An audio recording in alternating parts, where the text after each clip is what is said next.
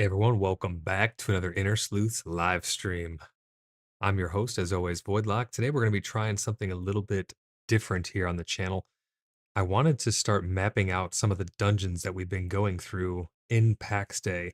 So I found this program. A lot of people are using a different one for some of the maps that they were making. This one's called Dungeondraft, and I like the level of fidelity that it has. They're a little more fancy, a little more flashy, but I think I can make it work. The biggest issue I was having was getting stairs to go up and down, but I think I'll be able to make something work here.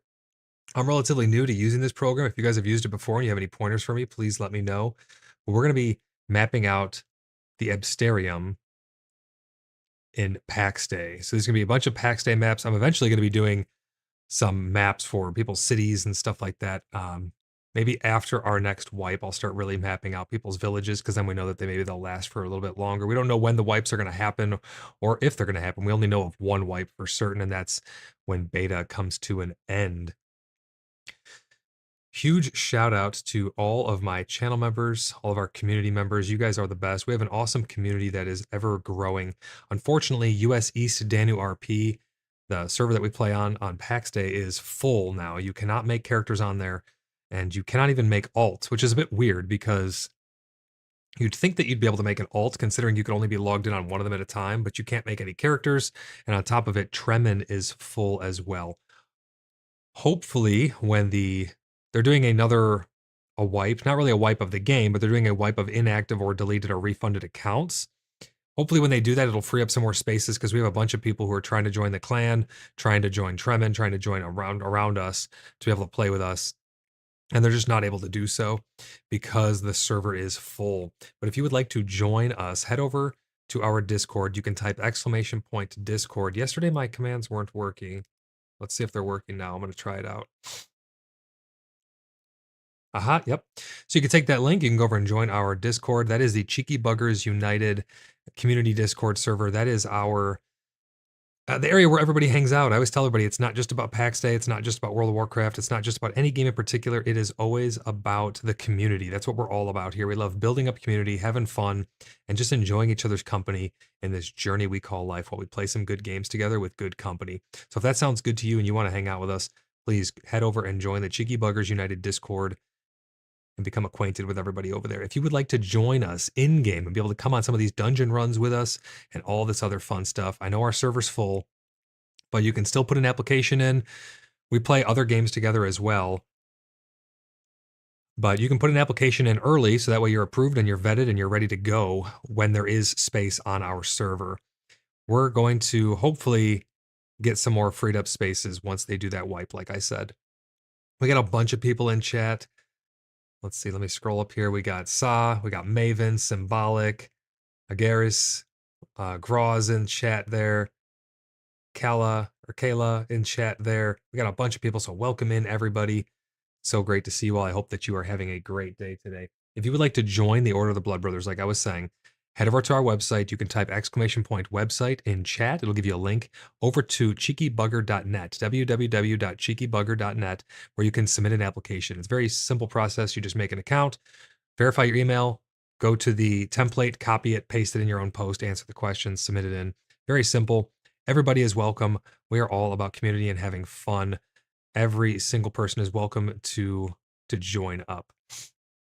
We just have the vetting process to make sure that we keep all the trolls out, because in a game like Pax Day, especially without having permission system, the grief is real in this game. So we need to make sure that we're keeping all the trolls and griefers out.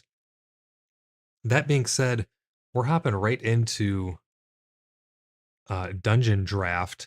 I've not really used this much before, but it's kind of a cool program. It allows you to map out dungeons. I'm going to need to extend this, obviously, because this is not going to be enough space here. But that being said, how do you filter grifters? Well, we have an application process on the website where we look at their credentials of your Steam, your Discord. We verify that it's not just burner accounts. We just dig into everything, and then we also do voice interviews, and we just talk to people. We ask them what their favorite parts of our streams are and all kinds of stuff. We just get to know them a little bit. You can tell a lot about a person by just having a conversation with them. We tell them what we're all about, and we make sure that that aligns with what they're looking for in the game. But yeah, we basically just do that in order. I've had a lot of people say that the process is very easy and it's actually appreciated, because then they know that we are doing our due diligence to keep the community safe from any trolls or grifters. It's going to happen at some point. Every now and then somebody will slip through the cracks. So I always tell everybody it's very important that you keep your plots set to private, you keep your chests set to private. Otherwise stuff may walk off. It's just the way it is. Especially just we have a large clan. Our clan is ginormous, and it's just sometimes people find stuff in public chests and they don't think that they think that it's free, that it's available for them because it's in a clan chest, and you intended it to not walk off. So just keep that in mind. We do have a storehouse where I can keep things secure. Once we get a permission system, we will have authorized personnel who will be able to distribute those things. Right now it's all through me, unfortunately, because we do not have a permission system. We can set up pseudo permissions where I could unlock the plot and let everybody place down their own chest in there. That may be something we look into in the future if the permission system takes too long to come down the pipeline.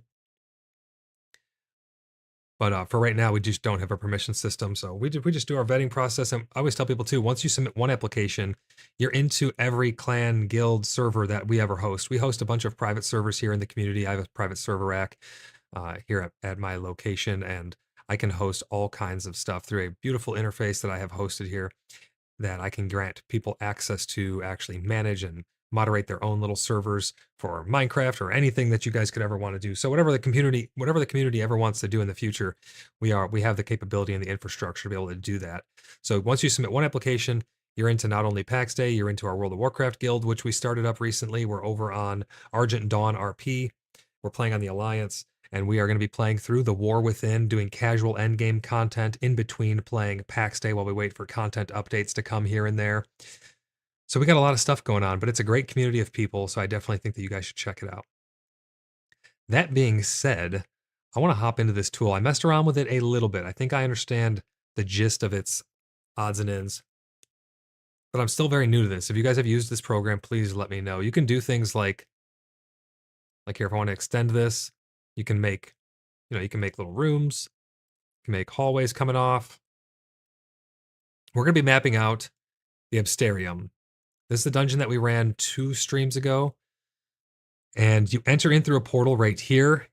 You come in and there's a right-hand turn. That's all I really have mapped so far. I have my stream pulled up. I have some other references pulled up. I've seen that some other people in the community, in the mapping community, have put out their own maps on this. Kayla, I do not think it has an isometrical view. I think it is a top-down. It's more made for battle maps, which is going to be interesting. The way I do stairs is going to be very interesting and different, but it does work. So if I come over here and I go to, if I look for stairs, we get some stairs. Oh, I could use the path tool. So we'll use the path tool. And let's say I want to put some stairs like this coming this way. These aren't the best example of stairs. Hold on. That's not even stairs. That looks like a wall. Oh, that is stairs. Let me find some stairs that I want to use.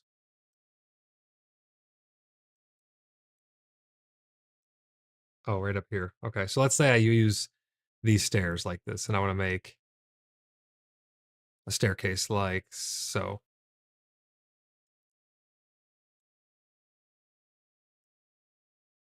I can drag this. Whoops. I'm scared. I'm still new to this, so bear with me here. I should be able to.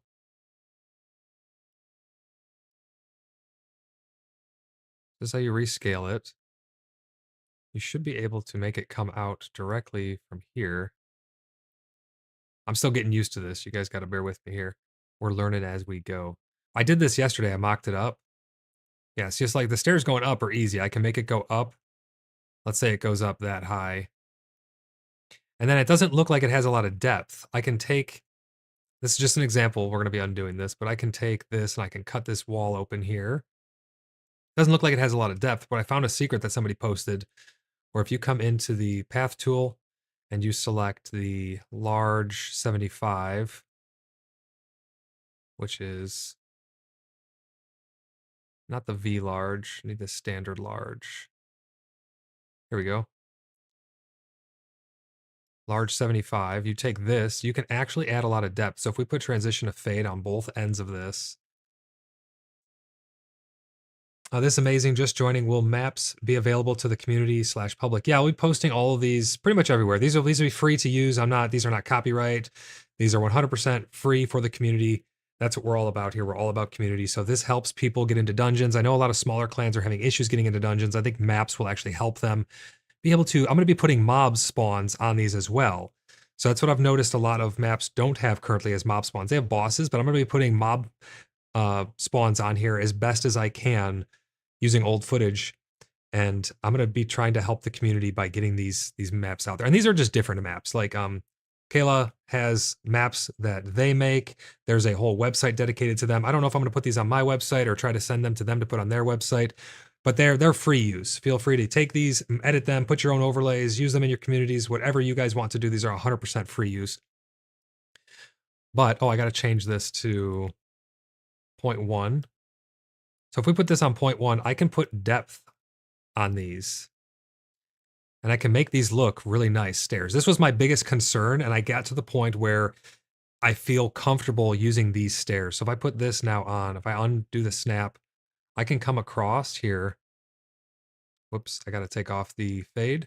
So no fade on these ones. And I can go just like that and add a lot of depth to each of these stairs. Now, there's not really a staircase here, but just to give you an example, you saw the before, let's show you the after.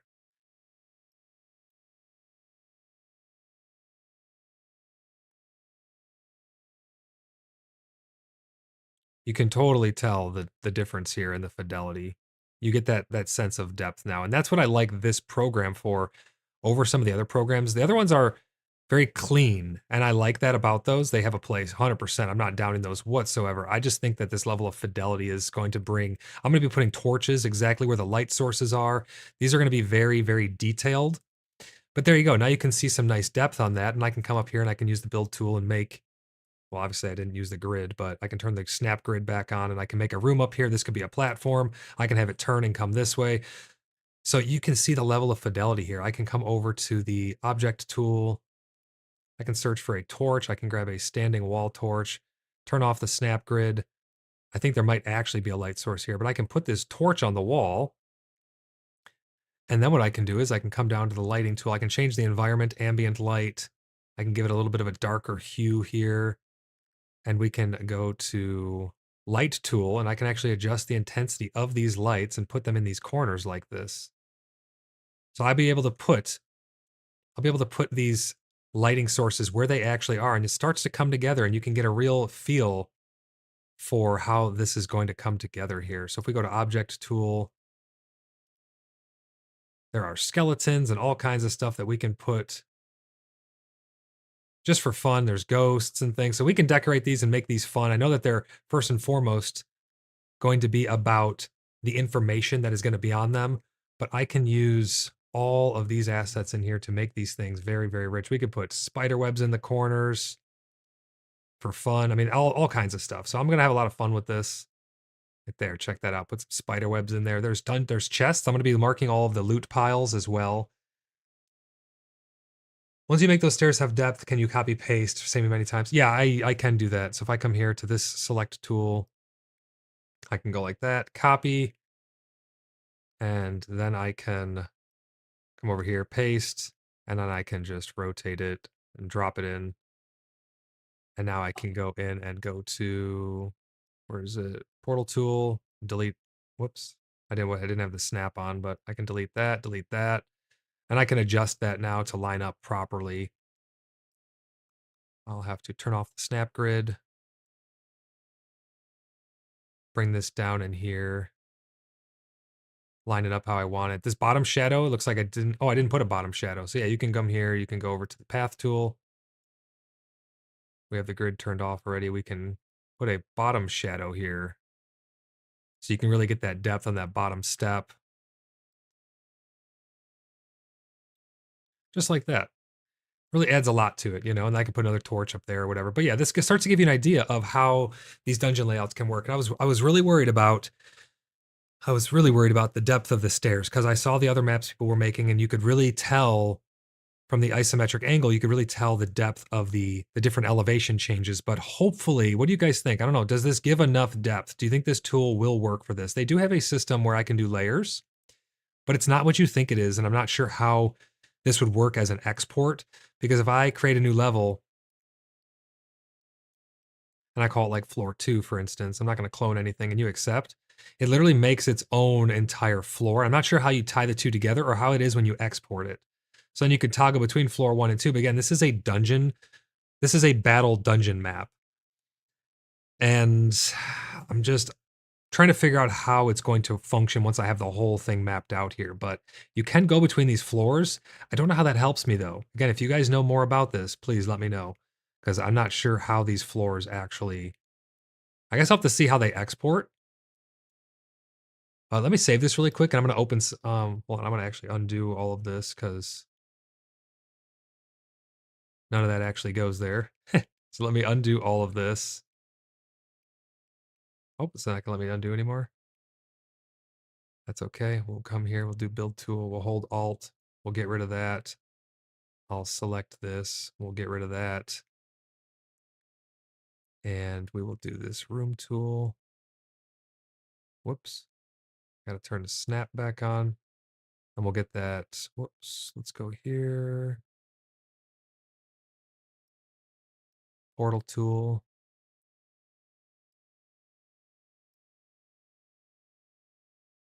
We'll delete that portal there. Okay, so that's how it can work right there. Kayla says that it will definitely work. I just hope it has enough fidelity. and detail to make it actually be a usable map and not just be something that looks pretty that people print out or post somewhere and they don't actually use it. I want this to be something that people can actually use as a guide. So you come in the portal here and you turn right. I have reference pulled up, so if I can't see chat at times, it's because I only have two monitors here, and on one of them I'm going to have my other stream pulled up so I can go through step by step and map it out. How will you do areas that end up on top of each other? That's a good question. I'm not too sure. Again, I'm new to this software. I I've I think the other map systems would have a similar problem. I guess what you can do is you could have like this, say, two water tunnel, and then I would have water tunnel be like over here, and it will say from water tunnel, and it have an in arrow, and then it would be its own little separate side map. You could do that as well. So we can get creative with it. We can make a key. We can do all kinds of stuff. But I think that will work. You will need to put numeration on the doors to make adjacent maps. Yeah, exactly. So I would name the map, the entrances, and then we would have those lead to a separate part. Now, I used to make maps for a game called Jedi Knight 2 Jedi Outcast in a program called GTK Radiant. And that was a great program. It was a very, very in-depth program, very detailed. It was a CAD program where I was just making maps and doing shaders and all kinds of stuff in a 3D environment for a Star Wars game. So I like making maps. I'm not like a professional map maker or anything. I just stream games and have fun with people and teach people about different games and have a community that I run because that's what I'm all about is community. So I'm going to be doing my best. Hopefully these turn out well. Again, any pointers or any tips that you guys have along the way, if you'd like to follow along, you can pull up my stream, which is labeled Pax Day More Dungeons and Loot/Spawn Tables. I'll put a link here for you guys so you can follow along exactly where I'm going. So there you go. That's a link over to my other video. Make sure you keep this stream up, but if you want to open another tab and follow along and maybe drop a like on it while you're there, then you guys can definitely do that. But that's the video I'm going to be using for reference, starting at the timestamp of around 1 hour and 27 minutes, right when we're all in the entrance to the dungeon. So you come into the dungeon here and you turn a corner. Let me go back a step. I'm trying to get the lighting down as well. So there's not a light in this corner, but there is a light back a little further. So let's see, where is the light actually at? The light is about midway down the wall. I need to turn the snap off. The light is about midway down, right around here.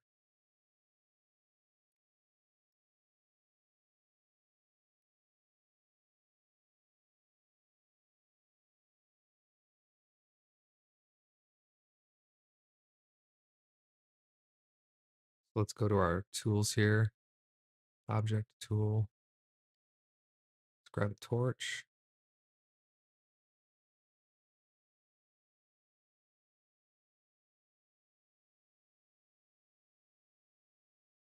I don't know if putting these actual torches are necessary or not. I mean, we can even get super detailed and put like fire coming out of them. You could do all kinds of cool stuff. Yeah, we'll do that for now. That looks nice. There we go. We got our torch. So you come through, there's a wall right in front of you. You have a torch right here on your left, and you have one right here on the right. So let's see if we can't copy pasta this whole thing. There we go. Get it rotated. We'll put it right on the wall. Right about there. There's a pillar here and a pillar here. I've never really messed around with pillars, but let's see.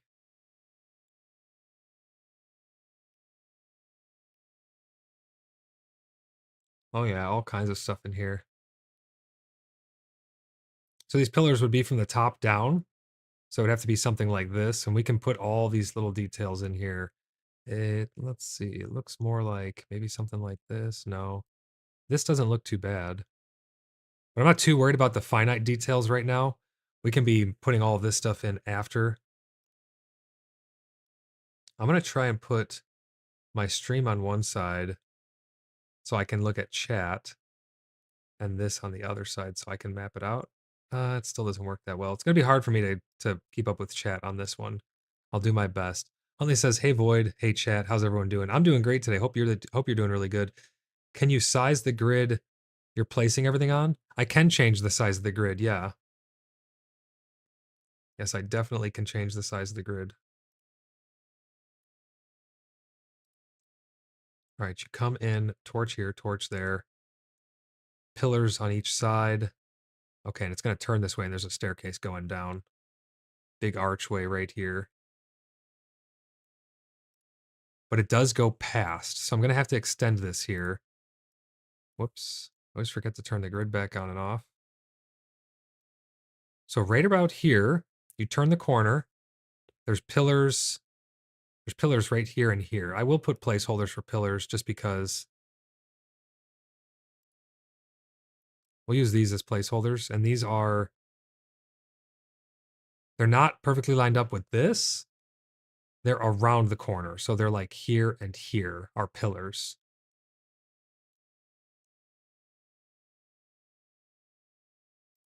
Oh yeah, I almost forgot to unpause Tangia. We have Tangia where everybody can do all kinds of funny stuff on stream. There's not really gonna be too much funny stuff happening here, but if you want to use Tangia, you can type !Tangia. You'll get a link over to the Tangia where you can do all kinds of crazy interactions. I'm gonna go ahead and unpause it now. Anything that was in the queue would then get played. Screenshots are going to be your best friend with this application. I'm actually watching the stream again of us going through it in person as well. So I'm able to get it in pretty good fidelity. Yeah, so these pillars are not perfectly lined up with this corner. It's not like the pillars in the corner. It's around the corner. So you bend around the corner, you got the pillars there. And then it's kind of interesting. Right here, it opens up coming down this way. There's a staircase coming down here, but it also goes past and there's a room past it. Let me unpause this here and follow it a little bit further in.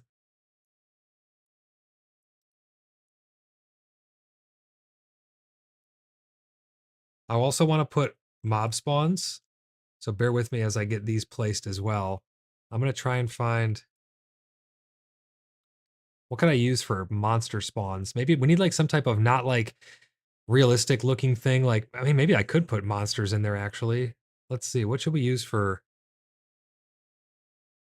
enemies? There we go. You put a little doll for each enemy. What do you guys recommend? Oh, that'd be cool to put in the water. I do plan on putting little hidden stuff in here too, just for fun. Oh, is that a kraken? Here's a rat. That's pretty sweet. Put a mouse right over here. Let's free place it. There we go. We got a little mouse. Monsters, monsters, monsters. What could I put for monster spawns? Because I do want to mark enemies, red dots. Let's see what we got. I'm not sure what there is in here, but there are third-party assets that can be gotten as well that you can get for free for some of them. It would be nice to have some type of icon as opposed to like a physical representation of them. You know, like an actual monster icon or something like that would be nice to represent monster spawns. And I can have a key with this as well. Could do like sigils or something on the ground for spawns. And I can change the color of these to be brighter. Bosses equals actual monster icons. That could work, yeah. Does it allow importing PNGs? That I'm not too sure. It uses these things. Let me pull up the folder really quick. I have in my documents folder, I made a folder called the Dungeondraft, and I have assets. In there, it uses these files called it's Dungeondraft _pack.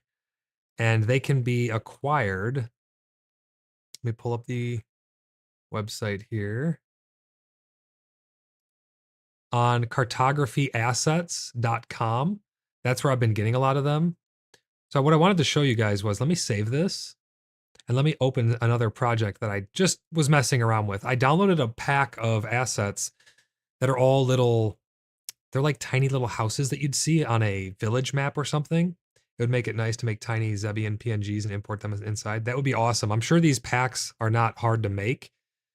and we could probably just throw assets in there and then boom, it has the resources. I'm not sure. I haven't looked too much into that, but here's an example of a map that I made that is to scale of Bloodhaven. It's not done yet, obviously. The water is a little weird if you just grab a water tool and then wait, not a water, where is it? Brush size, here we go. If you update the water, it was, well, oh, it's just because I'm zoomed in so far. But yeah, this is a representation of Bloodhaven that I started working on. And this shows the road coming into town. And it's cool because you can do things like I put a ghost on the path. She's been dropping bones. We have our well here. Just some little detail. This is where the town drunk drowned. That guy that kept coming around and he was drunk and he was burping and stuff, he like would fall in and he would drown right there. I don't know what this is. There's a shit shack over here. I'm not sure whose that is or what that's all about, but there's a shit shack there. But yeah, so this is just a representation of what can be done with this. We could show man-made bridges and things like that. But this was an asset pack. This was all little house asset packs. We're going to discard changes. We're going to go back over here to our map here because this is what we're mapping out currently. What could I use as a representation for enemies?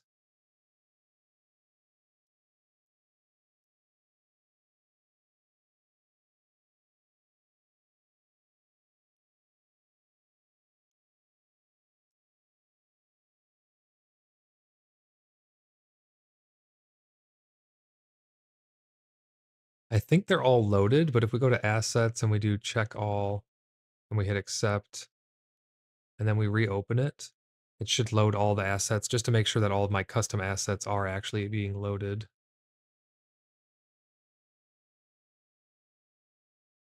Maybe a skull.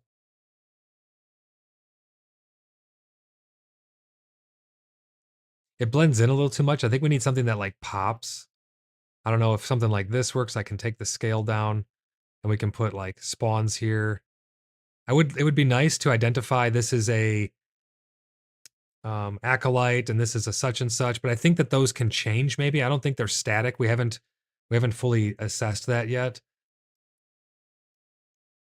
Yeah, some form of like simplistic icon I think would be really good as a placeholder, and I can make the color pop like a symbol or some sort.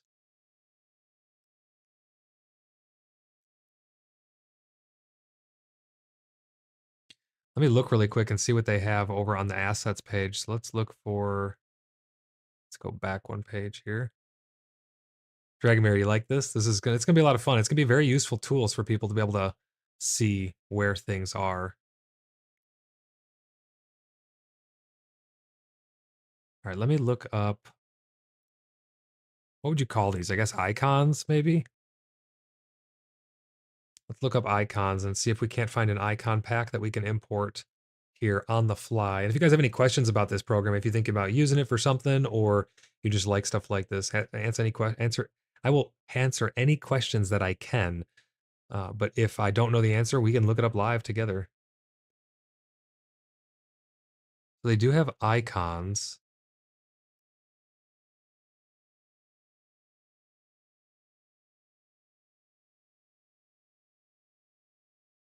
I can also type. So if we want to, I can put just like Z for Zebian and then change the color to, I don't know, bright red or something.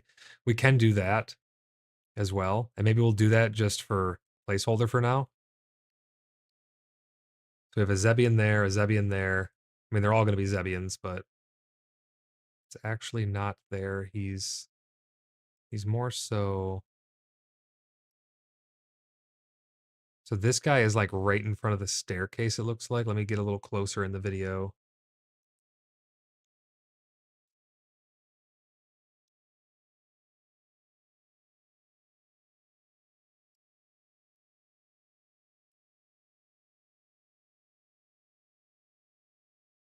Yeah, he's like up over here, but I'm going to have to map out this staircase first in order before I can place him. There's one there and there's also one like right here.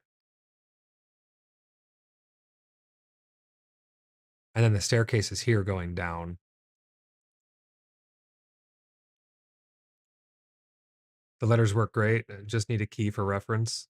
Yeah, eventually I'd like to have a symbol and then have the keys for that, but it does work. Placeholders, right? We'll get this all fleshed out. Once I have the whole thing actually mapped out, it'll be a lot easier. Let's see here. It's hard because I have a tangent. Oh, it's not a staircase. It's a railing. So there's a railing here that looks down into the next room. This will be very interesting to do. How can I do? So it'd be a path tool, and then there's probably a railing of sorts. That's a wall. Maybe I do a fence. Because it'll come from there to there. So I'll have to remove those. Let's do portal tool. We'll remove both of those. There's a railing here that looks down. So this actually goes and wraps down like this. Comes in and wraps down. So I'll have a railing here. And if there's a light across here, I'm not too sure. I'll have to look. But then the light can actually cast shadow down, which will be nice. Let's go to the path tool. So that's not the fanciest railing, but it does represent a railing. Do I have any other options? I have like a stone wall. That doesn't really work. And there are other assets for these things as well. So these can be brought up to higher fidelity in the future.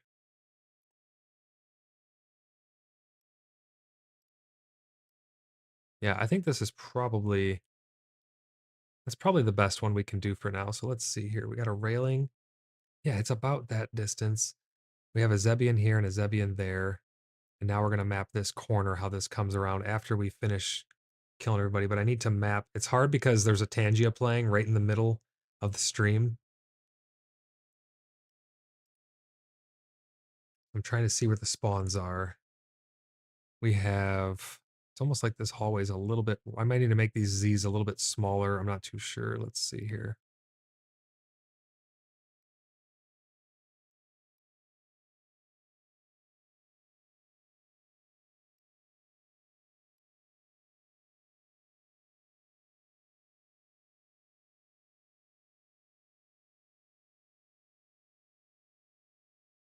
Let's make them 24s.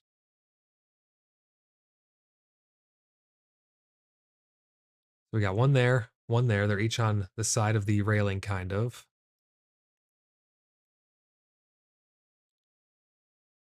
There's a bit of a wall here. So I think this may need to be one extra row. I think it needs to be 4 wide. This feels a little too tight here. Well, let's roll with it for now. Right here is another. So in this room in total, there's 1, 2, 3, 4, 5, 6. There's 6. There's one right here, one on this corner, one next to that one on the corner. There's one over here in this corner. There's one back a little further. Let's make this go a little bit further here. Whoops. I got to change the floor back and the wall.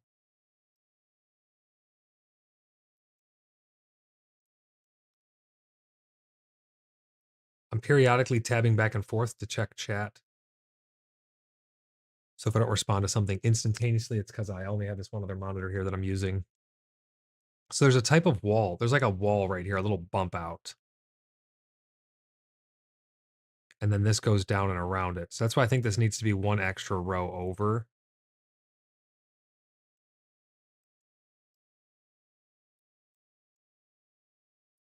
Let's put that there. Let's go to our wall tool. That's the wrong type of wall, but that's the right idea. There we go. We'll put that wall there. There's like a bump out here.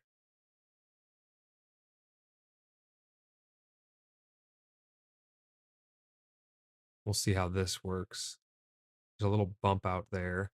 Again, I may be putting too much fidelity. We'll see how it needs to be. Yeah, there's one here, and then there's one right there. This guy's here.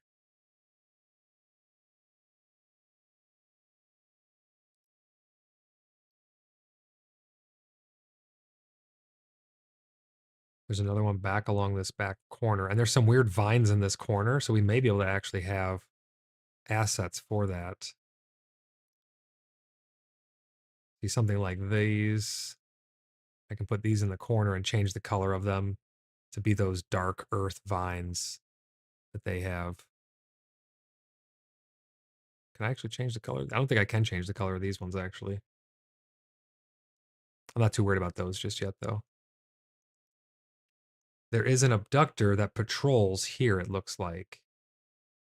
So I think I can even do patrol paths in here. If I do path tool, we can find a simple line or something to represent like this chain. I can scale this chain down a lot. Let's see how this would work. And I can unsnap it. I can actually do chains for like their tether paths. So let's say the guy paths right here. I can do a chain path. It should be a little wider than that, probably. And this can indicate, I want fade on the beginning. This can indicate where he actually paths at. And then I can put a Zebian marker on it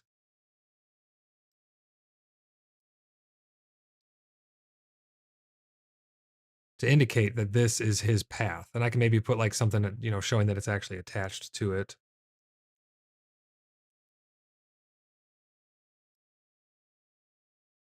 But I'll need to see where they actually all are. Okay, so there's acolyte. This is an acolyte.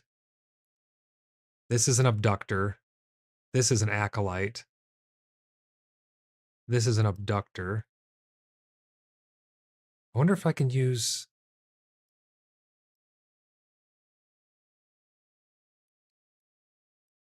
It's going to be too much to like type the whole thing. That's why I wanted to use a symbol. I guess I could use abbreviations.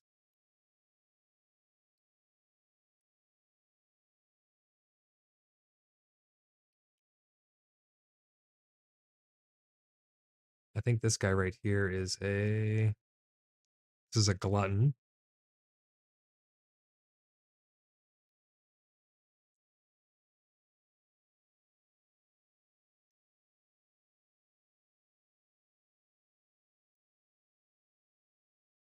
Wait until I get a little closer on the stream. Let's see. Oh, okay, so no, this guy right here.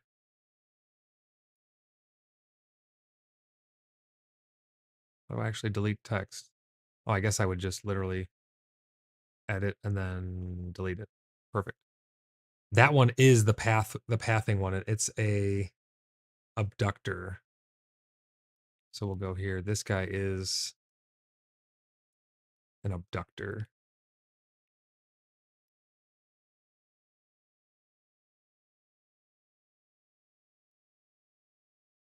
Awesome. Okay.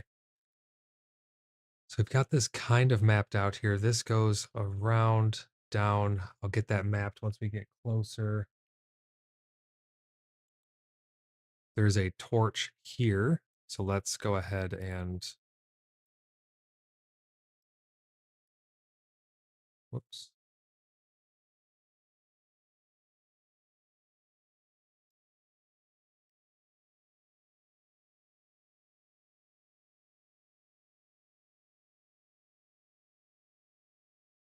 Let's save first and foremost. Why is it not letting me highlight?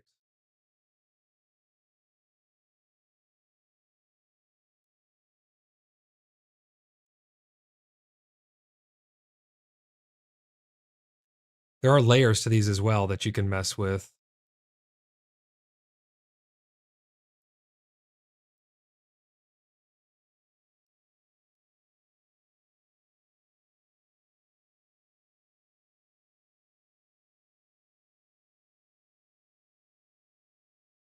So this is the correct size of light. So looks like there's a light right here.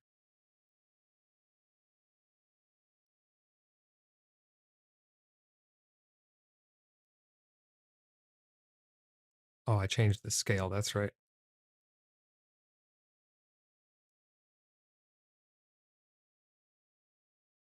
Torch. Does that look weird with the fire going down? No, it kind of makes sense, I think. Because if it was going up like this, that'd be weird. Okay, so we have torch here. Abductor comes here. This doesn't really, he doesn't really come around this corner. It's more of a dead end. I'll have to get closer on stream to see, but those are all the guys that are on screen currently. We're going to wipe them out now on stream, and then we'll see what this corner actually looks like a little better. Yeah, and this railing is cool. This looks down over. There's also a torch here.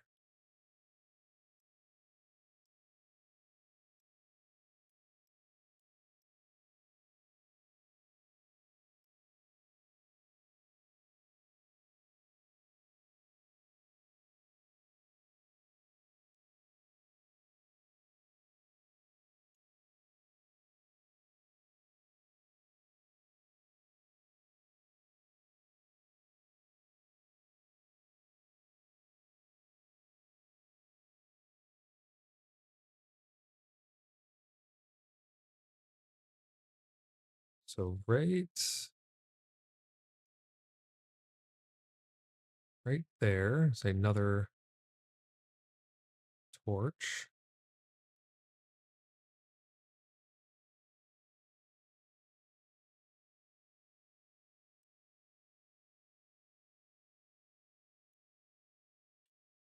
And maybe the torches are too much. I don't know. We'll see. There's a glutton right there next to that torch. There's a bunch of vines right here. Then we have a pillar.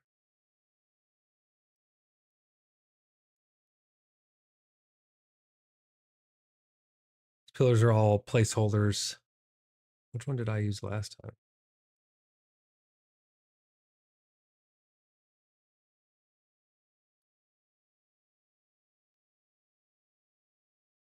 I don't actually see it. Oh, there it is right there. Okay.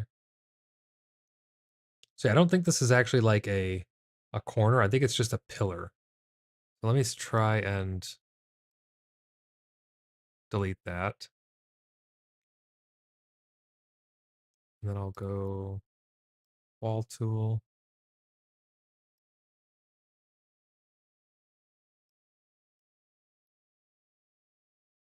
And then there's like a pillar here. It's a bump out essentially.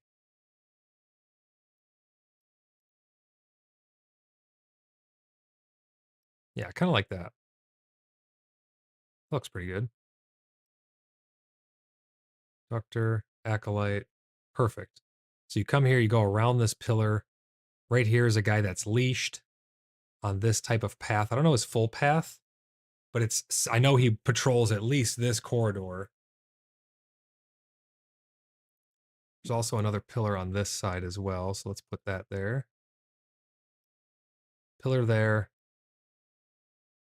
There's a glutton right there, acolyte right there, abductor right there, acolyte right here, and abductor that patrols. So this starts to give you an idea of how these maps are going to look. You come in the portal, you got your torches, and I can decorate them all. You come around, they got pillars here, acolyte there, abductor, acolyte, glutton. Right here's another abductor. He's pathing right there.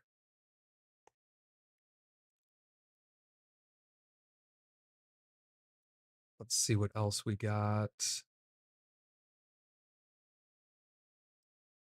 Okay, so this is where our first staircase is going to be. There's stairs right here. And this is what I was worried about with this program. I would like to just put stairs underneath as an overlay, as an underlay. I'm not too sure that I can actually do that because it would be a pattern shape tool. And it would be somewhere in here because I can put these on the ground like this. So I could just turn that into stairs, but I don't think we really have anything like that.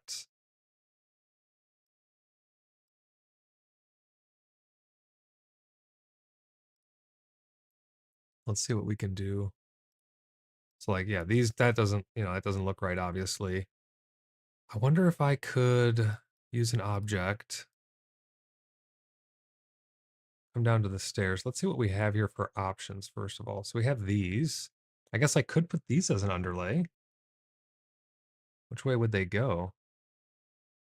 I guess that way. Yeah, those could be put like that. to indicate stairs. I would need to put them under, though. You can see the layer that they're on. So we don't want it below water. User layer 1, that's still above it. Above walls, below ground. That's underneath too far. So below water, right there. So below water, but above below ground. It's right above floor then. Yeah, so it's on the floor, but underwater. That's the layer we need to put these types of stairs in. So let's see here. So if we have that, how can I give this some depth now? These should be stone. Do we have a stone representation of these? Oh yeah, these would look better, don't you think? What do you think? Those? These are too long, I think, maybe. Because the stairs start here. They go down to a platform and then down again. Yeah, so I like these shorter ones. These are the correct length. They're not wood, they are stone. I have two options. These ones without the side railings, or these ones with the side railings. So here you can see both of them. One has side railing, one doesn't. I kind of like the side railing because it'll give a lot more depth and makes it look a little more like stairs. But then what we're going to do is we're going to come in to our pathing tool. We're going to select our 75 large, not the V large, standard large. Let's see, where's this one at? Here we are, right here. Shadow path large 75. I'm going to turn off the grid. We're going to get in nice and tight here. Alwyn says, I think dungeons should generate a random layout to prevent this type of reveal. You just gangbang the dungeons as it is now. Yeah, pretty much. That is kind of how it is. This is more so to help smaller clans who can't do what we do. They'll be able to see a little more of what's inside of these places, because this is pretty unobtainable stuff for smaller clans. Just me thinking of this point. Do like your videos. I do agree that I don't like, that was why I was so hesitant to show off secrets. But I think now it's to the point where everybody has found the information that they do want on a lot of this stuff. And this is just giving some nice assets to smaller clans who don't have the manpower to be able to go in and just bum rush like we do. I mean, we do use tactics to some degree because we don't always go in with such a large group. But I think that these tools could be very helpful to smaller clans. Oh, I forgot to change. I think it would be very, very cool to have random dungeons, 100%. We want to turn off the fade. And this is more so for fun, even, to be honest. Like, I just like doing this stuff. I think it's cool to make these.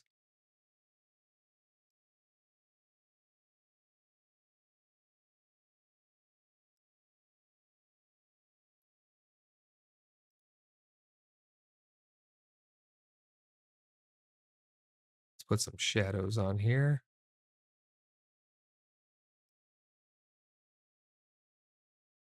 To really give it that layer of depth.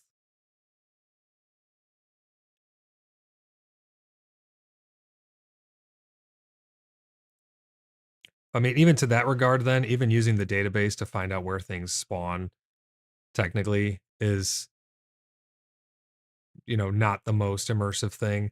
I do like to keep the immersion of the game intact, but it's bound to happen where people do these things. So I might as well make some nice assets for everybody to enjoy. We have our own internal database as well of stuff that we've collected, information that we've collected along the way that we use for our own internal processes.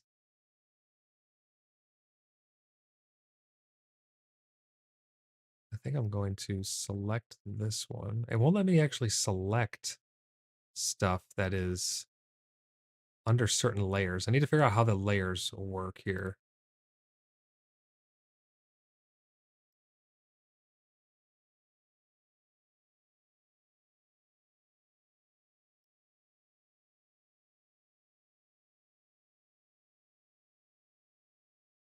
We're going to put one all the way across this.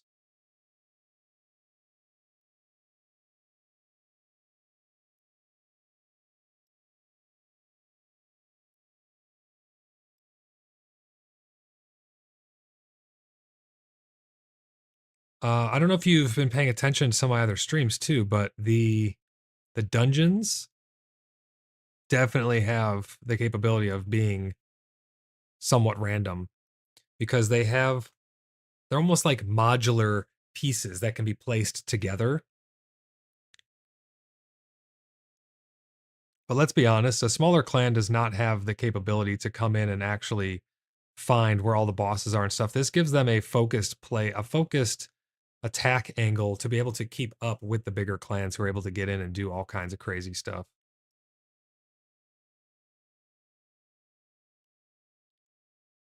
There we go. We got our staircase right there. That looks pretty good. I like that. Got our railing. Got our staircase. Let's pull up our reference here again. So you go downstairs to a landing, and then there's going to be more stairs coming this way. But in the corner, so this guy is on a patrol. I'll put him here. He's leashed on this. Do I have an arrow or some sort? Let's see.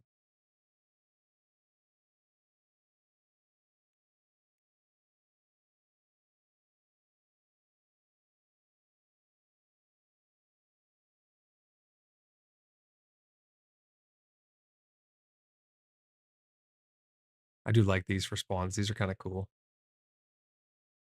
You know, make these like blood red and use these for spawns.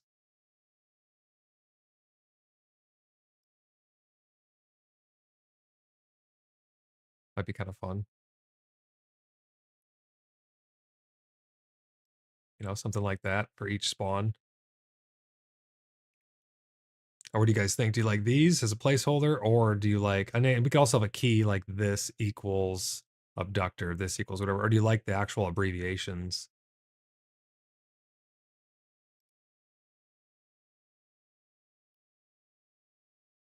If you're a small, clean, if you're a small clan, team up with another small clan. Yeah, I always recommend that to people. And we have services for that as well. Once we have a market system, we have an economy, will have a guild within our clan of people who are bounty hunters. Essentially, you can come and request our services to take you through these dungeons to help you get the stuff, or just trade for the things you want if you're not a fighter and you don't want to go into the dungeons. I definitely agree with you 100% on all that. Again, these are more so just for fun, to be honest.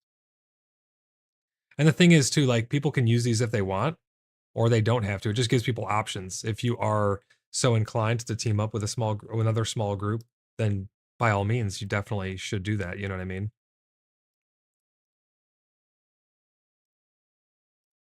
So right here we have an abductor, and then you have another abductor, and then you have an acolyte.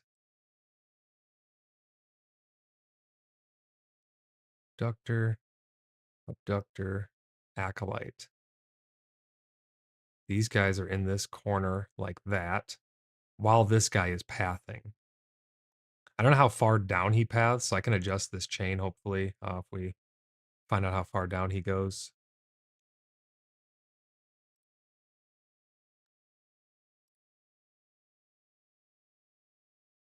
Let me see here now. So we come down, we fight these guys. There's like a big torch right here.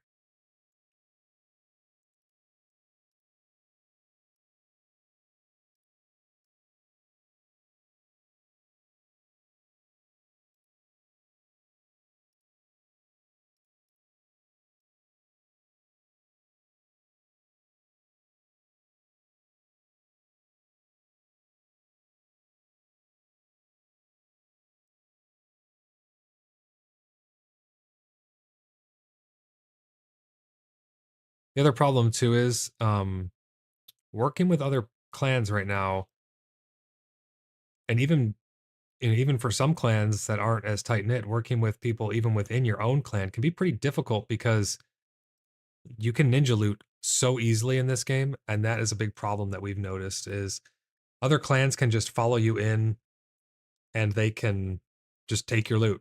So you have to really, I can't even really stream us going to the dungeons because that has happened to us several times where people will follow us in and then they'll try to ninja loot the kills, or they'll chain pull things on us and we can't do anything about it. We can't take them out or anything. So teaming up with another clan is going to have its risks and its rewards, obviously. Not to say that you should avoid it altogether because of that, but if we ever get a loot system like in, I don't know, let's say World of Warcraft, where you can set it to master loot and everyone has the understanding of, okay, it's set to master loot.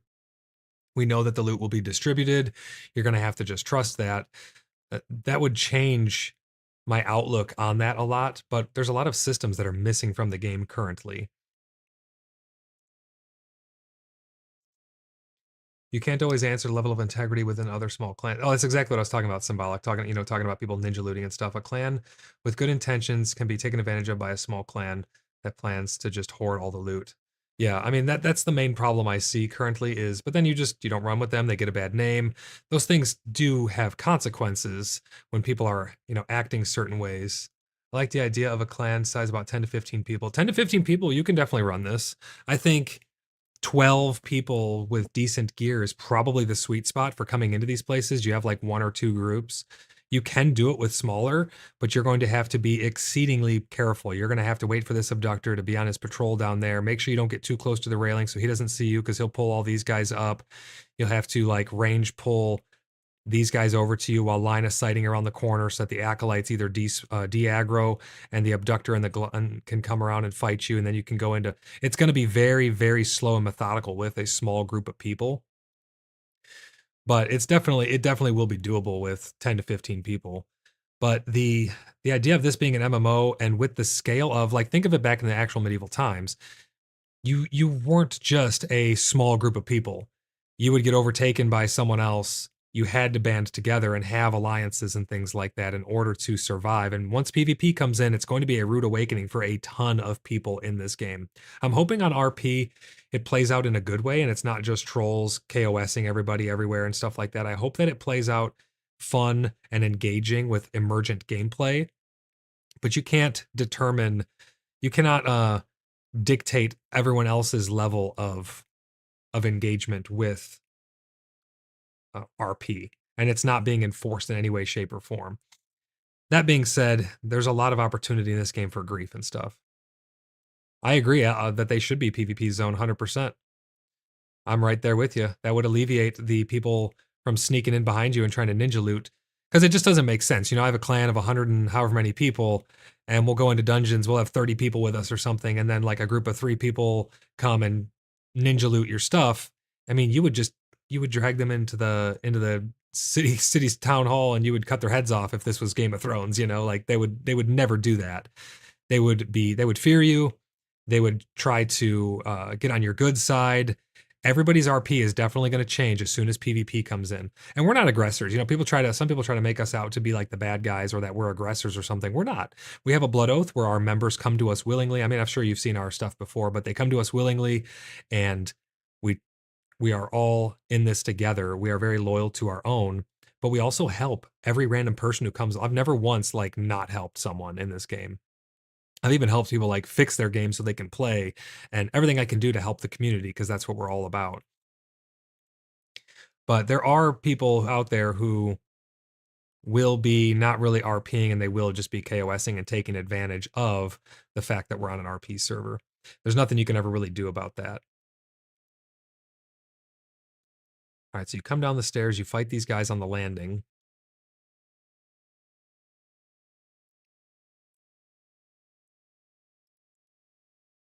And then this is where things get interesting. Am I going to be able to copy this? So I have to figure out, why can I not? There's the shadows. Why can I not copy this? It has something to do with my layer.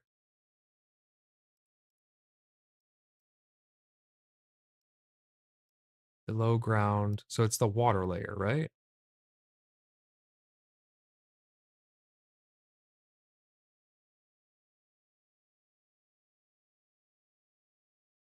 I'm doing something wrong here. I'm not sure what it is. It's targeting that.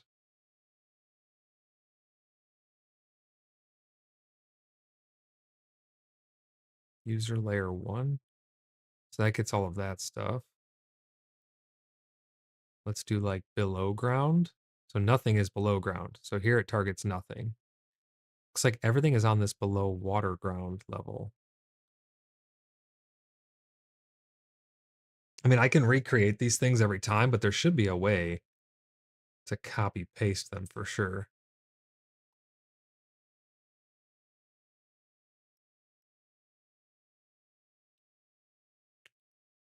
And another thing about us mapping these out, it's not just about showing where or how like what the dungeons look like. Some people can never see the inside of a dungeon. Like a solo player who's just having a good time out in the world crafting stuff, he may want to see what these look like.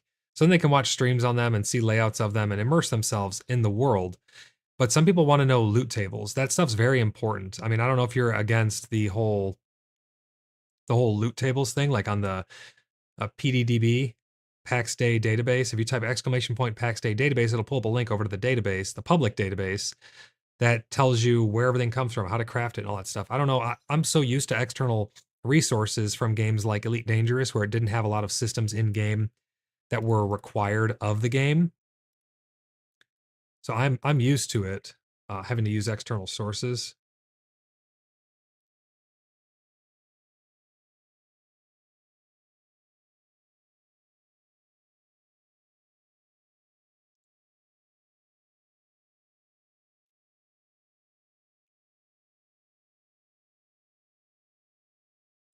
I think I placed all my torches incorrectly.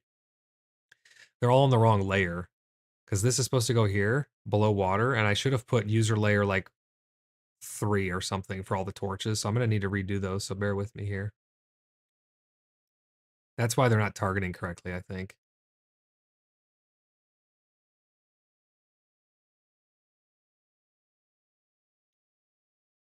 I'm going to put them on user layer 2.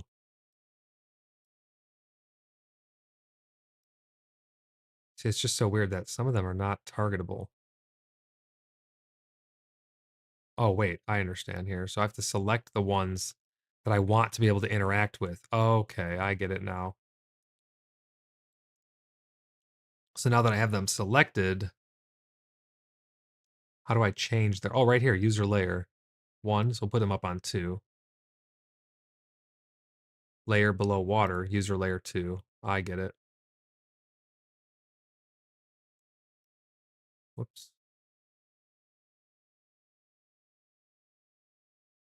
User layer 2.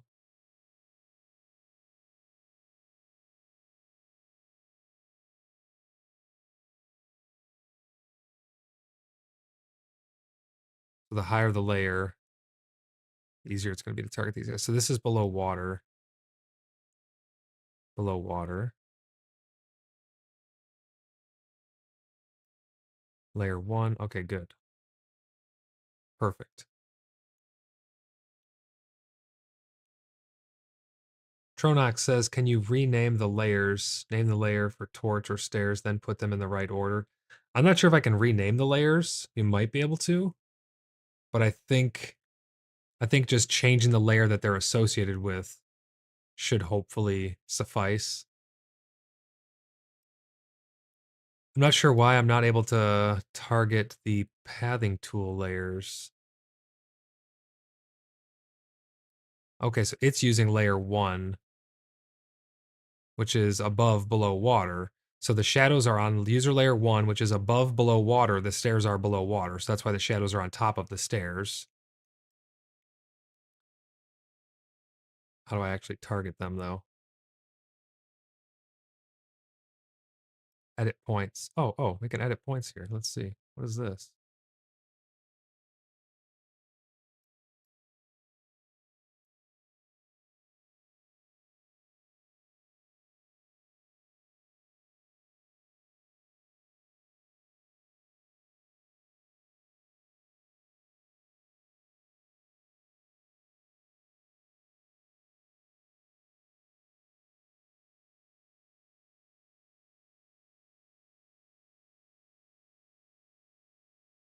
Is there a way to select these? I'd like to select these. I can't select the shadow layers. That's what I'm trying to understand here. How can I select? So it's using the pathing tool here, and you can see I can I can change their arc and stuff, but then when I do Control Z, it doesn't undo it for some reason. Oh, it's because I have it snapped to grid. That's why. Okay, so if I go here, I should be able to pull this back.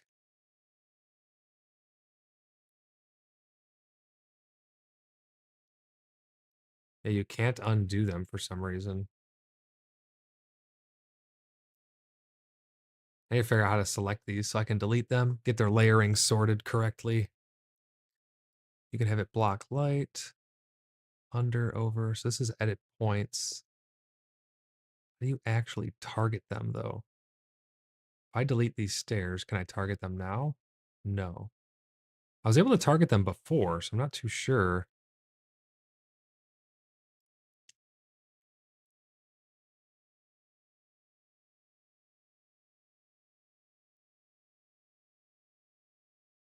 Yeah, see, it's not highlighting any of their layers. These are levels. These are different. We're going to delete floor 2.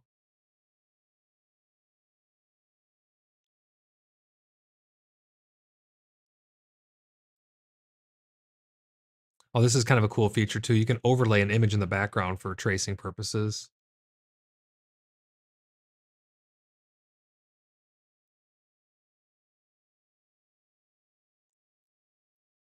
The water brush is kind of cool as well. You can use it like that, or you can select these shapes and you can actually draw water.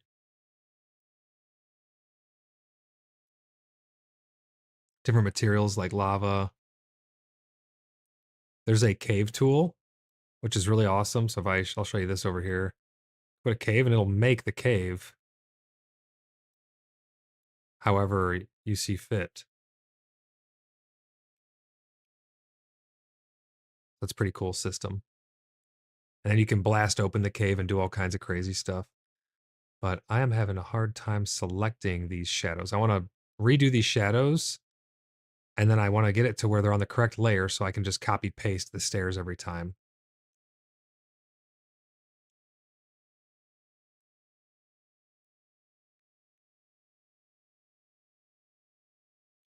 So this is only let me select that.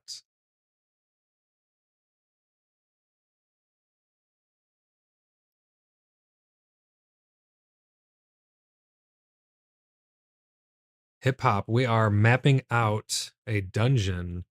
I'm using this new program called the Dungeondraft, and I'm mapping out the Absterium dungeon. So currently what we have is you come in the dungeon, you can take a right-hand turn. There's 2 pillars here.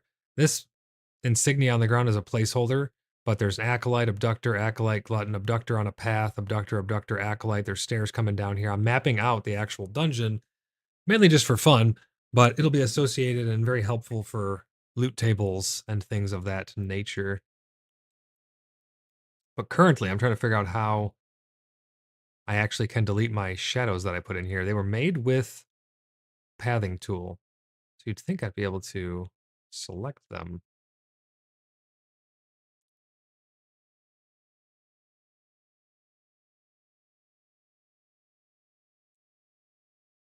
I can edit points.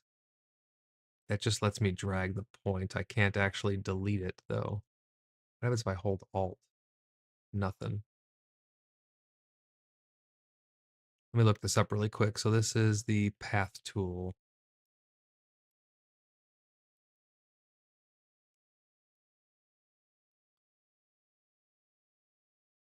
Here we go. Delete part of a path. I don't think there's a way to remove sections of paths. I think the easiest thing to do is to select and copy the path, paste it down and drag it till it overlaps the old path, then delete the half the points that you don't want. So my problem is I'm not sure. How much damage would you say fireball dots do after you ignite the enemy on fire? Let's see if we can't find that out. Let's have a look. So we have combat spells, and then you have what level of fireball? 1, 2, 3.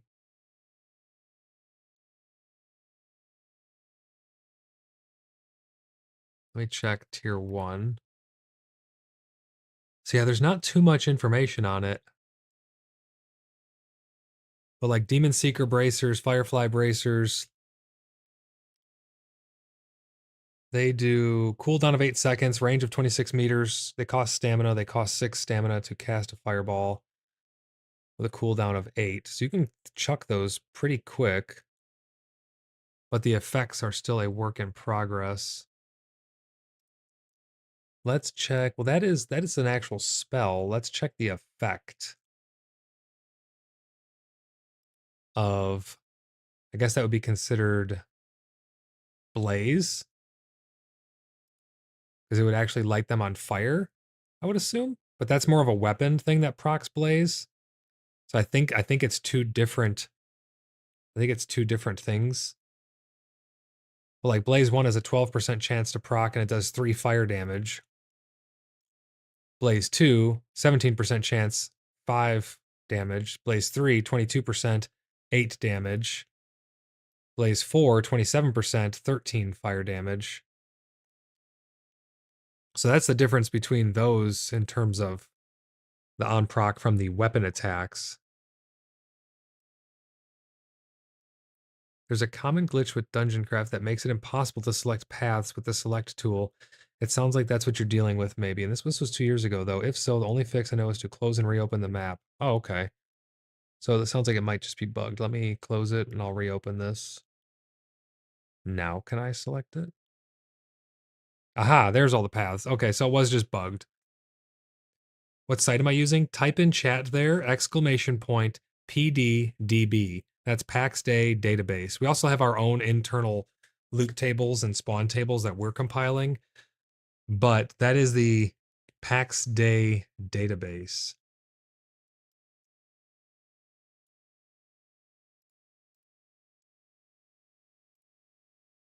Okay, let's do these.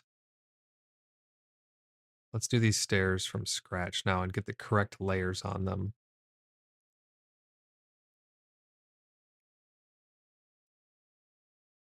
So do we think these stairs look the best? I think these ones look pretty good.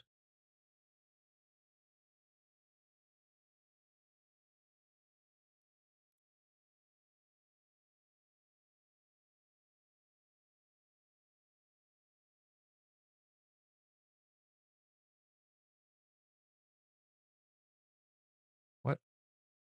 That is definitely not the right path.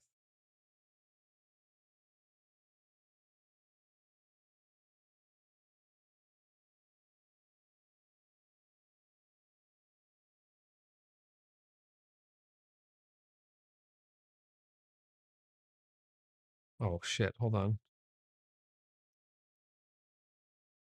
These are on the wrong layer. These need to go to below water.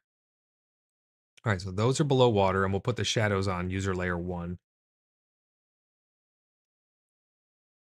Hip Hop says you have no idea what the duration is for Blaze.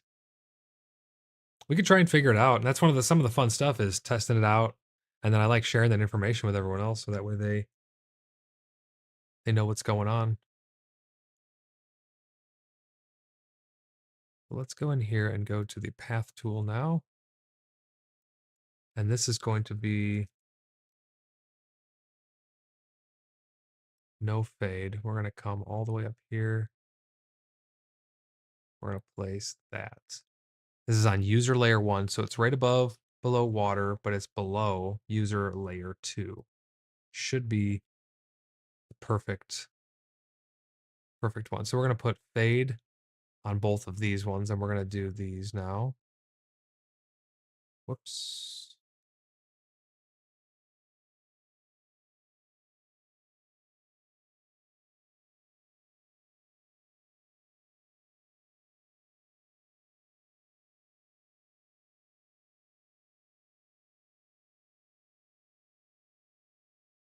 Now we're going to remove the fade, and we're going to do each of the steps.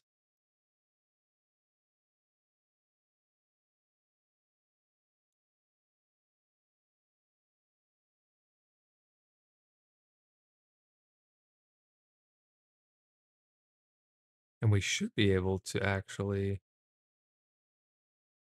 copy paste this now. So let's save it. Now that we know about that bug, we should be able to completely copy this. Turn the grid feature back on. The problem I have also is once I paste this, I wish it was directly on top of itself, but it will offset it a little bit and I'll have to free place it. So watch, I have it copied. I'll paste. It offsets it, and now it's locked on the grid, but it's off center on the grid. I wish there was a way to recenter this on the grid. I can rotate, but see how it's off a little bit? It would be super nice if it would just pop. Let me search that really quick just to make sure.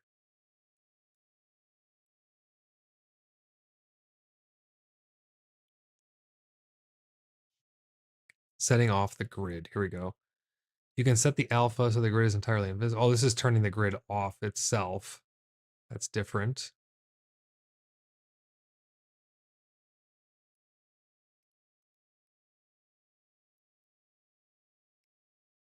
Dungeondraft, copy and paste. Easy and copy paste. Here we go. Let's see.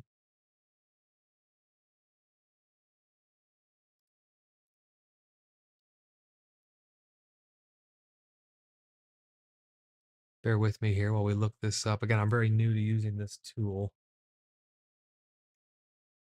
We're going to be doing a stream later today, also getting ready for tomorrow. Tomorrow is the pre-patch event for World of Warcraft: The War Within. We're going to be gearing up some more people over there. So if you guys would like to join us over there, make sure you get on our website, !website in chat, and you can submit an application.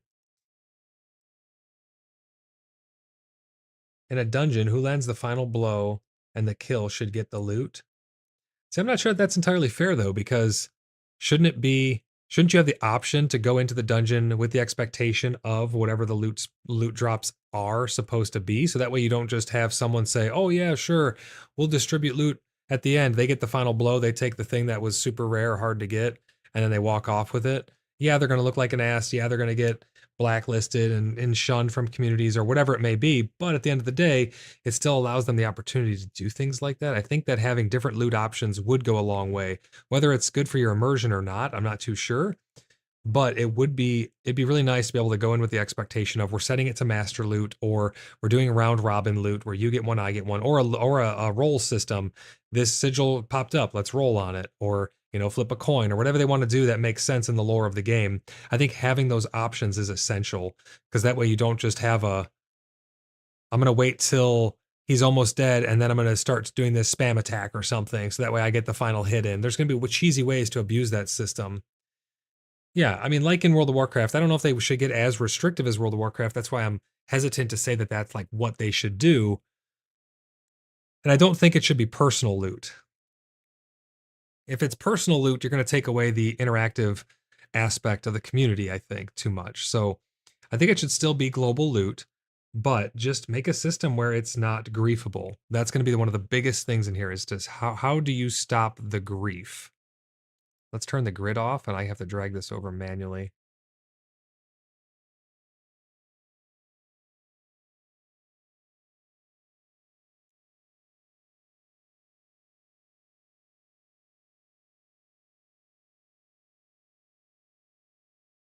So does that look pretty good? That looks pretty decent. Nice. So you come in, you go downstairs, you go down some more stairs, fight these three guys. Life's not always fair. Yeah, but people don't play a video game to get griefed by people 24/7. I get it. Life's not fair. And I'm not saying everything needs to hold your hand the whole way. But when you're doing things on this caliber in a video game, people play video games to have fun and enjoy them.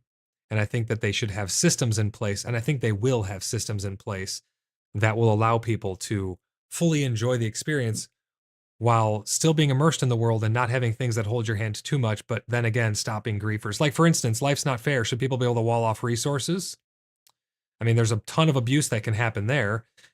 Our plots our zone is completely filled right now. What if a clan decides, well, the plots are completely locked down. What we're going to do is we're going to lift one at a time, go and place a plot around all the resources, and then we're going to build a wall, and no one will be able to build a wall or a staircase to get over our wall. Bada bing, bada boom. Now we've just created this system where we are able to lock down resources on a map. It gets to be the point where you can't let people have you have to have systems in place that will restrict certain things like that. And I agree though, if a dungeon was a PvP zone, it would not be as much of a problem. Because then if someone did ninja loot, you can just kill them. But the problem is, how do you know who did the ninja looting? There's no loot tables, there's no loot indication in chat. It doesn't say what people looted. So you wouldn't even know. If you're in there with 15 people, you don't even, what are you gonna kill every person to find out who has the loot on them? I'm not too sure how that would work. I mean, again, there's a ton of problems, and they're going to need some creative and interesting designs and methods to get around this stuff. I'm really excited to see what they do come out with, but there are some unique problems in the game. First one in owns the dungeon. That's kind of what we do right now as it is. I don't stream, like, I don't show the map and stuff when we go to dungeons, because otherwise people will just follow us in. But most smaller clans are not able to re-kill the respawns that happen behind us in order to follow us in order to ninja loot. So that's how we get around it right now. But interesting problems, unique problems require interesting and unique solutions, that's for sure.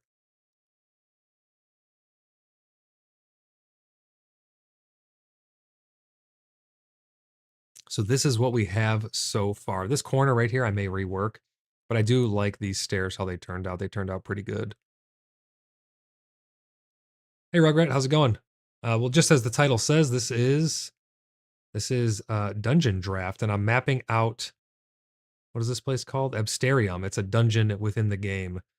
So I'm mapping out the different dungeon with the different spawn locations, and we'll attach our internal loot data. We actually got a mirrored breastplate. I know that that's highly sought after. I don't know if anyone else has even really seen it. There's not a lot of data out there for it, but we actually found out where Roach spawns and where he drops the mirrored breastplate at. So if anybody wants to see where that comes from, make sure you stay tuned. Hopefully we can get to the part where we'll be able to map it. Rugrat says this looks cool as fuck. Yeah, I'm really liking this program. The stairs were the biggest thing for me. I didn't know if the stairs were going to have enough depth, but I think they definitely do. I think they have enough depth now that I put the shaders on. I put shadows below each of the steps. It used to just be a flat image. I put shadows below each of them to give that level of depth. And what I'm doing is I'm using our dungeon run as reference. I pull it up over here. So right now we're on this landing. We just killed these guys on this landing, and now we're turning and we're facing south here. And now over in this corner, I'm going to need to get a little bit closer. I'm watching our previous stream, so if you guys want to follow along, make sure you check out our stream. There's two pillars here at the base on the sides, but there's really not enough space here to be able to put them. I almost need to extend this another layer.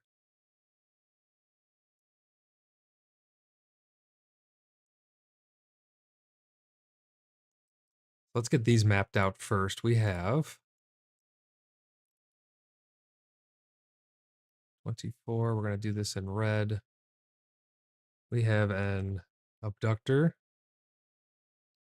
and we have an acolyte.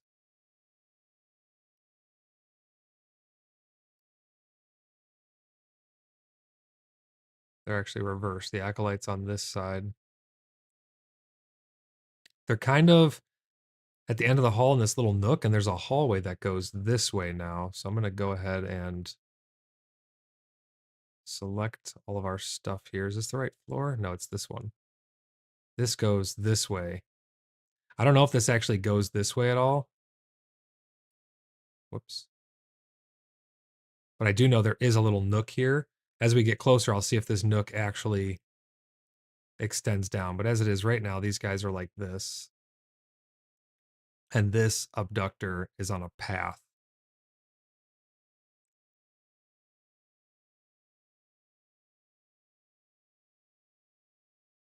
Rugrat says, yeah, bro, as soon as I looked, I knew what it was. Oh, okay, yeah.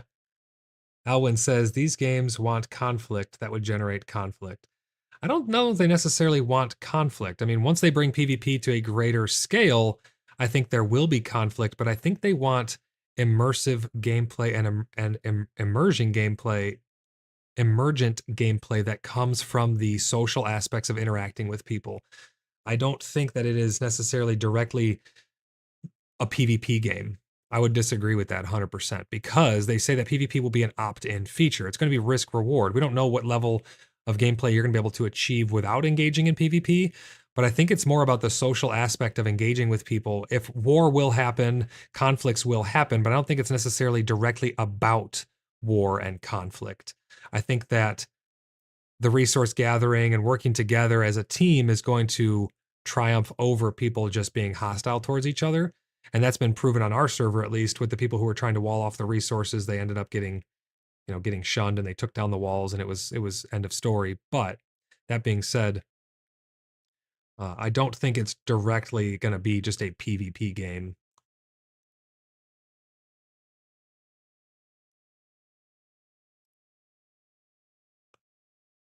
Let's see what's around this corner here.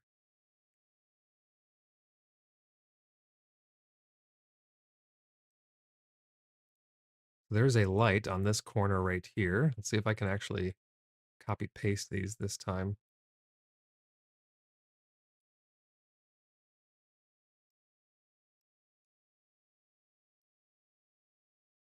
Aha, okay. So this will be right here. Perfect. So you come down, there's a light source right here. At the end of the hall, you got these guys. Let's see what else is down here.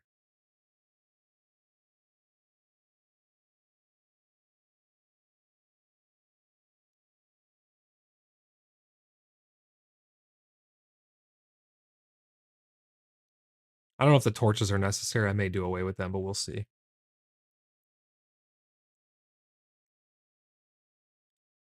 Yep, so this nook does end right here, and this is a like closed off doorway.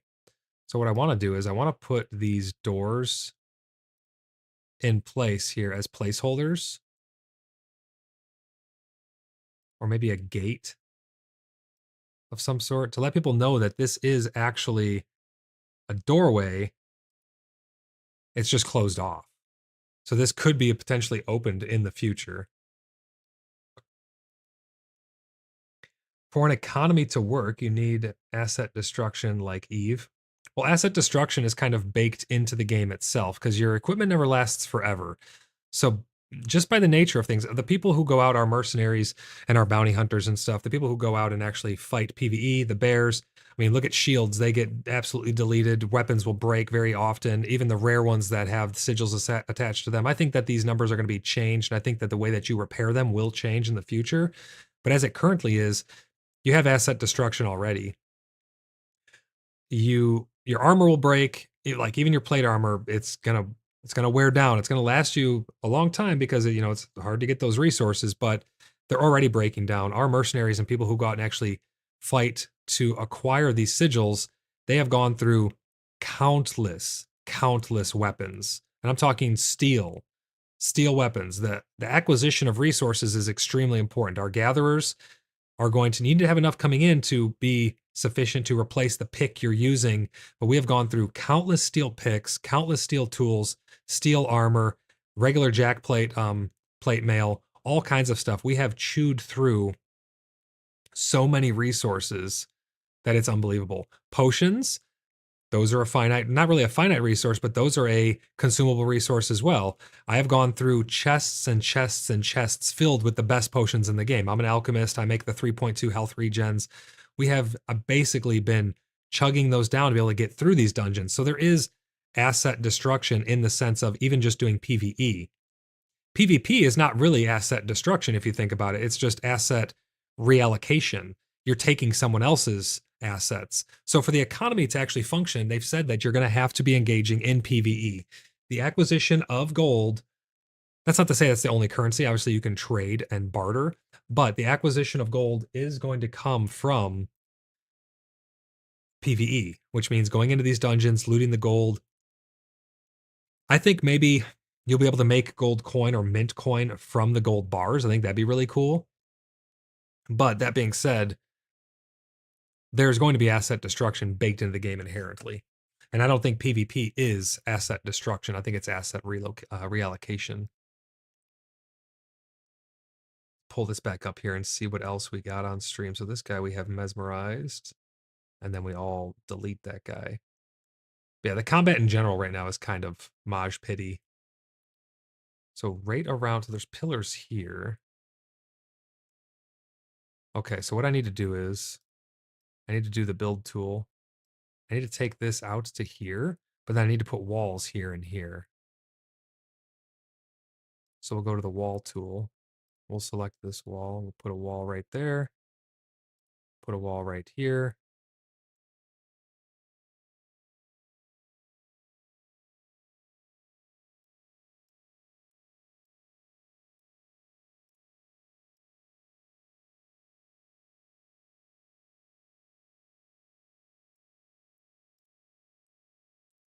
Because this actually opens up into a bigger room around this corner here.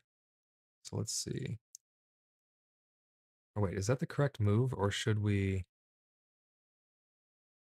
Yeah, I think that's the only way to do it, because when I use the build tool too close, it will grab them. This one doesn't need to come this way, I don't think.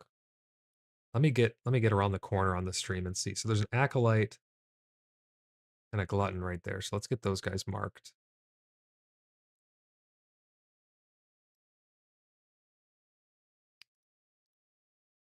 We have a glutton and an acolyte.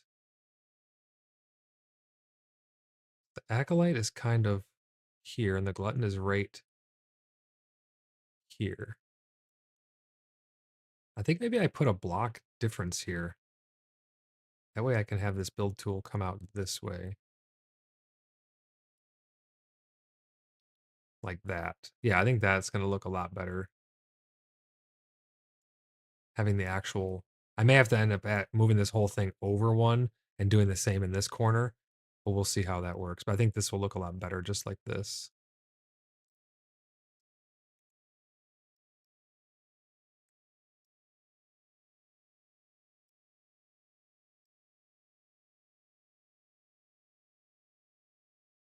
Okay, we're going in. We take these guys out. There is water down in here, so it's going to be interesting to put this water in as well. Oh, we pulled the whole other room before I could see where the spawns were. Let me go back a second. So there is like... This is going to be an interesting room to map out. This comes this way a little bit. It eventually goes this way. And over here, we have an abductor waiting at the base of some stairs. So there's some stairs that go down here into the water, and there's stairs here that go up. So we'll put him right there for now.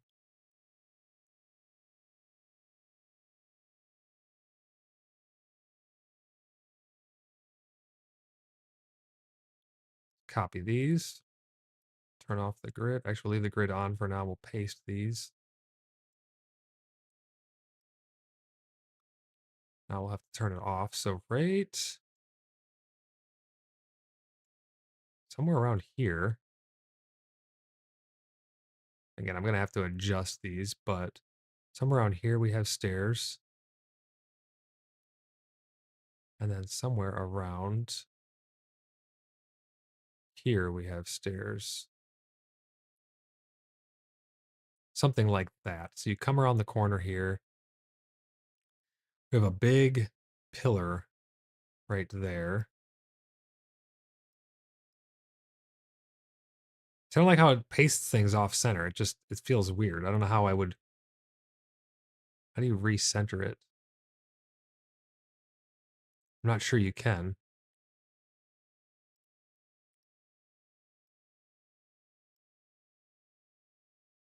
So then I'll end up just going and grabbing it again. And now it's centered, so I can put it in here. Boom. So we got the pillar right there. And then this is railing.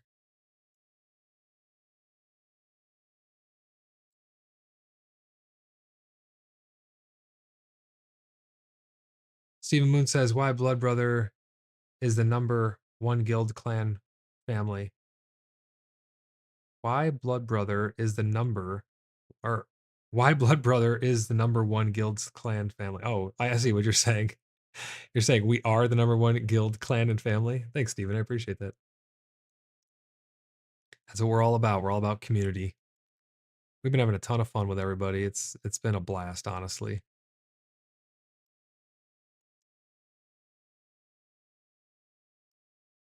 Okay, so there's two abductors here. So this is just one. We pulled something from the top of the stairs, so it's going to be hard to actually see. But Steven, I hope you're having a great day today. Thanks for stopping by the stream. We're just messing around with this building tool to see what kind of maps we can make. It's pretty cool so far. So you come in, you come around here, you go down these stairs, you come in, you got a dead end, turn the corner. This opens up into a pool. And I think this hallway goes this way and this way. And it's going to get complicated from here now. We're going to have to follow the stream and see which direction we actually go. Sa says it's because we all love brisket. I need brisket today, I think. You know what? I think today might actually be. Hold on one second. I need to talk to my wife really quick. Small intermission.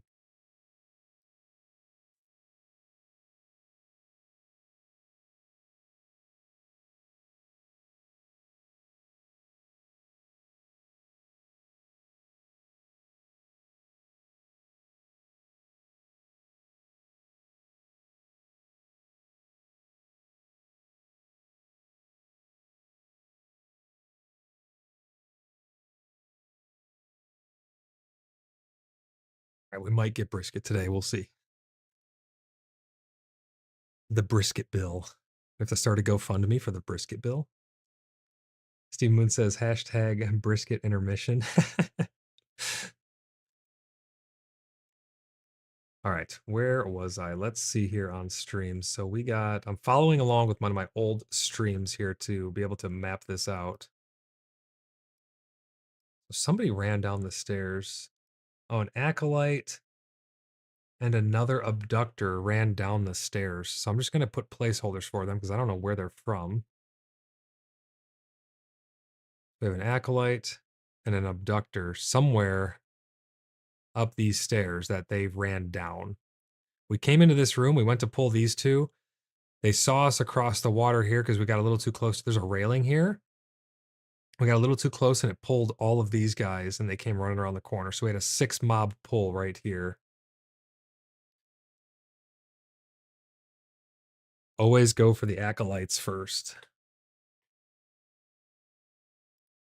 Okay, so it does actually go.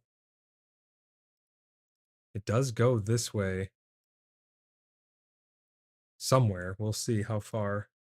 Hopefully I go that way. But I can see off in the distance it goes that way.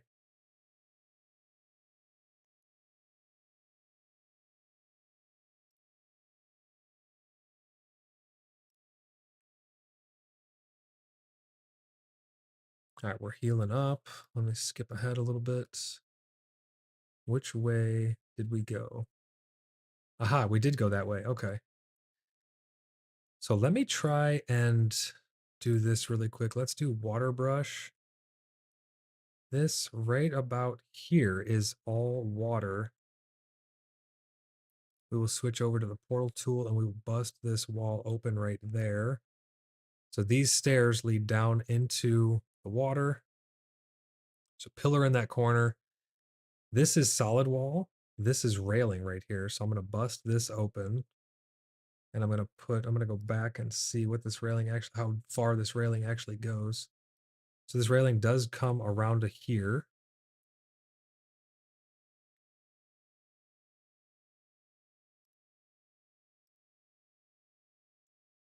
Let's grab our path tool.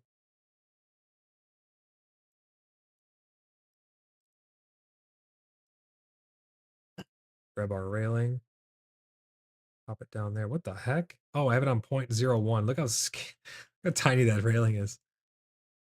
Put this back up to 1. Get this railing in place.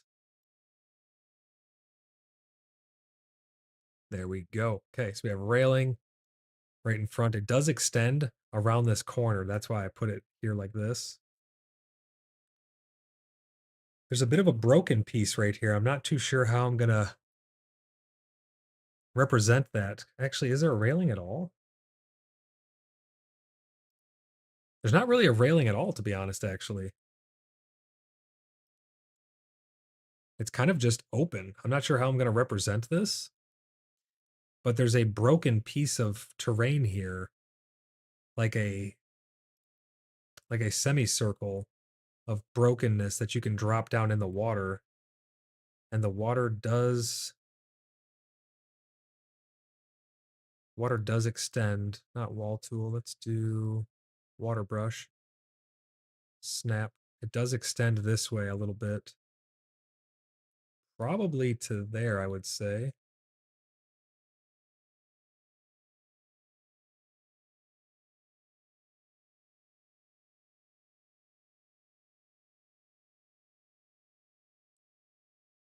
And then right here is the doorway into the next room. So let's see how we can represent this. See, all these doors are open though. So I'm not too sure if we want to just freestanding. I'm not too sure if we want to just put doors here to represent doorways. Like this is technically a doorway here then too, you know? Or do we just leave it open? I think we just leave it open. I think that's what I'm going to do.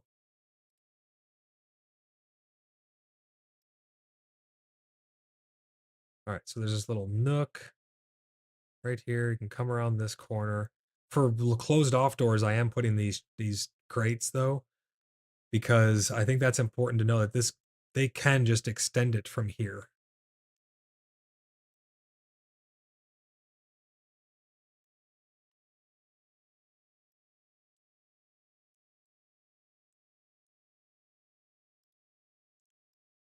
All right, let's play this video here and see what else we can get into. There's a light in this hallway.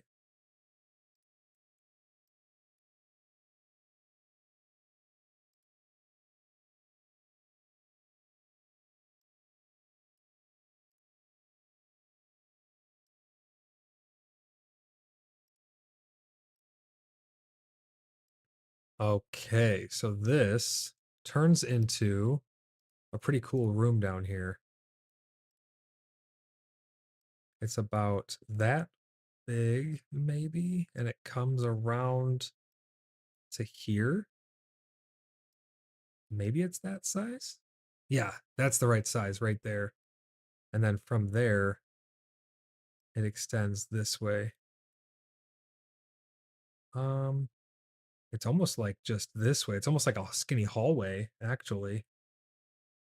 Yeah, it's a one by hallway. There's more wall here.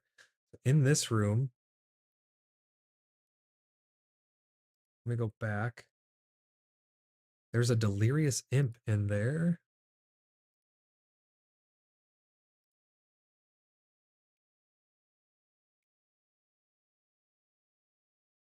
There's another delirious imp. And there is a glutton. The glutton is in the corner. There's a delirious imp here and a delirious imp there. And there is a wall right there. Kind of.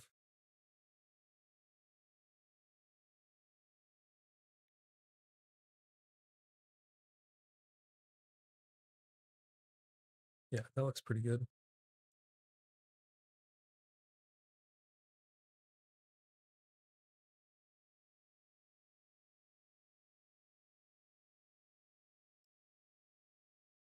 This water is kind of like that. It's like a pool. Oh, wait, hold on.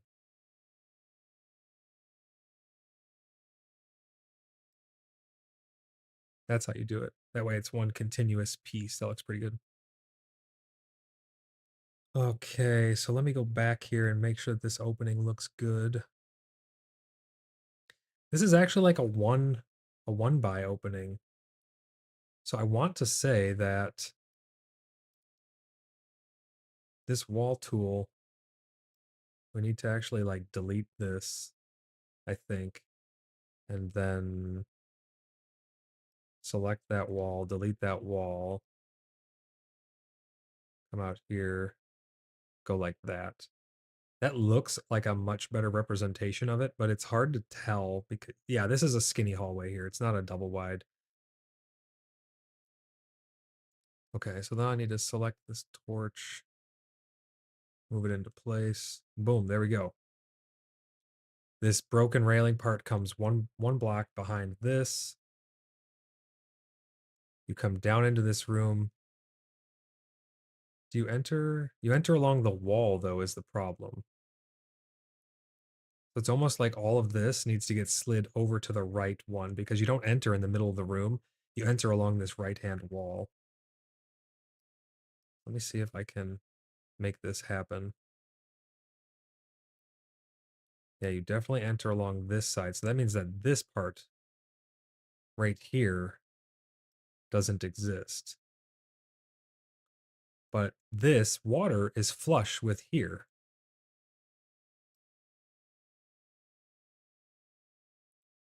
So I think the best thing to do is to redo this while we have the ability to. Portal tool, delete, delete, delete.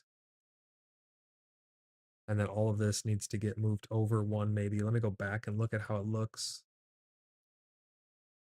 The scale of things and when you're mapping is one of the hardest things to grasp.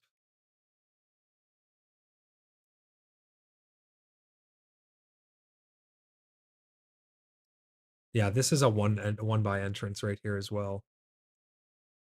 So I think what we do is we just go here, grab this, pop that down. This guy here is kind of just there. The acolyte is kind of here. They're just kind of both like right there. That's why I think of these symbols will be a lot easier because I can put a little circle on the ground exactly where they are.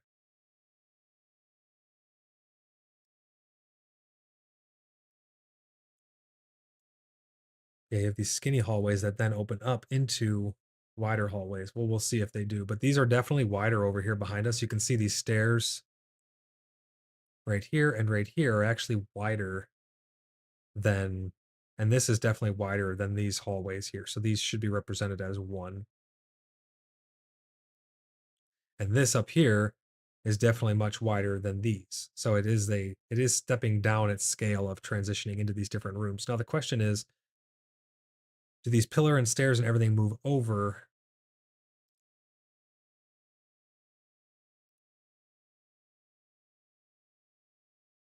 And I would say yes. I think this building tool, I think that this technically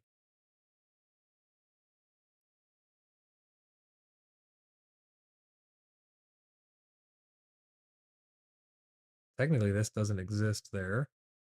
Let's delete that for now. We're going to grab these steps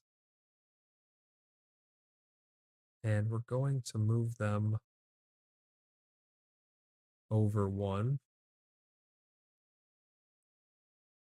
Portal tool, we're going to bust that open. We're going to select this, delete it. Is it going to let me? Delete. Delete.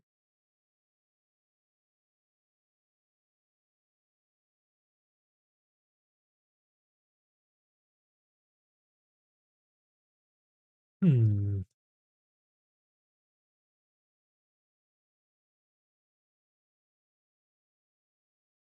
There we go. That was just a little bug. Okay.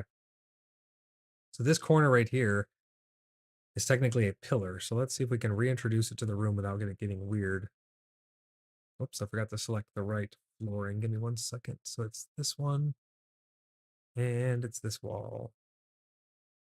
Okay, so if we introduce this, it's technically a pillar here. But I wonder if these pillars should be represented. It's not really a pillar, it's more like a complete block off of the room. So I wonder if we use the wall tool. to do something like that. I wish I could get rid of the floor in there. So let's go to the, what would that be under? It would be pattern shape tool. And we could turn it into nothingness. That look weird? I think we need to do whatever this backdrop is.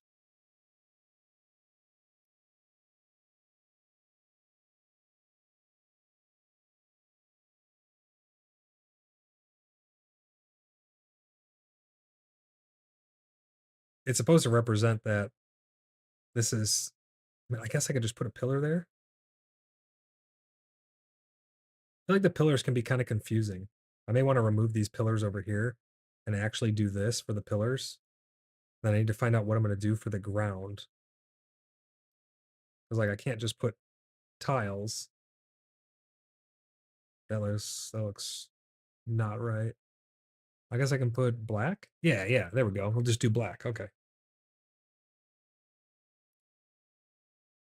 Symbolic. You're making me want brisket, man. I'm starting the GoFundMe now for brisket.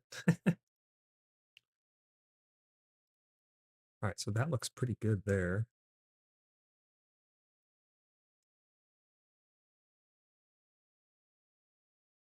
And that means that this pool of water is actually not this, it's only as wide as these steps, which then means that all of this gets moved forward. Because these steps are lined up with these right here. Which then means that we can delete this wall. And we'll replace that wall there. Wait, hold on.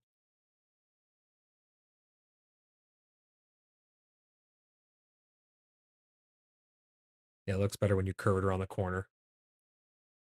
All right. Oh, wait. What if I put it on the top layer? Can I change the layer? Over. Here we go.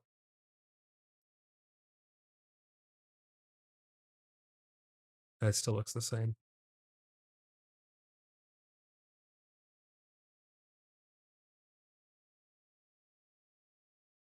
All right, so we got that wall there defining the water. This is destroyed. You can just drop right in.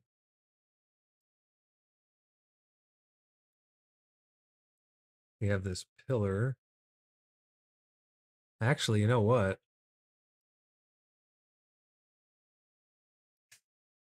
The pillar's not there. It actually comes in one extra row.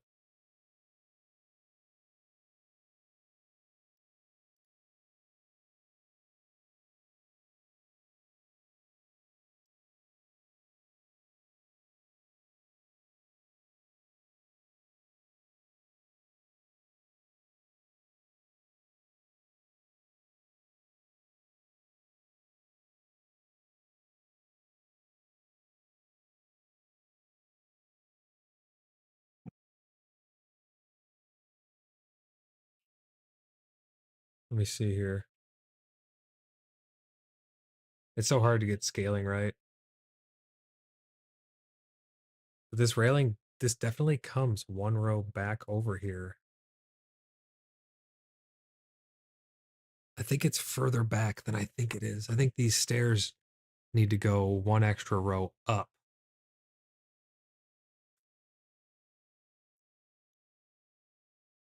So let me see here. If I can move these, let's select all of these and they all need to go one row up.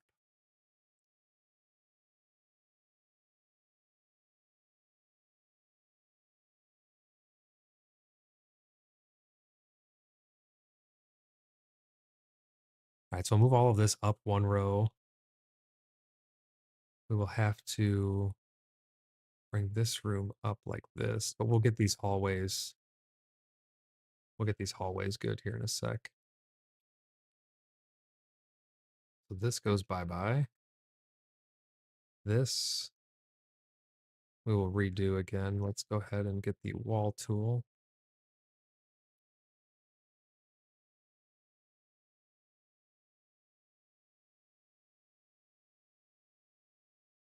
Okay, now we're cooking with fire because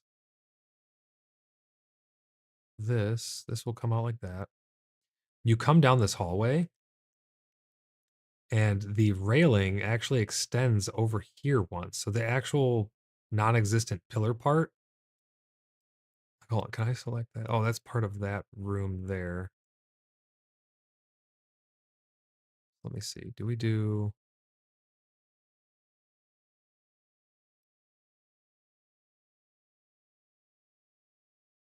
Then I'm going to have to put the wall back. I think it's the only way to do it. Let's delete this. We're going to have to use the wall tool.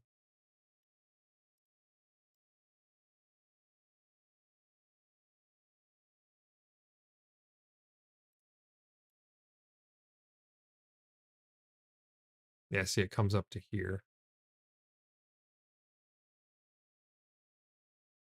Because this pillar is the part that I'm having trouble with. It's depth. So the stairs go down into the water. The water starts here. But yeah, those two are not water. So this should be wall tool.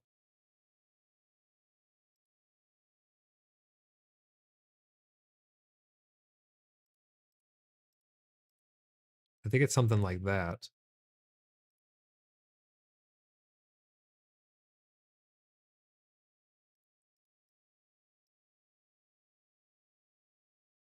Material brush. No, not material brush. Let's do pattern shape. We're going to put black in there.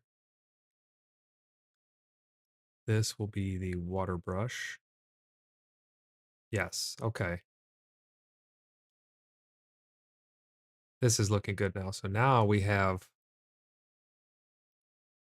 a wall here. That's how it looks. At least to me. Can't have that over. It looks weird over. Does it? Yeah, it definitely looks weird over. We're going to put that right there. Because you come around this corner. I don't even think there's actually a wall there. You come around this corner and there's no railing from here to here. You can just drop down into the pool. But if you go around this like wall section, there's these stairs that go down into the water and there's these stairs that go up. Whoops. So each of these, this guy's there, and then somewhere up here are these two. I don't know exactly where yet, but somewhere up there is those two guys. That's looking good. Because then you come there on this corner to the left. Let's go back to this part of the video.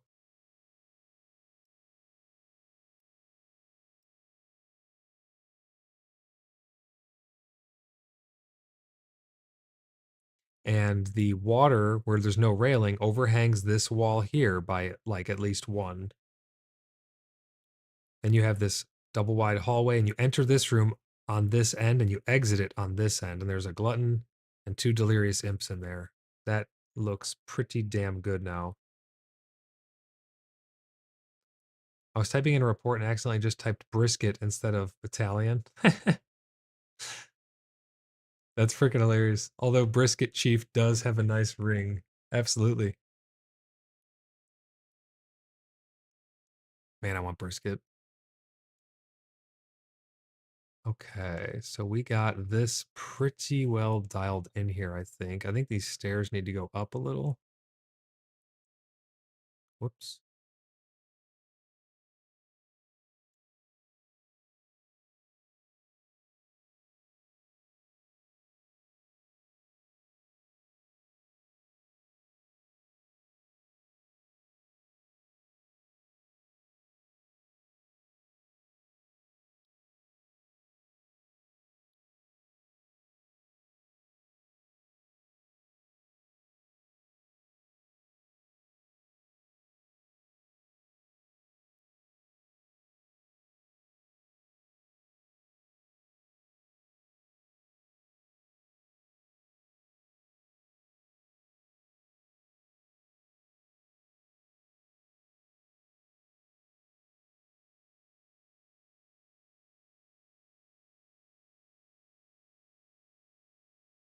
There we go.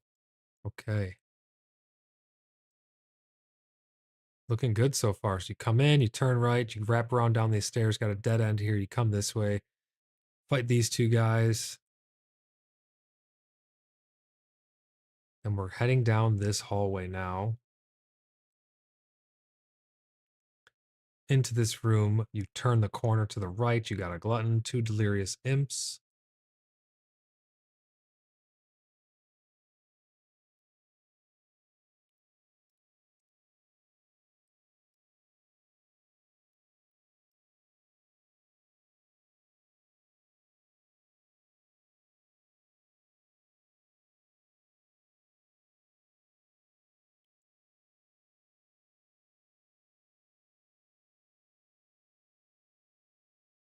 And then an acolyte comes running in. So somewhere through this door is an acolyte.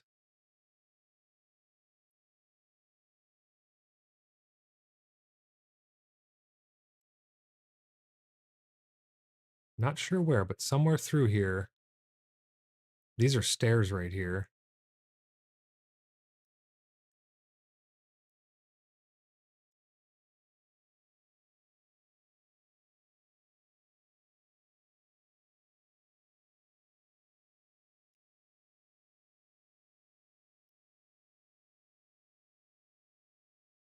Stairs are immediately through the door, so we'll put them right here. Whoops.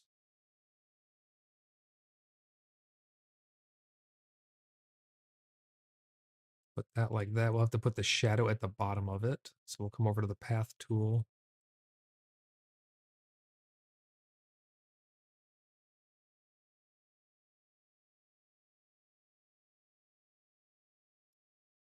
We'll grab this. We'll turn this down to 0.1. Right, that guy right there. There we go.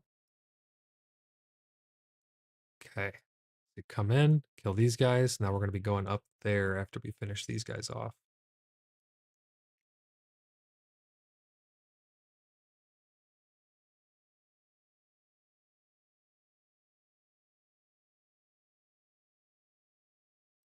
Oh, that's where the infested apparition is, and he drops some cool shit.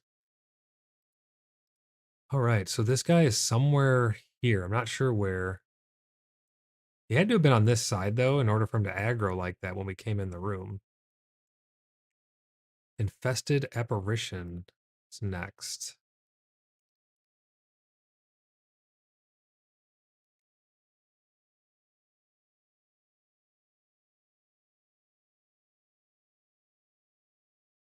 He is somewhere right up here. I'm going to try and dial in where he's actually at.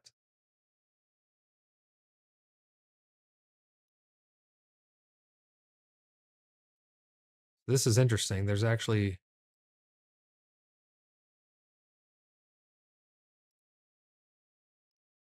a little landing here, and then it goes up again.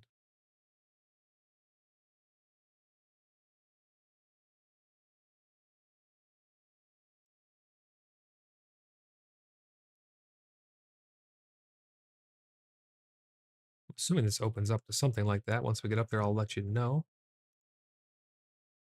There's a light right here in the hallway.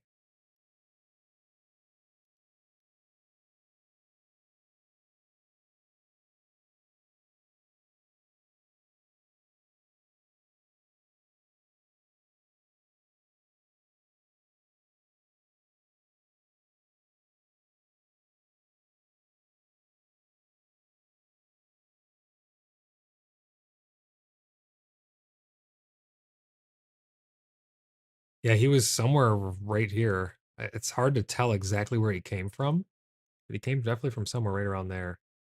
They were hiding in the walls. They kind of were.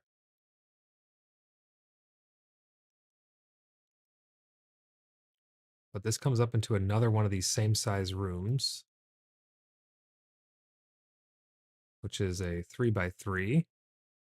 And I think then there's another room that goes this way off of it. So this is kind of like a little path there. Let's see who's in here. We have a delirious imp in this corner. Did not mean to delete that. There's a delirious imp in this corner. And I'm assuming the same. Oh no, there was just another delirious imp as well. So somewhere up in here was the infested. What the hell was his name?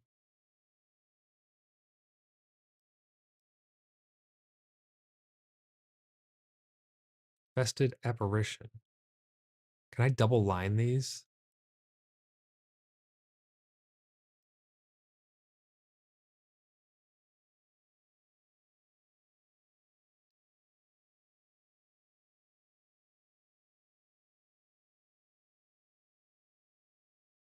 I'm just gonna put his full name for now.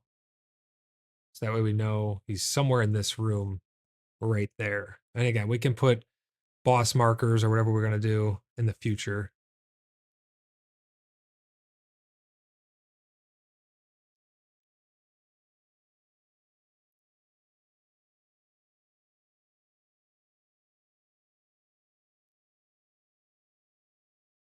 Right, so let's go ahead and copy this.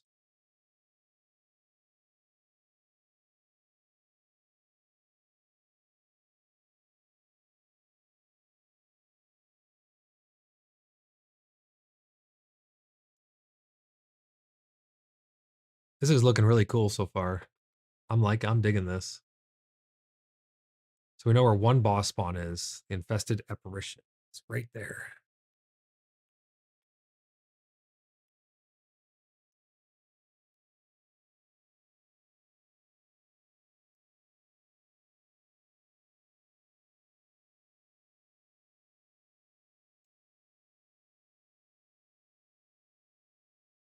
This is where it gets interesting. So this doorway is actually not up here. It's here. And it opens up into a room that I think looks down over the pool. Potentially, we'll see.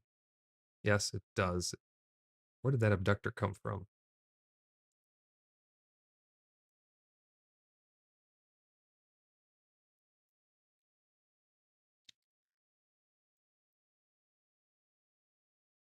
So somewhere right around this corner here is an abductor. I think he's like in this corner maybe. But you come into this room that opens up and I think there's a small section where you look down over the pool. So this basically is a loop right here. And I think there's a loot trove up here as well.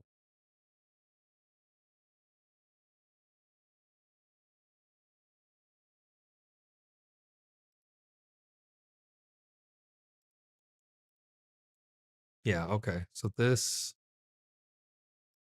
opens up down to here. At least to there. So you go up 2 flights of stairs, you're on this level now. There's a double wide staircase here with a small hallway here. This will be double wide stairs going up.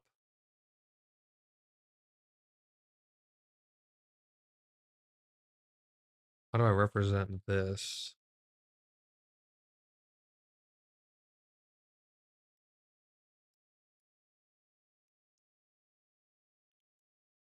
So keep in mind, over here you go up 1 flight of stairs. I'm sure that this goes up again, or maybe it's a double stairs here. I'm not too sure. This could be just 2 stairs because this one's spread out. But I think these are on the same level now. So I think once you go up, once we go this way and we go up these stairs and we're up above looking down at the water, I think we're on the same level as this. I think this will connect right here. I could be, oh no, this goes back down. So this is only 1 level up. Right here is stairs going down, it looks like. But I'm going to get that added in here in a second. Let's do the pathing tool.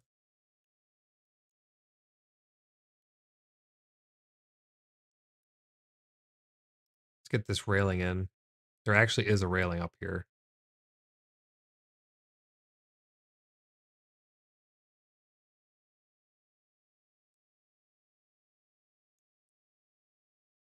There indeed is a loot trove right here as well. So let's do object. We're going to do treasure chest. We'll do free place. Looks like it's right here.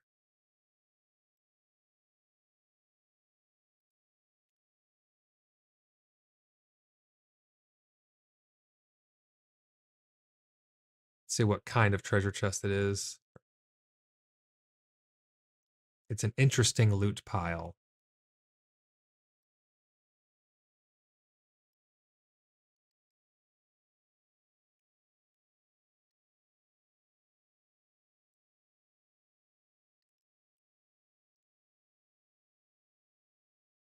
So abductor, this one is an interesting loot pile. I'd like to put like arrows and stuff as well, but I'll just put it right like that for now.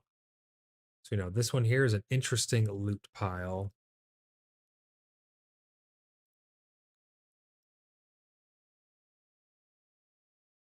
Yeah, this wall is flush with the wall that is down over the pool.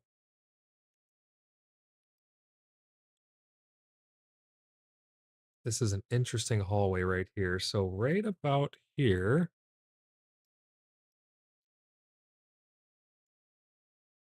this looks like a double wide. So let me copy these.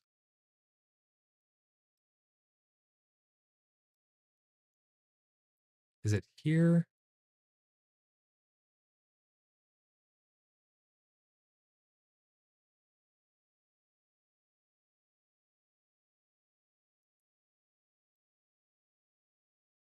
Yeah, I think it's here. It's either here or here.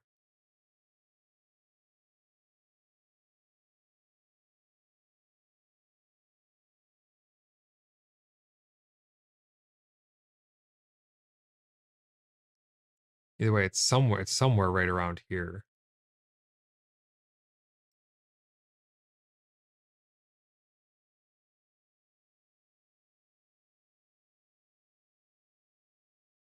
It's hard to tell because the railing does extend along the side of the stairs. But you can also walk right here, but I'm not sure how I represent that. I guess what I can do is, what if I like delete that?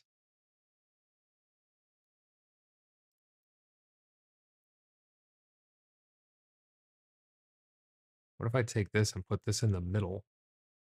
Yeah, okay. This might be a better representation of the stairs. Maybe I do that with all of them.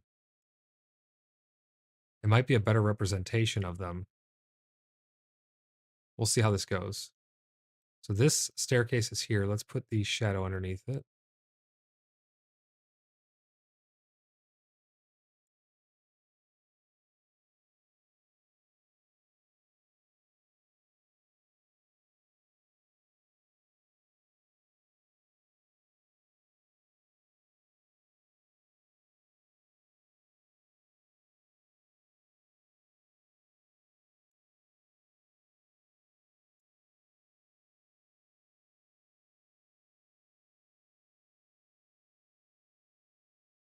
There's a pillar. I need to go back a bit. Hold on. Okay, there's a pillar right about here in the middle of the room.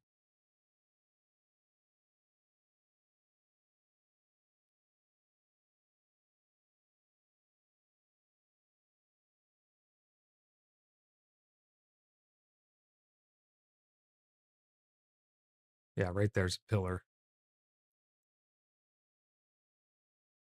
There's a pillar. You can walk along this side right here to look down in the water. Loot trove here. Interesting loot trove. Staircase goes up. The only problem I'm going to have now with this being off this half grid, or this being on like a half grid, I'm going to have to open this room up fully like this. I may need to do... This may get interesting here. I may need to do what Kayla was talking about, where I'll put a sign that says like to such and such, because this looks to go directly over top of these stairs. I think this goes up, up, up, or something like that, right above these. So I may need to put right here, like staircase to such and such. But let's map out these two corridors here first. I've never done this before, so this is going to be interesting. This one, this goes down to meet this right here, I think. I'm trying to see where the spawns are coming from as well.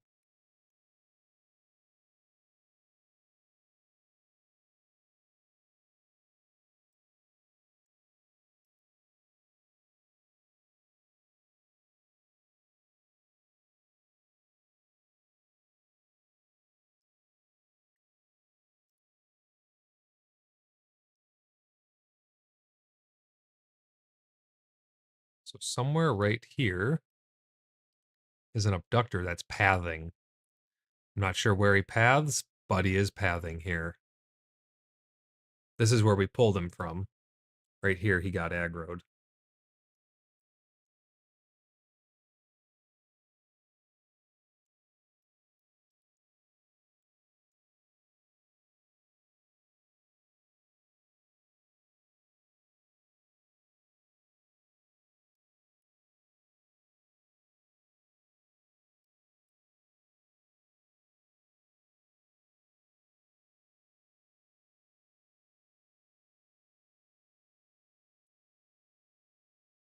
All right, let's see what's around corner number 2. I hope these railings do enough justice to show the height discrepancy. Because here, looking down at the water, you're 1 floor up.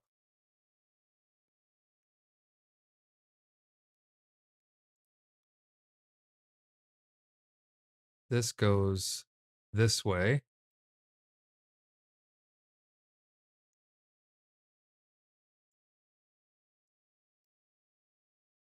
And this is double wide here.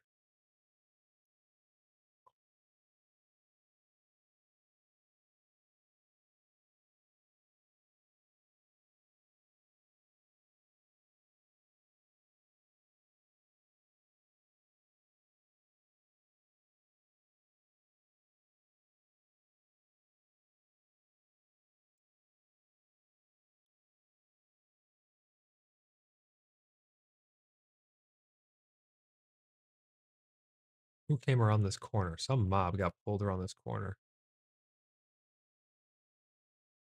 Okay, we loot the loot pile. An acolyte and an abductor come running around the corner.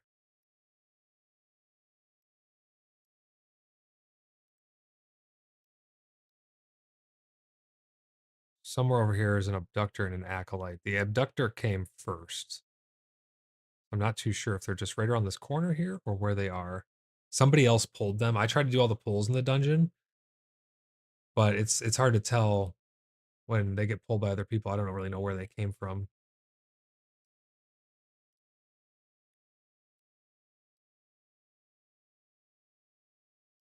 Oh, okay, this staircase goes up to nothing. There's a dead end up here. So I'm going to put that portal tool. We're going to use this gate.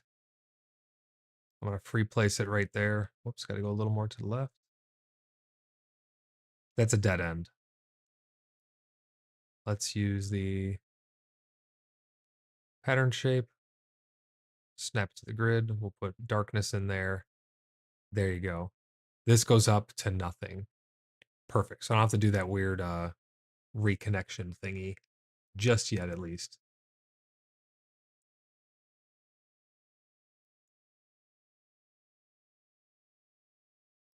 And the impish apparition drops, or that, what was he called? The infested apparition drops the battle axe. It has a sickly spirit leash. Maybe we'll add this here as well.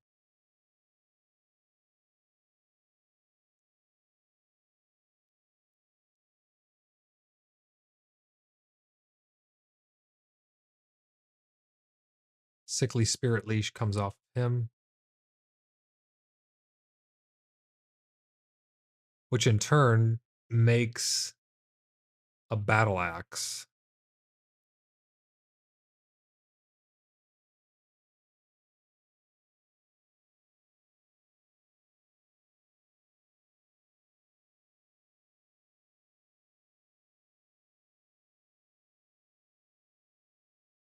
It's getting exceedingly harder to do the spawns because other people are pulling all kinds of stuff, so it's hard to tell where it's running from. But I'll do my best to get it marked on here.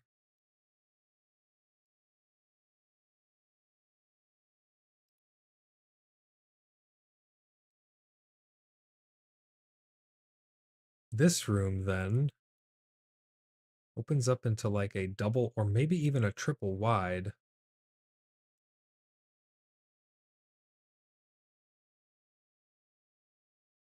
I think it's a double. Just this hole in the back, it continues, this hole back here is pretty big.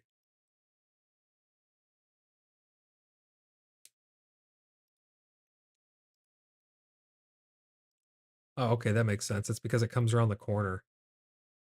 So it comes about 2 blocks back, and then this one comes back to here, and then it goes this way. And there's like a little dead end right there. And then this continues this way. That's kind of what it looks like, to be honest.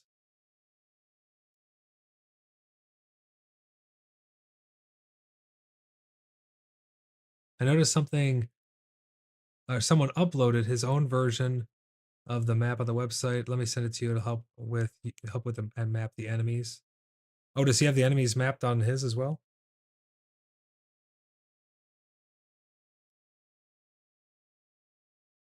Ah, okay.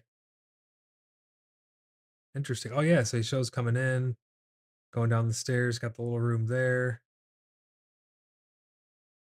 Okay, yeah, I see.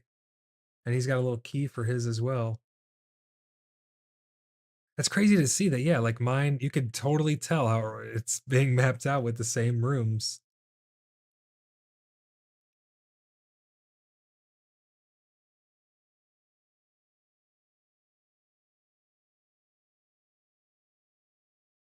Wow. We're like not even a quarter of the way done mapping this place. This is going to be intense. Thank you for sharing that.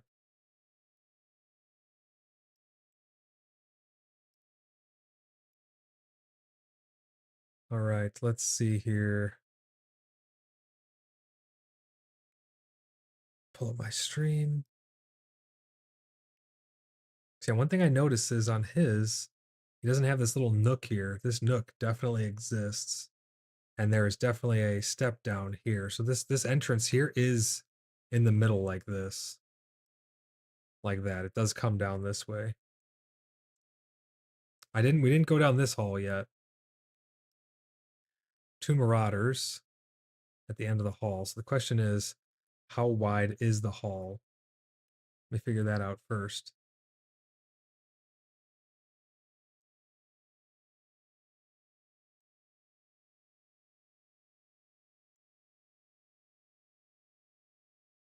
This light source is here.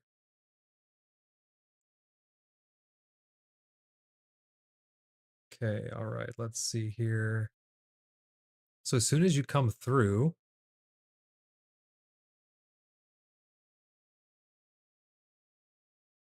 this opens up.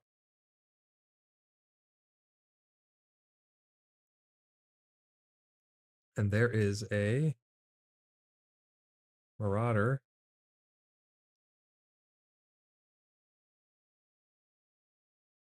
And what's the other guy? 2 marauders. One's like here and one's right here. 2 marauders right as you come around here.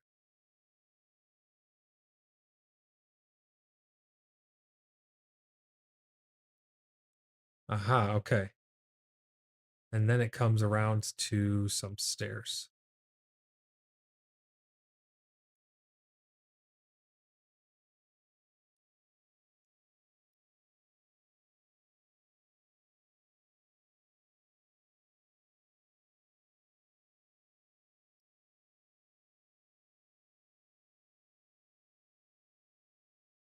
Stairs go down that way.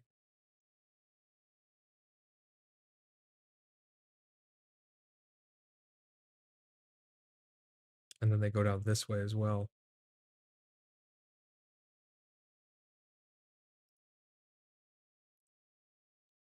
All right, we're nuking the Marauder. Down at the other end, there is a... All right, it's kind of hard. I got to map this quick before we pull them. So let's see. You go down these stairs. How big is this landing?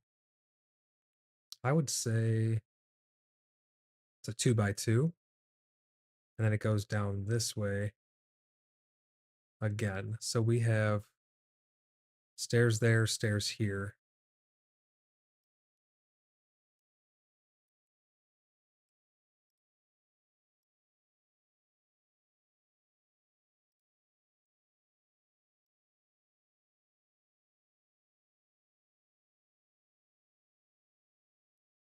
Boom, we got stairs. Now we got to put some more spawns. Right here is an abductor, an abductor, and an abductor.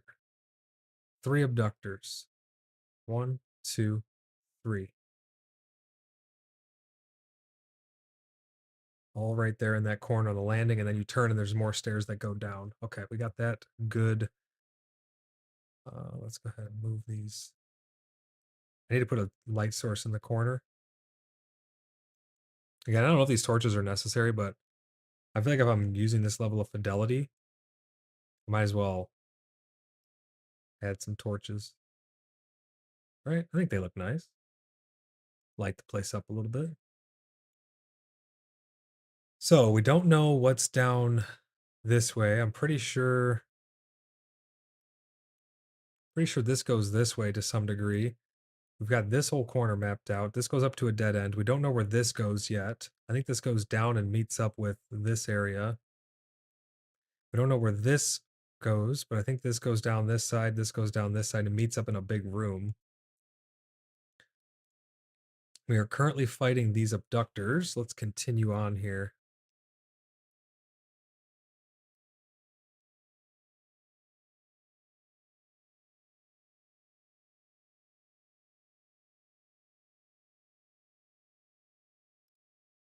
All right, this is getting interesting down here. So this comes down, and right at the base, there's one floor there. So then there's definitely a two wide opening here that goes this way, and it also continues this way. Right here, we have an abductor, and we have an acolyte.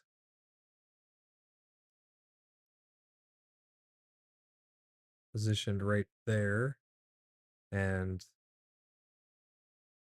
there's another layer of stairs right here behind these guys.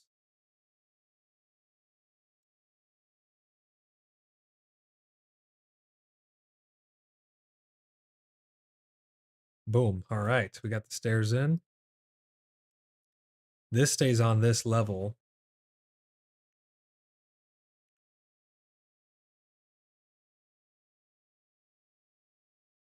You got to enjoy it. It's like drawing or painting. You need to love the process, otherwise it'll be very tedious. I'm not good at drawing.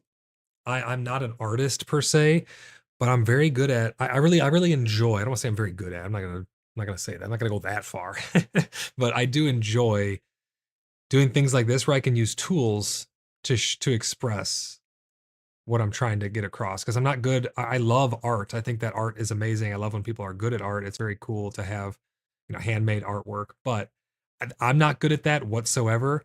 So I like that I can use tools like this to plot out and map things. I think this is fun. I am enjoying it. I don't think it's tedious. I think it's very.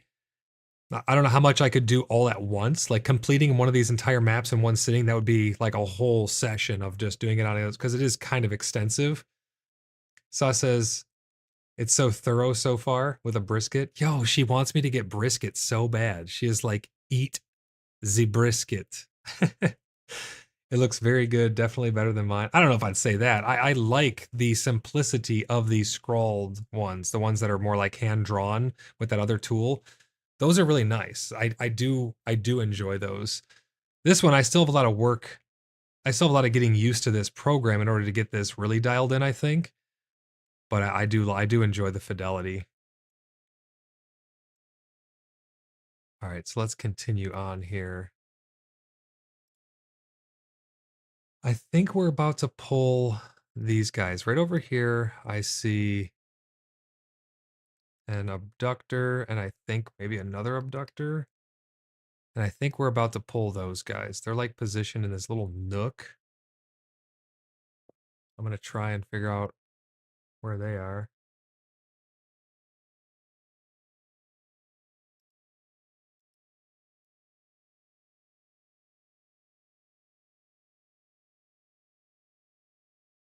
Let's continue watching. Yeah, they're in a little nook. Okay, so let's make the nook.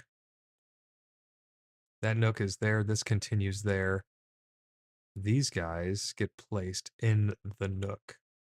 That's what I like about this is I'm able to make these nooks and crannies that you can actually tell the depth of them on. But I do understand the simplicity of here's a scroll that has your map on it. And I don't know, these are more for just fun, I think.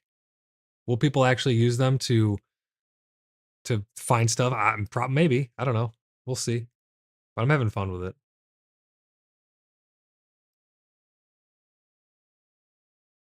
Okay, what is that guy? That is a abductor. So here's where it's going to be interesting now.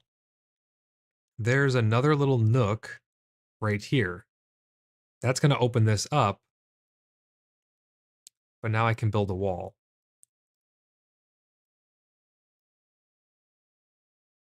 And you can tell that this is above and this is below. I think I need to put this wall on over. And then we will put... Let me see, what was in that corner there? Oh my gosh, there's so many things right around this corner.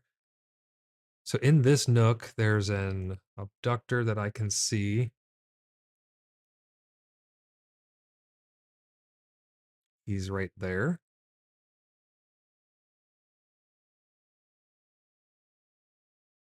I hope this isn't confusing right here in the middle. I like the separation when the backdrop is different. Like here, how you can tell this is like nothingness, and this is all nothingness. But having this wall, I hope that's not confusing to people. And this is down a layer as well. This is up above. You come down these stairs, and now there's a wall there and a wall there because there are nooks. I don't know if it's more better representing them with the nooks, or if I should do. What do you give me your opinion on this?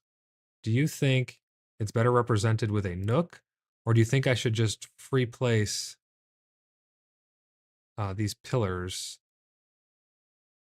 Like, let's see, where would these pillars be? These pillars would be like here and here, though. See, that's coming too much into the... I would have to free place them, and they'd have to be put like there and there. What do you think looks better? Having the nook or having the pillars? I guess the pillars could go there and there, there, and there, which would then in turn mean that the abductors would be here and here and here, and then that these nooks would go away.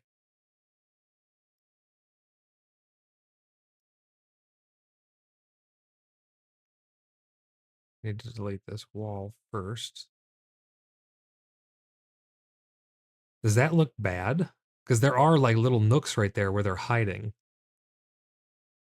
It actually is more floor space though, but how do I change the grid size? If I could put a half grid, I could put a half nook wall pop out. Let's see how I actually do the grid. What is that like? Change map size? No. That would be maybe preference.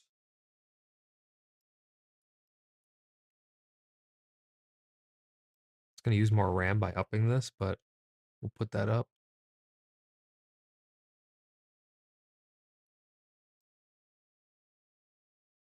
How do we change the grid size? Yeah, you should be able to use a half grid. I'm just reading that now. Put a shadow below. That tiny wall is elevation. So that wall right there was actually a complete wall. Like it was a cutoff. That's why I want to have it be like this out of map boundary. But there should be a way to do half grid. I can turn the grid on and off. This is the layer. This is the zoom level.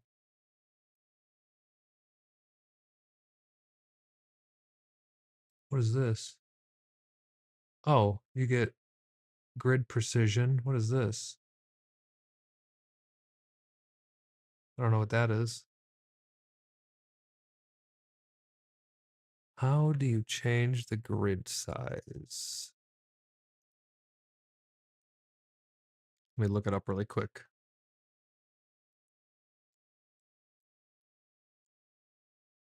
Dungeondraft. Change grid size. Because, yeah, half grid would be really good. Adjust grid/pattern size. You set the pixels per grid resolution when exporting to whatever number you need. When exporting, why would that help? You can visually scale the pattern, yada yada. To clarify, I've downloaded this as I've created a hex grid overlay. That's not helpful. Let's see what else we can find.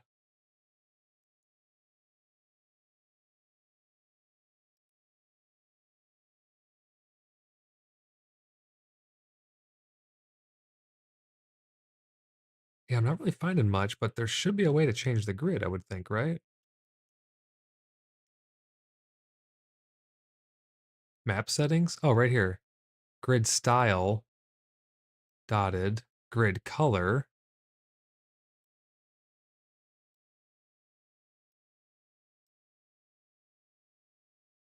Check Discord. All right.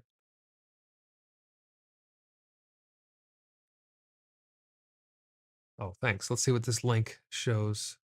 Thank you. Thank you.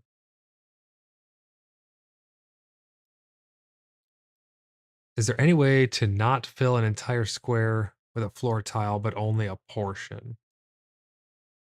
Do not use the building tool ever? He says don't use the building tool ever. Use the wall tool to place walls.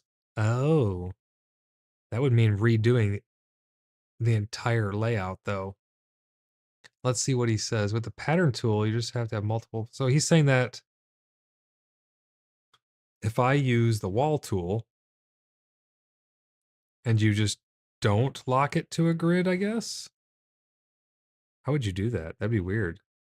I guess you'd have to free place everything like this. You'd have to freehand it. Then you're going to have like weird angles and stuff, I would think. Let me see what else he has to say. Don't use the building tool ever, not just in this context. Use the wall tool to place walls. Use pattern tool to place floors and other things inside. With the pattern tool, you can have multiple potentially partially overlapping floor patterns. If you want to work in half squares, go to DD preference and turn on snaps to half grid. Oh, in preferences.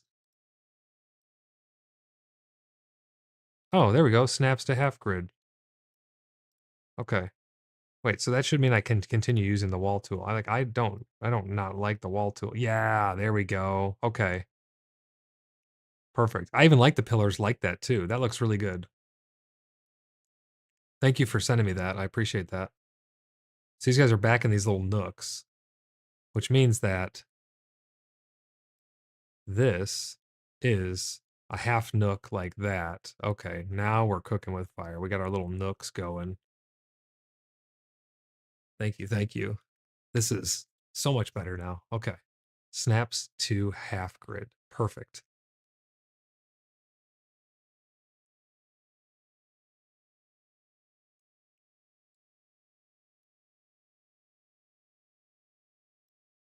There's a light source here. And again, I'm not sure if these light sources are necessary, but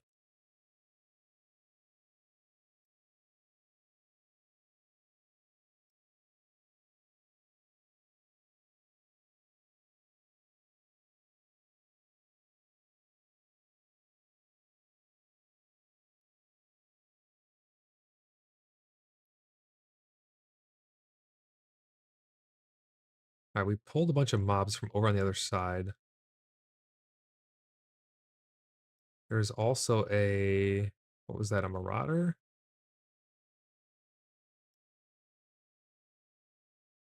Nope, it's an abductor. Okay, so there's an abductor that looks like they path here.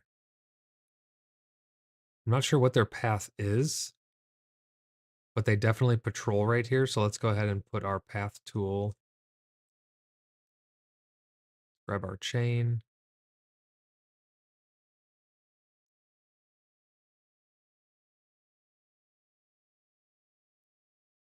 Fade in, fade out. They definitely chain somewhere there. Or they path somewhere there.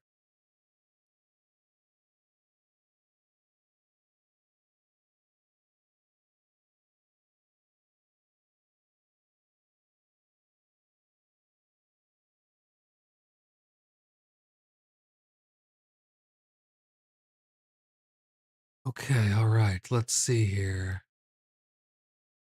So that abductor, is he pathing? It's hard to tell because I turned my camera so fast.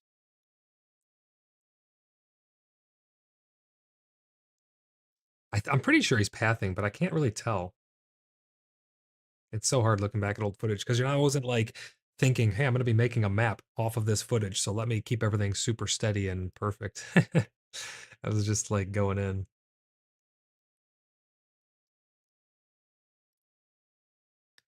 You go down one flight of stairs here.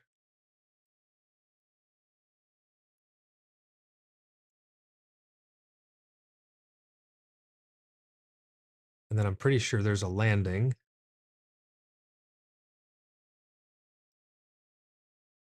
And then there's another flight.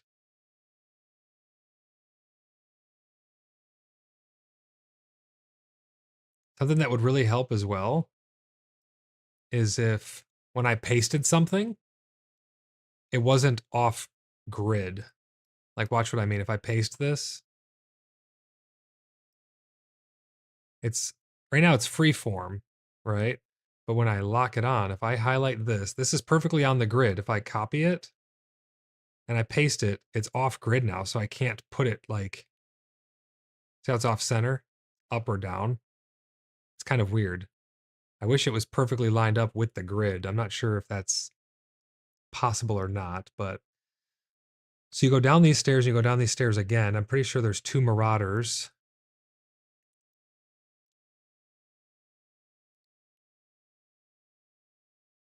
Two marauders right here.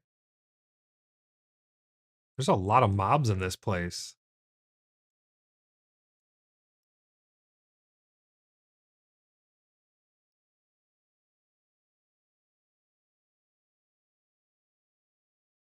And then we come down here. This opens up. This goes pretty far straight. And right here is either a 1 hole or a 2 hole. I'm not too sure. We'll put it as, let's put it as a 1 for now. And stationed on the corner is an embalmer and a marauder. So we have these guys here. Let's see. The embalmer's in the back. The marauder is like there. I'm pretty sure we pull them here by, yep, they aggroed.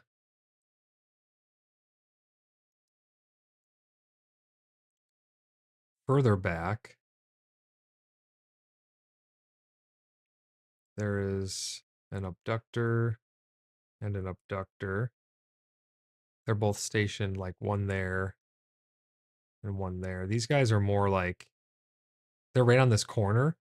I need to put dots for these guys too. Like maybe their name could be here and then a dot or something. I don't know. We'll have to figure something out. But then these guys are They're kind of like here, because it looks like this will eventually open up into something. I guess I would put them like here. They're right about there, because this looks to open up into a room.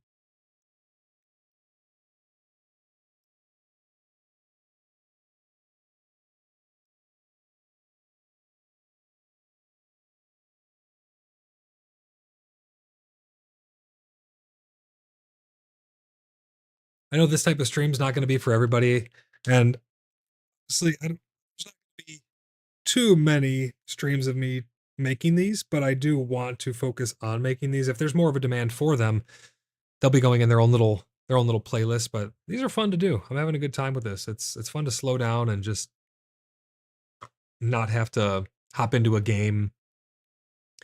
Not that I have to, but you know what I mean. It's fun to just mess around a little bit. Okay, so this is definitely a double wide. So this is a full wide here, which would mean that this is the hole, which would then in turn mean that these guys all move over one, which would also in turn mean that this goes away like that. Yes, okay.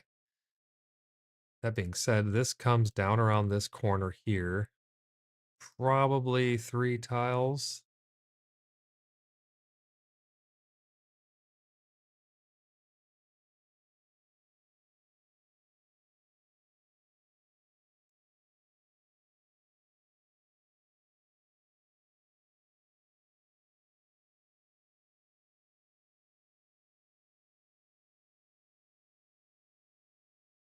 Yeah, I know this is a lot different than what you guys are used to on the channel, but I think this is pretty cool stuff.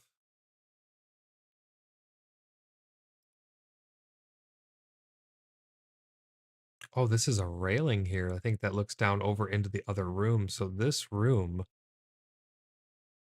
this may be a big room here. Not too sure. But there's a railing right about here. There is also an embalmer and an acolyte. Acolyte is here. Embalmer is here. Giant root structure here. And then hallway goes somewhere this direction. But we're fighting these two guys right now. Oh, wow. Okay. This is going to be hard to map. I am not a professional cartographer.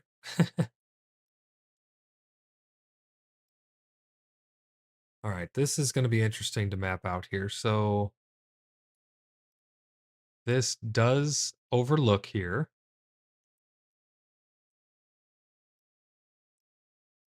Let's grab the path tool. Grab our railing. I may change these railings out with a better railing texture once I find one. Put the width up to 1.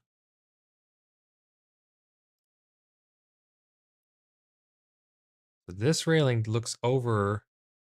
Oh, I know what corner this is. Okay. I know exactly where this is in the dungeon. All right, all right. How do I represent this now, though? Because I need to do the water tool. This is water down here.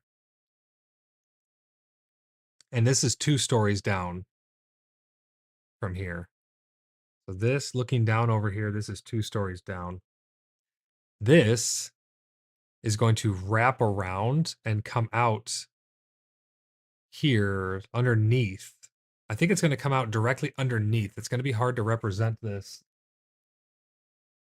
We're going to do our best. One step at a time. All right, so let's go. Whoops. Copy, paste, turn snap off, put this light right here. Got our embalmer. Our acolyte.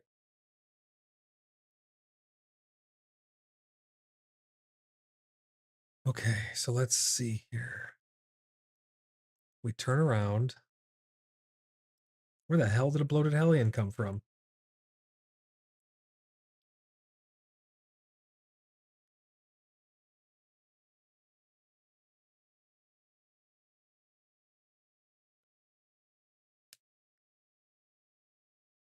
I'm not sure where a bloated hellion came from, but there's one right in the middle of us. I don't know if the embalmer summons those. I know he summons the smaller imps, but I don't think he summons hellions.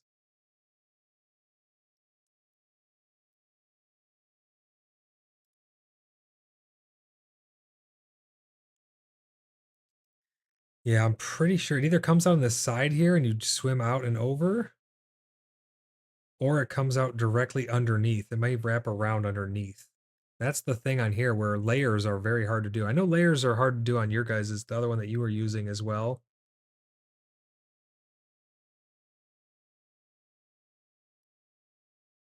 Ryan says, might be cool for viewers to snap. Oh, I guess I could do that. I didn't really think of that. Ryan says, I think it's got value, and if you're going to do it anyway, yeah, I might as well stream it. I might also encourage others to do the same and strengthen the information out there 100%. Also, good day. Hope you're doing great, Ryan.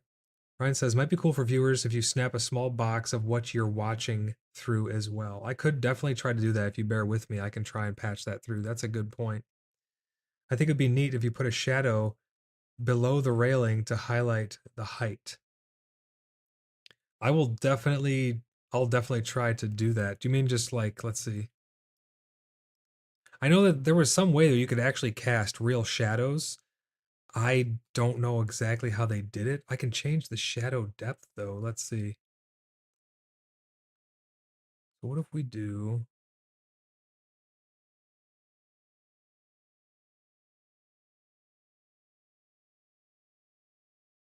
75 shadow? And what if we change the height of this to like 2?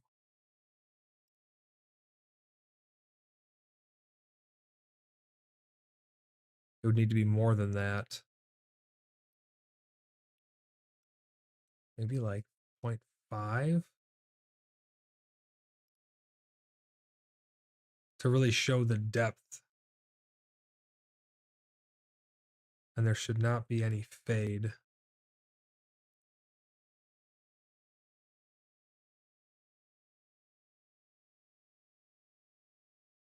That might do it justice right there, maybe even more, because it is pretty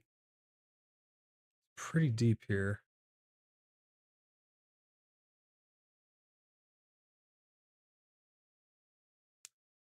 There we go, 0.75 shadow off of there really gives the perception of depth. I like that. Good call. I could do the same over here as well. This one may be a 0.6. This one's going to have to fade at the start though. In, fade.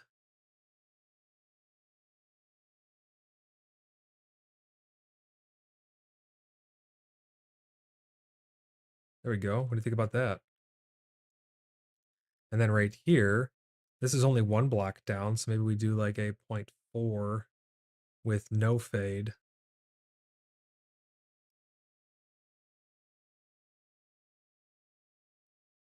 Oh, wow. Actually, I would need fade at the start, wouldn't I, to fade in this? Good call.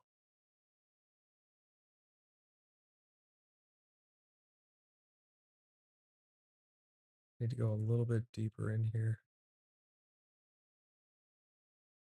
Look at that. Wow. That was a great call. Yeah, I like this fade here on the beginning because this light would cast like it's casting a shadow across around this corner, but having that fade right here, I think works pretty good because then it's not just a clean cut line, just like here it's faded in.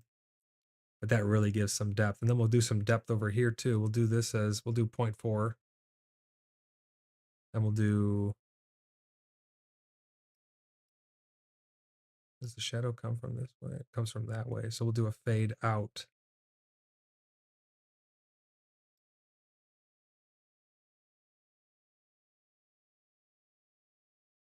Maybe even a fade in and a fade out on this one. Thanks for that idea. That's great. Look at that. Wow. That's crazy how much depth that can add. Okay, so we got shadow there, shadow here showing the depth. This is actually down as well, but we'll get to that once we map out that room. Let me save this. Let me try to get what I'm watching patched through for you guys on screen as well. I can put it here in the bottom left. Bear with me 1 second. It may look weird at first.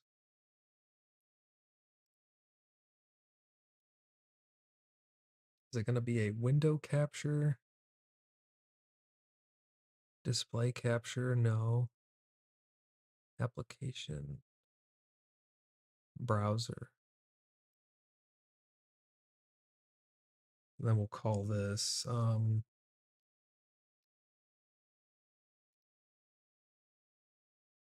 reference video. Ignore that. I think I may have to do window capture because if I do browser source capture, yeah, see, it's gonna. Uh-oh, hold on.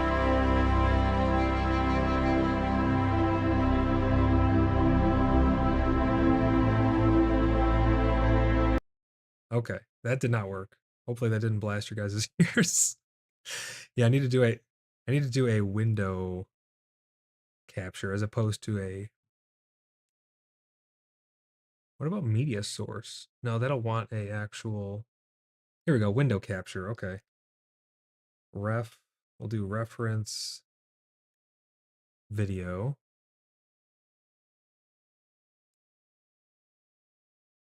Okay, and then we will do. Yep, that's the correct window. Let's go ahead and not capture the audio because I don't have the audio on it. We'll put it down here. We'll shrink it a little bit. I will come in and edit the filters. We'll add a filter of crop and pad. We'll pad the left. Oh wait, I don't think I have to if I do full screen.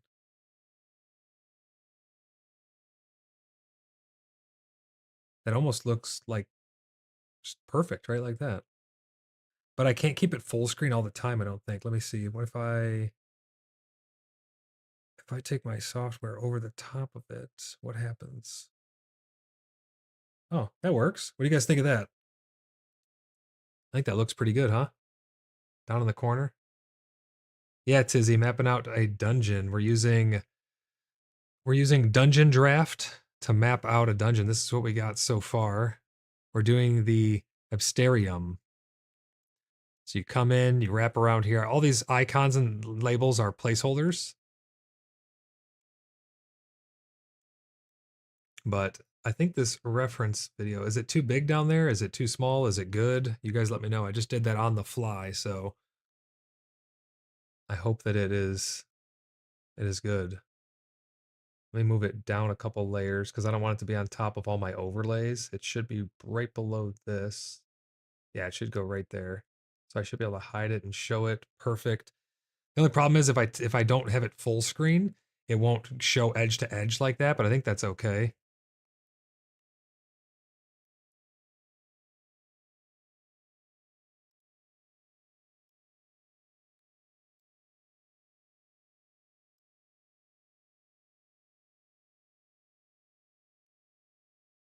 But I will need to keep this, I'll need to keep in mind that I have this down in this corner now.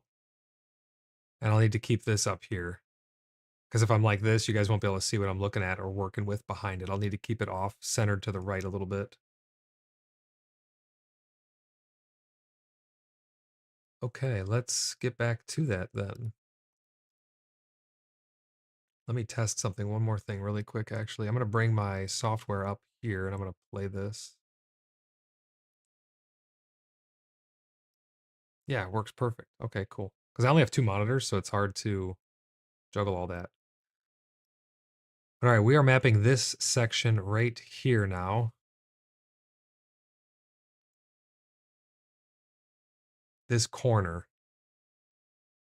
So we know that there's a railing here that overlooks the water. You come down this way and you turn left, and that's what we're seeing here now.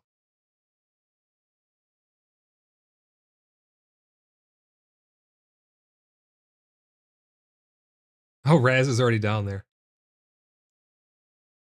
We hung out in this area for a little while because everyone, or some people saw this as a big green or blue distortion. It was a graphical glitch of some sort on the worm that's in the water down there.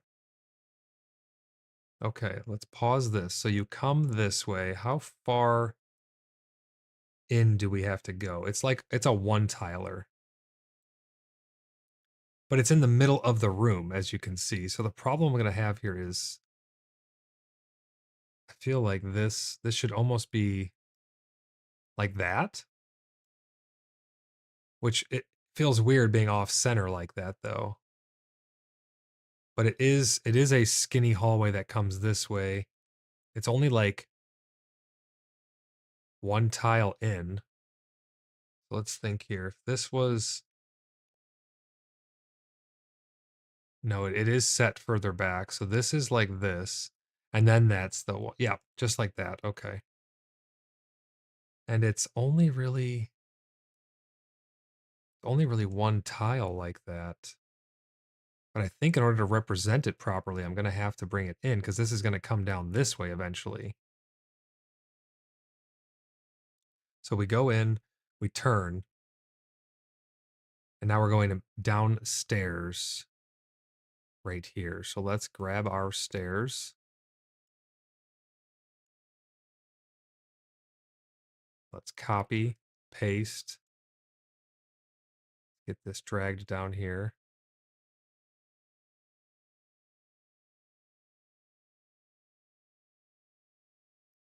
Okay, so we got stairs. We have a small landing, and we have stairs descending. Back to our build tool.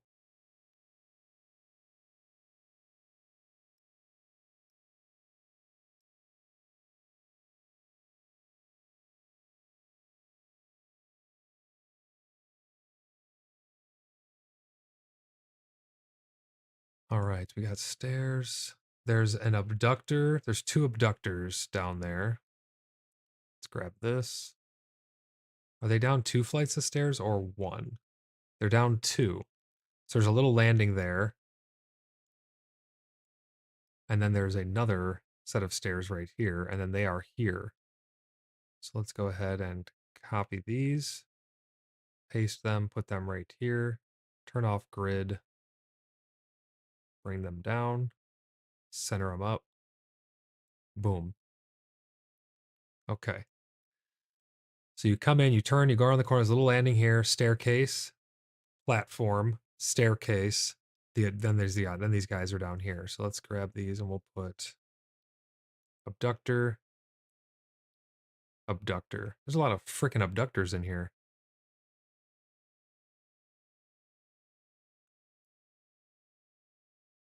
Now let's kill these guys.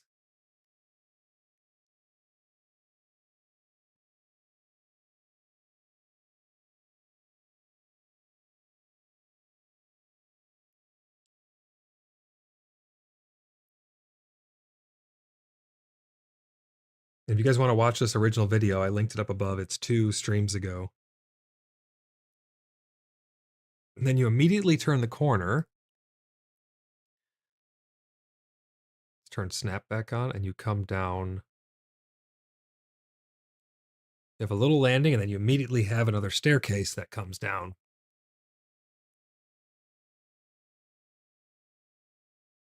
Copy, paste, rotate. Turn off the grid, zoom in. Let's get this lined up here. Somewhere around there. Turn this grid back on and we'll take this down another layer. I believe this needs to come out a little bit further. See, it's hard because I'm working with half grid now.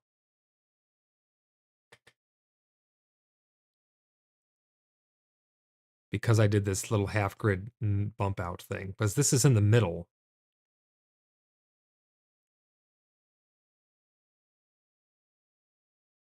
Let me go back up and see if this is how it should actually look.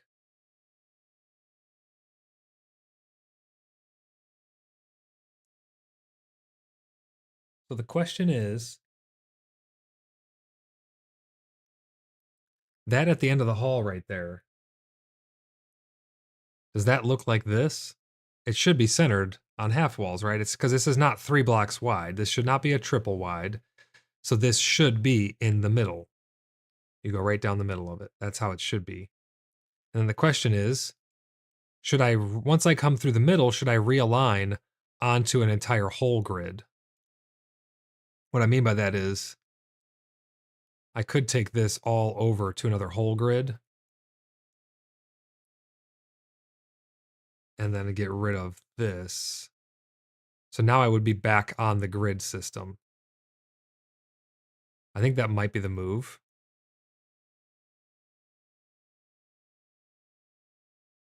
Because this would bring me back onto a whole grid to make lining up things easier. So we have 2 abductors there. This comes up there. So now I'm back on a whole grid, you know, and I can much more easily line this up.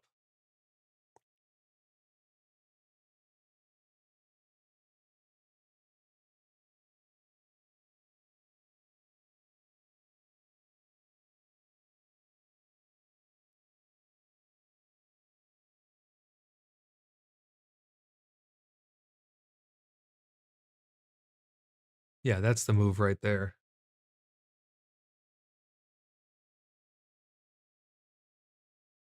It was purple for you.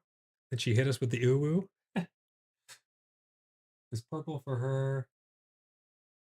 And they hit like a truck. Oh yeah. All right. So I think going on this whole grid like this is the way to go. So we can have little doorways like this, but then sticking to the whole grid, I think. This, you know, because this whole pass right here, pass through, is not necessarily this long, but for mapping purposes, I think that it makes it a lot better. Because this technically should just be a wall there. Like a skinny wall in the middle. See? When as I turn the corner, it's just skinny. But I think for mapping purposes, this would be better. What do you guys think? Let me know what you guys think about that. Let's go further down here and see how this works out. So we come down, we fight this last abductor, we turn, we go down another staircase. We have a double landing.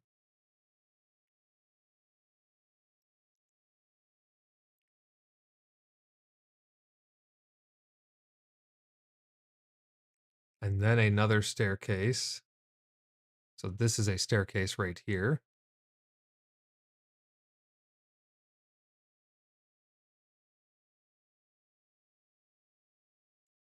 I keep forgetting I have the video up and I'm cutting off what you guys can see, so apologies.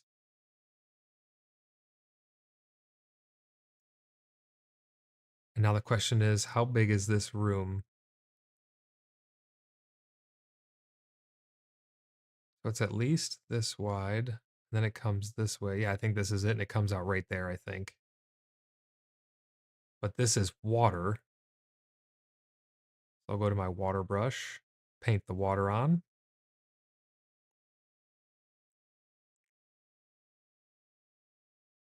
Oh, wait. It comes out. It does come out underneath here, it looks like. Right? I'll need to get on top of this worm and look back and we'll see. Whoops. But it looks like, hold on. I don't want to speak until I know. Let's actually see. Because eventually I'll go and I'll turn around here. Yeah, see, so how am I gonna map that? Kayla, how do you feel about this? You need to balance fidelity with comfort. Yeah, so how do you feel about this right here? Technically, you're swimming here, and then you turn and you come out to the left underneath. Do you think this is acceptable though? Because if you look at the video here, oh, we're about to have a Tangia party on this other stream as well. If you look at the video here, as soon as I look up that way, see right there, At the end of the water, you go into that archway underneath where this balcony is. You go in, you basically swim underneath the balcony and then come south. Or do you think having it like this is acceptable? That's going to be the problem. I guess I guess I could have the water come this way underneath, and it would just be some form of transition. I don't know. The only way to do it would be to make multi-floor system, which would be crazy. So your idea is better. Let's see how this would look really quick. Let me just test this. If I get rid of that water, I grab this building tool, we get rid of this. Let's temporarily drag this guy out of the way. Let's just assume that these stairs are here. We'll put the stairs there. And then we'll take this building tool and we'll drag it this way. I would have to put a wall here. So you know that you're going down, right? You can see the stairs going down. And then we would go to water brush. We would put water there. Do you think that looks better? I don't know how I would get a level of depth here. I guess I could put a shadow. Path tool. Let's try this one at, maybe we'll put it at a really big shadow. The full shadow length. We'll turn off snap.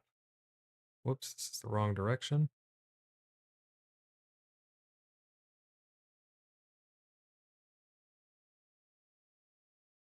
Like that. Maybe even more of a shadow.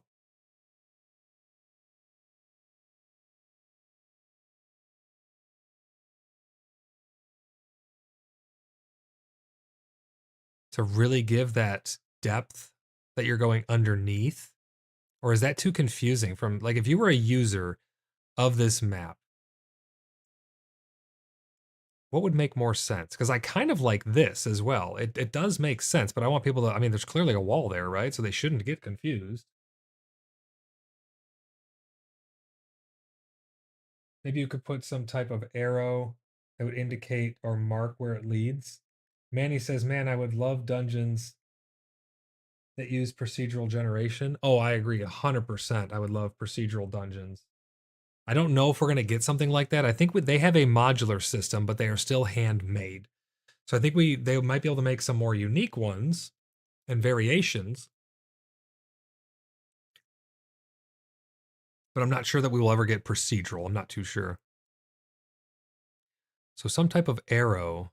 Let's see. What do we have in terms of arrows? Would have to be an object because that's what this uses. But I think they're all actual arrows. I guess I could just put like an arrow pointing in. Is that too, I don't think that's like, that's not obvious enough, right? Let me look on the market for some form of arrow system.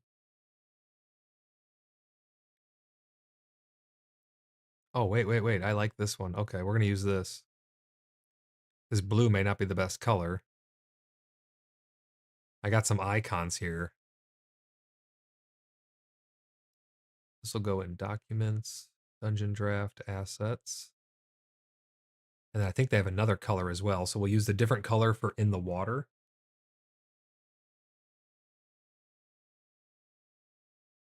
Yeah, we got black icons as well.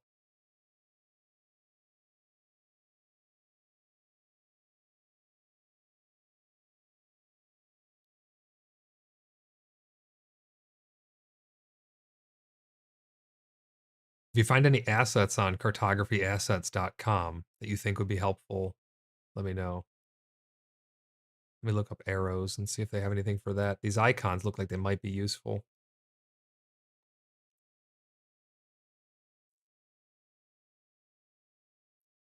No, nothing like that. Okay, so what I'm going to do now is I'm going to save. I am going to load some assets. I think I might, oh no, they're right there. There's the icon. So I'm going to check all except, and now I just need to reopen the file. And now we should have access to some arrows. What are they called? I don't know what they call them on here. Let's just scroll down and see if we can find them. They're like black and blue icons.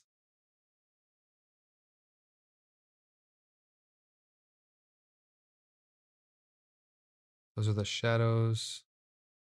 There's alchemy.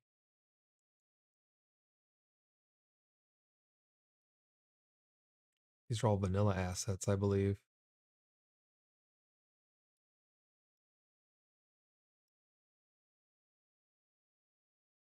So they've been modified. Save and reopen the map to load the assets. Oh, I have to save. That's right. Okay, I forgot to save. Now we reopen. Now they should be there. Okay, let's see. Aha, here we go. So we can put an arrow like this. Is there an invert?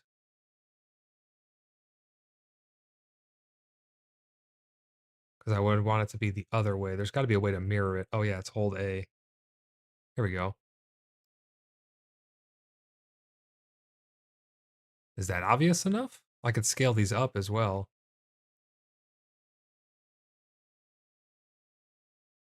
Yeah, these would definitely need to be big.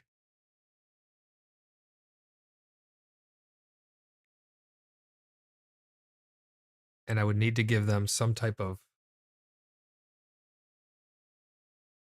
I need to give them like some type of outline, right? Or box behind them.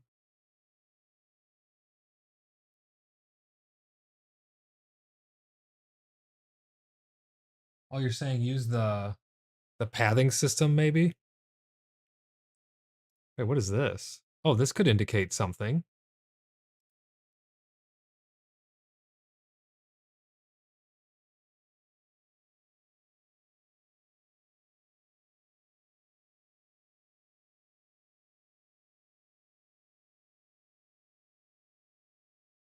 I don't know if that works.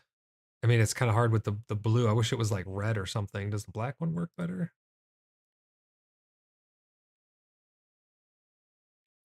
I don't know. In this whole area, this can be redone. I'm not too sure if that works the best even, but yeah, the black one would arguably be worse, I think. Yeah, that's just an idea. So you're saying use the pathing tool. If I use the pathing tool, first of all, what asset would I use?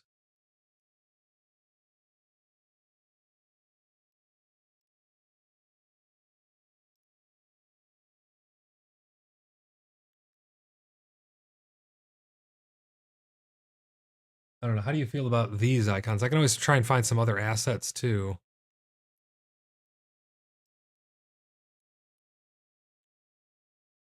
to indicate these different things. And I think it'll be self-explanatory when people actually go there.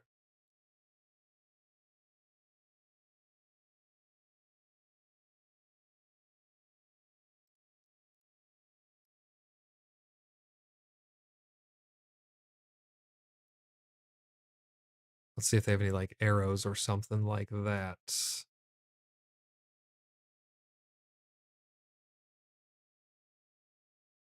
What would that be called? What would be another good word to look that up?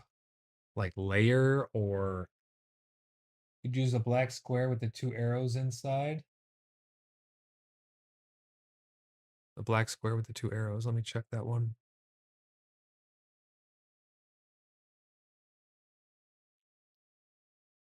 This, like transition. Oh, yeah, yeah, I like that.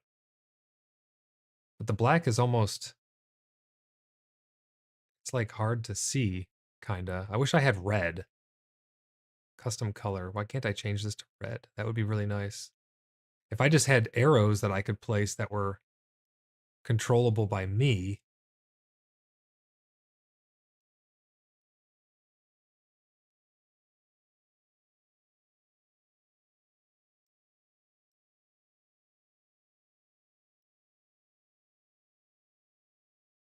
Then I could put one going in and one coming out and choose whatever color I wanted. But I don't think I have anything like that.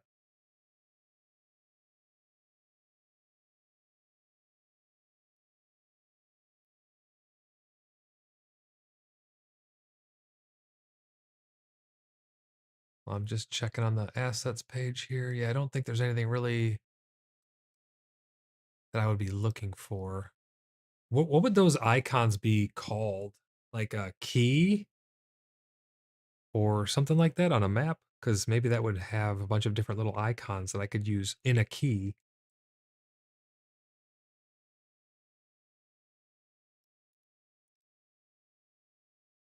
Let's look up map and see what they have.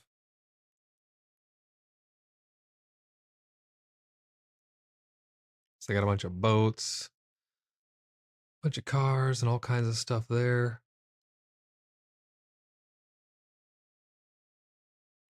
Yeah, I need like icon. I need like an icon pack or something would be great. But let's use this for now because it's what we got. Unfortunately, I can't change the color of it. Which one do you think pops more? I think maybe the blue, but it's hard to tell.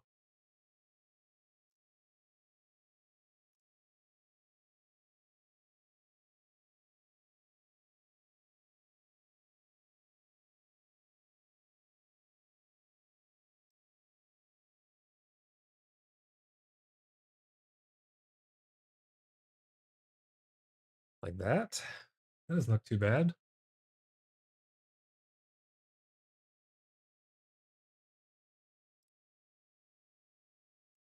Oh, I could use these. These blue dots, but they should be red dots. They have black and they have blue, but they don't have red. I wish they had red. It'd make my life a lot easier. Can't you select the arrows and turn and rotate them however you wish? Yeah, but the fact remains that they're still blue. I was trying to change them to red. I can't actually change the asset color here for these. They're stuck as this color. I think that looks good though with the, I keep forgetting that I have the video up and I need to bring it over to the side, but I think that looks pretty good. It's kind of self-explanatory. Come down, you wrap around, you get into the water. And let's see now. So when we go back out,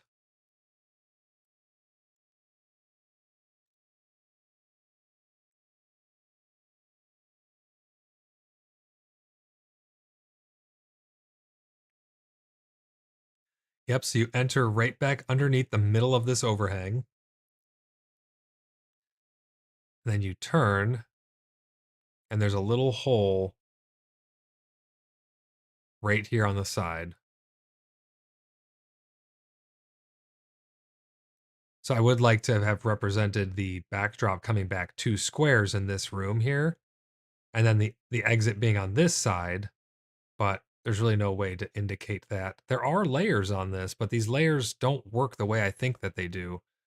Let's see. Let me test something really quick. So let's do level setting. We'll create one and we'll call it like bottom. And then let's just make something on bottom really quick. So we have the ground floor, which has all of this. So right here, right below about, is where we want to extend this to. So we'll go to bottom, we'll go here, and we will go to water brush. Whoops, we're not locked on. So technically this should be like that. And then it would come out right here. Oh no, it should be 2, not 3. Yeah, so it's like that. It comes back one further. But what does this even look like? Like, what happens when you export that? Because that would make sense. You pass through here, you enter this layer, And now you have this little bump back here and it exits here. But I don't know what that looks like. Like, is that just a separate layer? That what happens when you export? Oh, source level. So you're exporting okay, it's basically just two separate maps is what it is. Yeah, I was talking about the color. But yeah, this is basically just two separate maps essentially because it's asking you what do you want to export. So yeah, they don't work the way that I was hoping, and they're not super useful. Let's go to level settings and we'll go to bottom and we will delete. All right. I think this works. I don't think I don't need to freak out over it. I think it's good just like that. So we go back up the stairs. We take a left. We take a right. We still have that abductor there. Oh, Luis was mesmerizing him this whole time.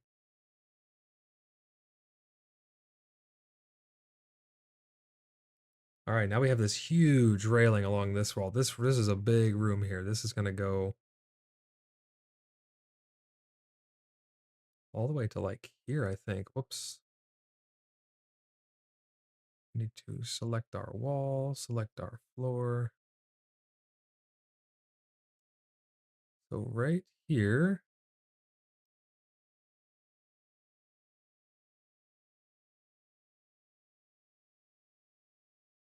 we have a cormorant, or however you pronounce that. We'll put this guy right about here. Because this first wall, this is a wall here, and then it opens up. You can see on the left. Oh no, it is railing. Yeah, it is. So this is open here, so he can go right there in front of this pillar. And we're gonna need to put some depth here as well. So let's get our path tool.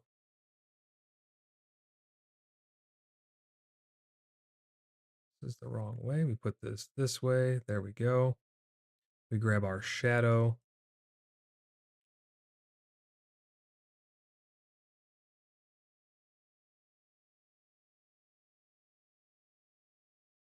Large 75.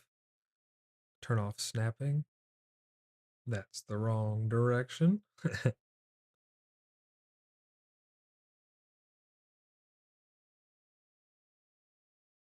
Okay, so the start is going to have to be fade in.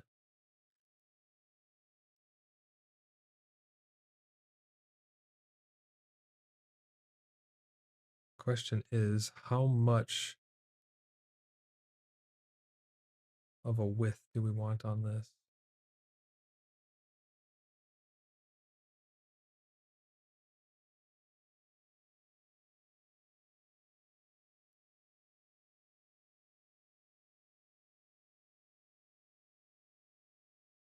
That looks pretty good. That shows some nice depth there.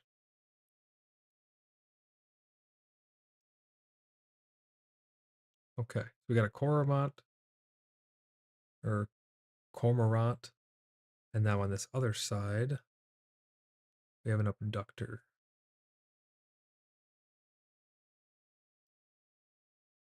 The abductor is like straight across from him, which means that I need to look to the right on stream here. Hopefully I do. I do. Okay. I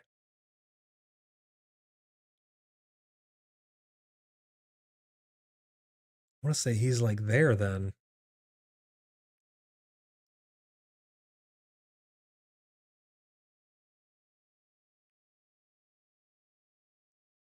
I think this water goes farther than I really think it does.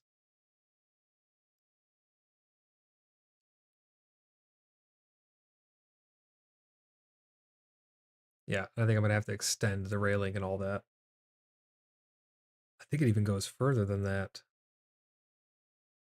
Yeah, it definitely goes further than that. This is a long room.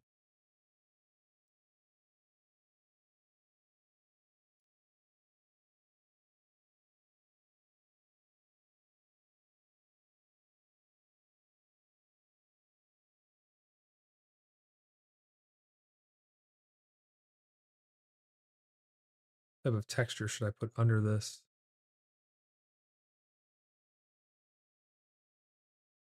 Below water. Let's see, which texture? Maybe these tiles?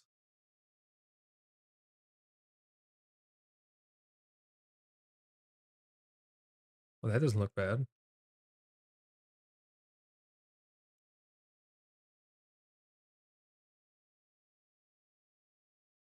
Yeah, that looks pretty good.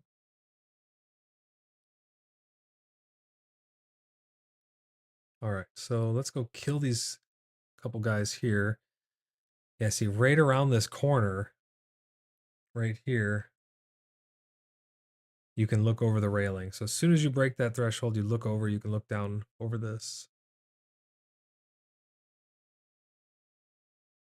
Now, I think we should map these stairs first.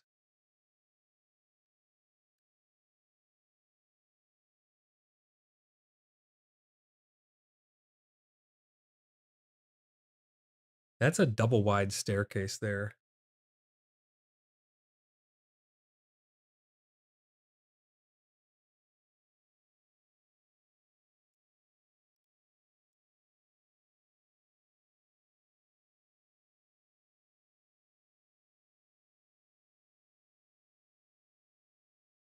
Yeah, that's definitely a double wide staircase, and then it goes up to probably a double wide platform up at the top.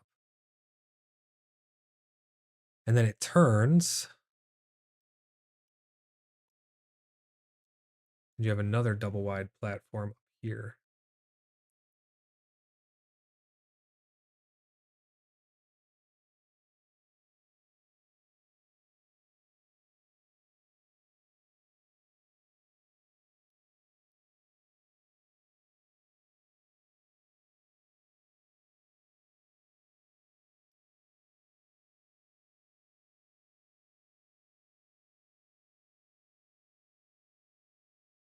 And then we will go to portal tool. We'll open this up.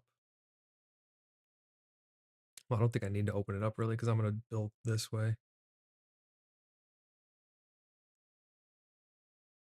So you go up, it turns and goes up again. And it definitely goes that way. And it's definitely going to go this way more. I know this goes this way quite a bit because this goes down and wraps around. And after here, there's a gate here at the end. And there's a magnificent loot trove like here.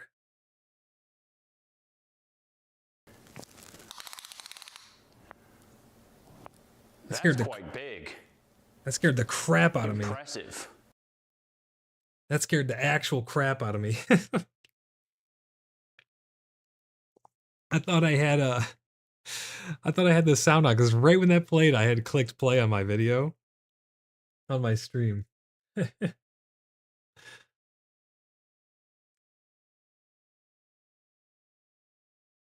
All right, let's take these guys out.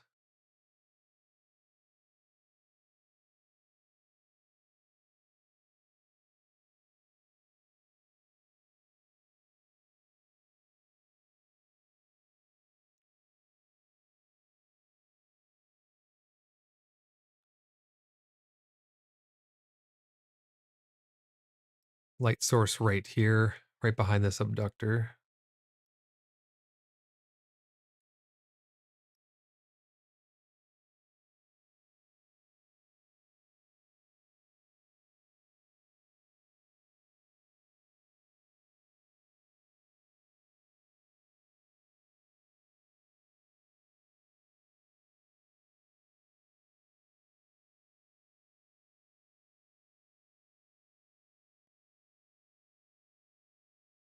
And we have a marauder down this way.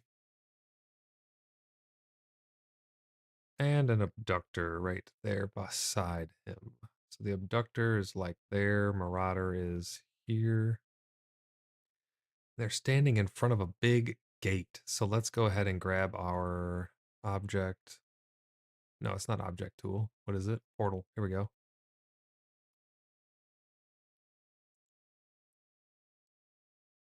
It's like a double wide gate.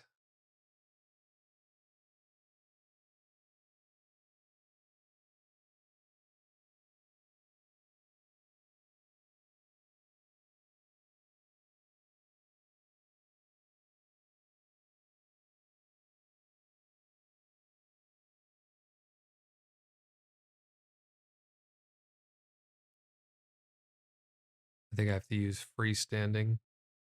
And then I need to split the difference on these. And then I need to come in here and open that up. Okay, so we have gate there.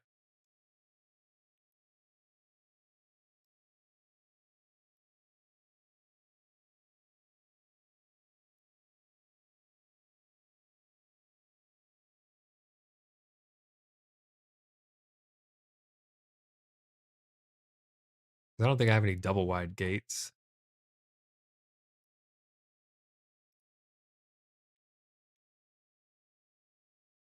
Yeah, I don't think so. There's definitely a gate there. I just don't know if this is the right distance. It's hard to gauge the distance there. But I think as we flesh out this upstairs area and wrap around, then we'll be able to have this slot in properly.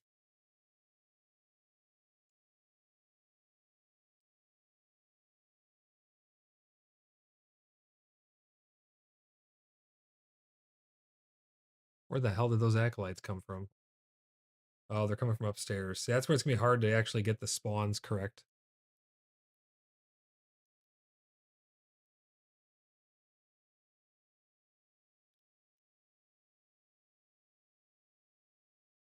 Yeah, see, they're all pulling down now.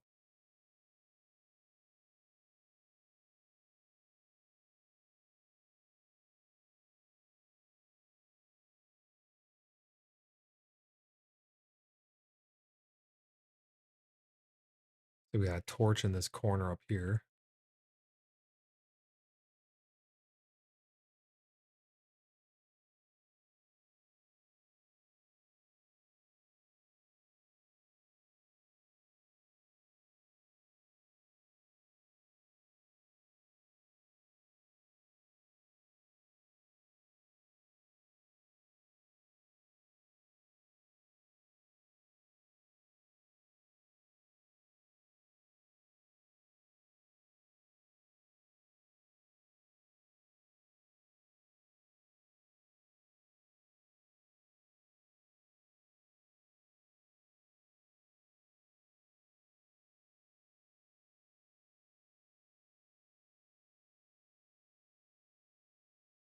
It's crazy how mapping them out like this, you actually start to memorize them. I can almost tell you exactly, like if I close my eyes, where to go to get to each, like the boss that we've mapped out already and the water area.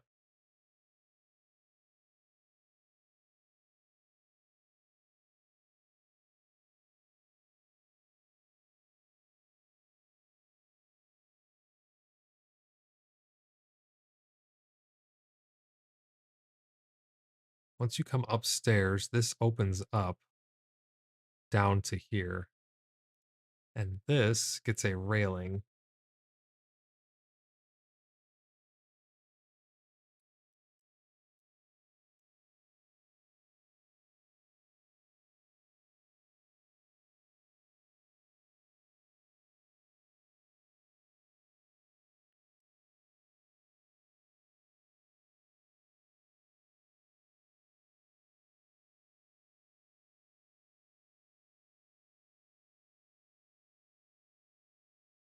There we go. So we got the railing, got the shadow.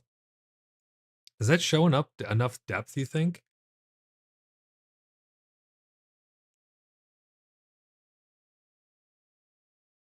You come upstairs, you go up another set of stairs. Now you're looking down over this. And this is going to come all the way to the wall where the gate is. Now, this may need to be moved over. I'm not sure. It's going to depend how long this spot is right here.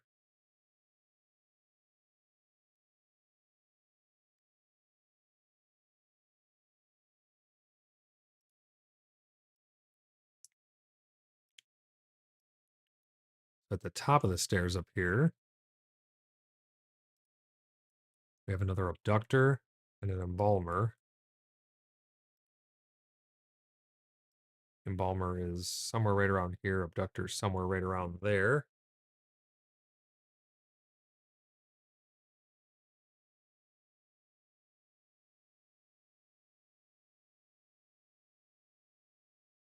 Oh, okay. There's no side path here.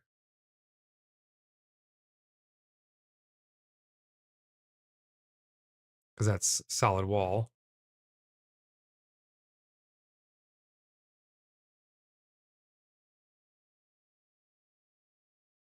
Then we have, let's see.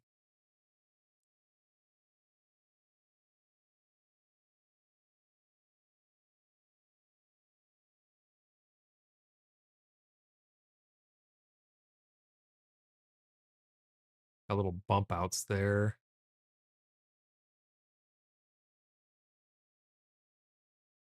Another abductor.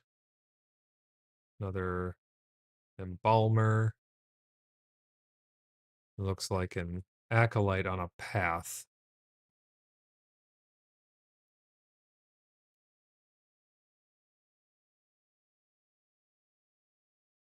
See, it'd be nice to be able to put these here and then have like a line going to a dot. That would be really nice to do. Abductor, circle, line, dot. Embalmer, circle, line, dot. So you could see exactly where they are. But how is this actually going to look when this prints out? It's going to look like this, and you're going to have to. I mean, I guess people can just download it and then zoom in to see parts that they want to look at, right? It's because it's just going to be one big scrolling map.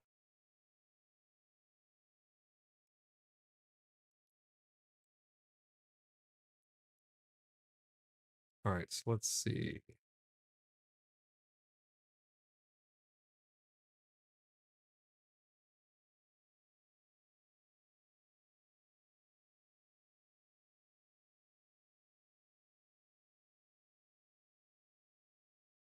Technically, there's like a pillar right here.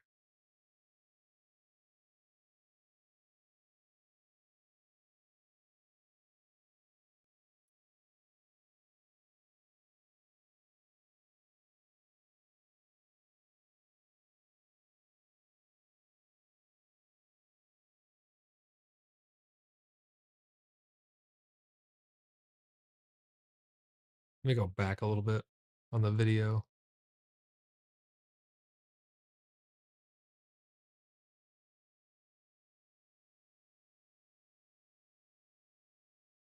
So we come up the stairs.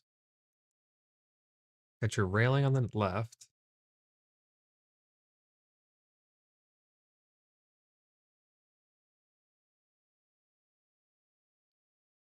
I'm almost wondering if this railing should be in bump outs. What if I did, this may be weird. I don't know how this is gonna work, but let's try this. What if like here? No, not that. Need to snap out of the grid. No, that won't work. Yeah, it doesn't give enough space there. If I could snap to like 1/8 of grid, maybe. But I was thinking, what if I got rid of that to show the pillar? But I think mapping the pillar with an actual pillar is sufficient.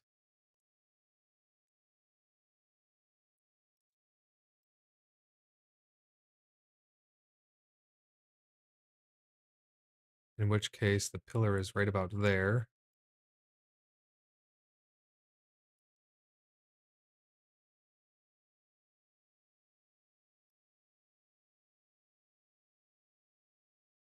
So there's a bump out there, but the abductor's not in the bump out.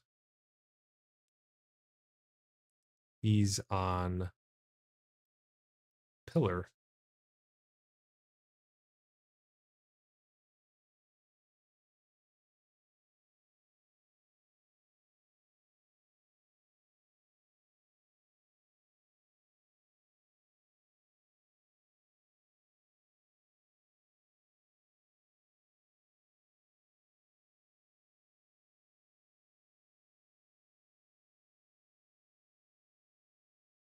Something like that. I don't know. We can tweak it.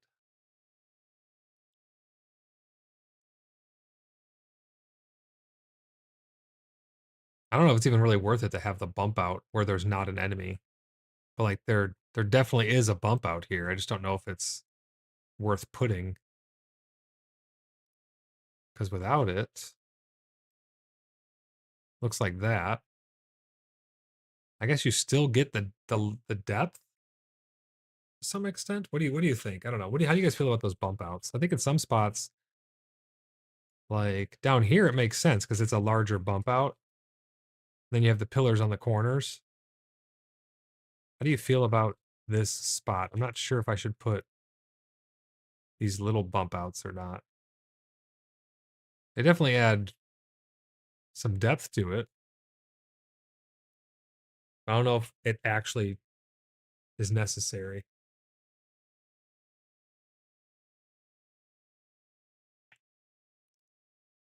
Was that a pathing Coromant or something in the back?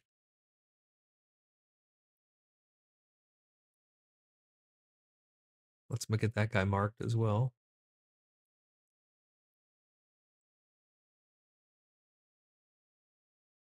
He's like the same as the Acolyte.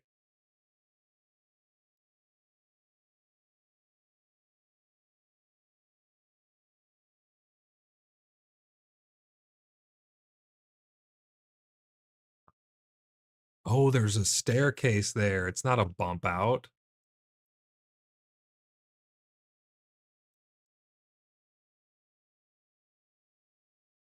Okay, how am I going to do this now?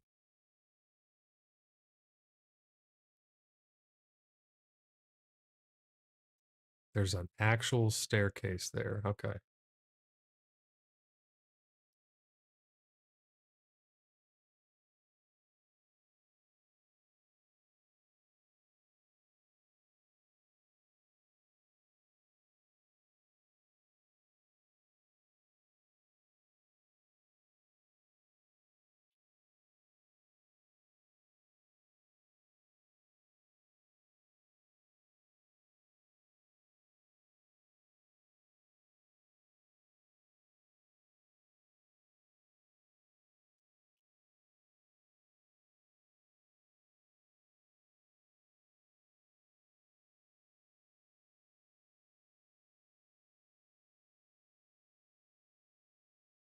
Which means then that these guys are like here and here. This is detailed over in this corner. These dungeons are awesome.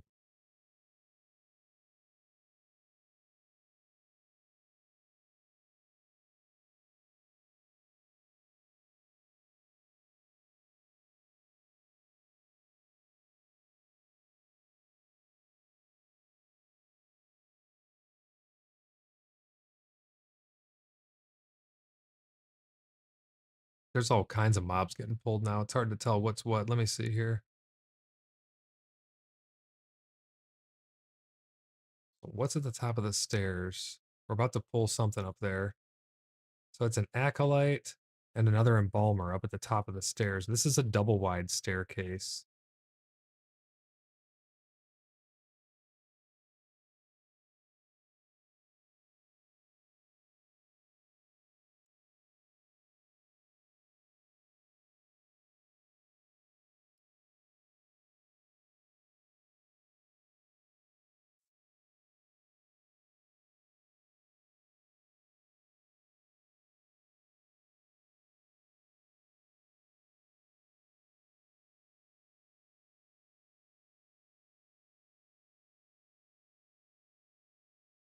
Let's see what's at the top of the stairs here. We have an embalmer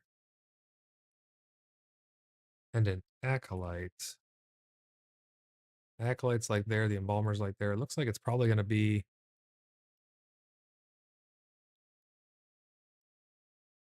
a double wide platform, and it looks like it goes up to the right then.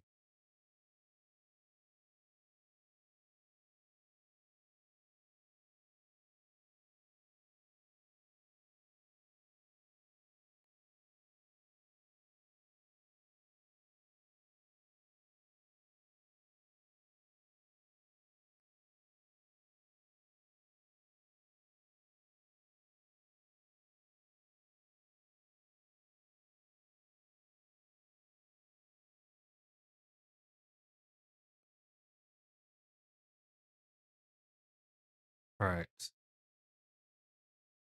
We got those placed.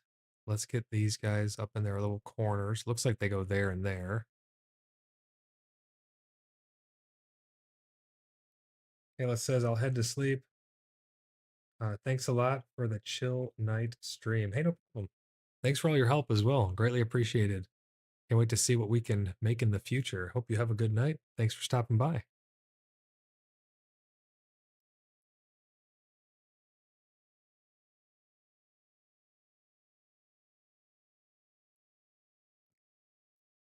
Okay, we got the embalmer. He's spawning little assholes everywhere.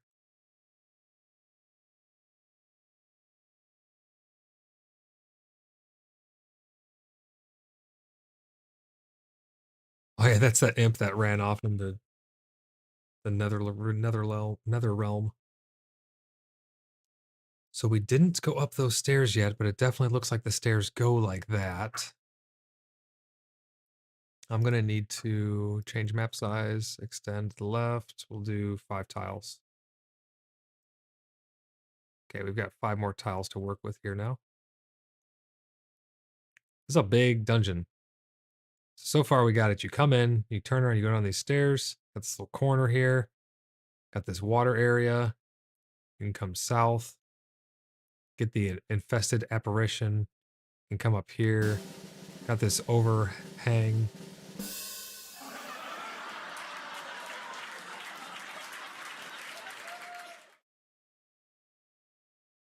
What? What the hell was that?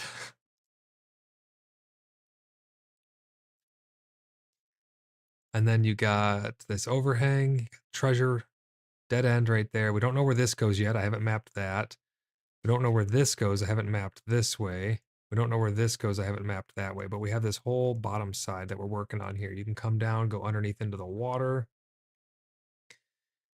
This goes into a dead end here where there's a loot trove right around here. I know that for sure. You come up top. You have stairs, stairs. So this keeps going this way.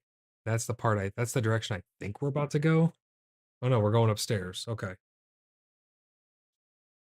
I see a marauder. Oh, I was just looking at the twitchy guy. That's right. The twitchy guy at the top of the stairs. It's so fuzzy. It just says brisket. Oh, I don't have brisket. I wish I had brisket. We're at 1850 out of 2000 on the old streams Tangia party. What did we pull here?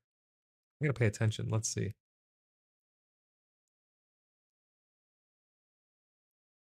Oh, these guys pulled the guys that were down in this other corridor. So we have those 2 that are pathing there.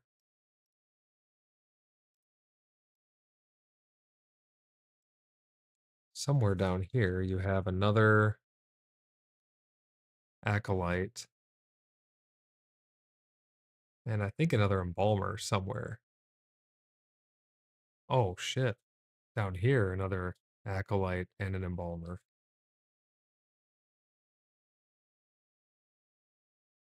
Somewhere this direction.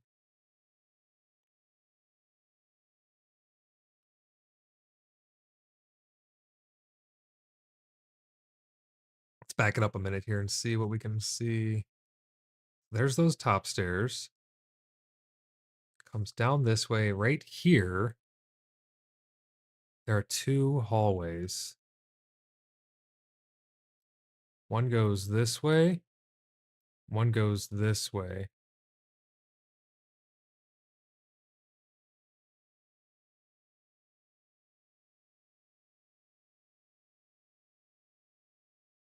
Let me see if it goes like that. Yeah, I think it goes like that. Okay, so there'll be stairs here.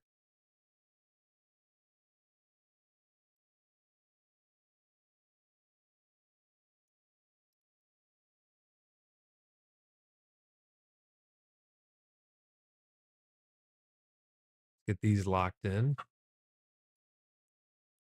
There we go. Paste another set for here. Baba Booey.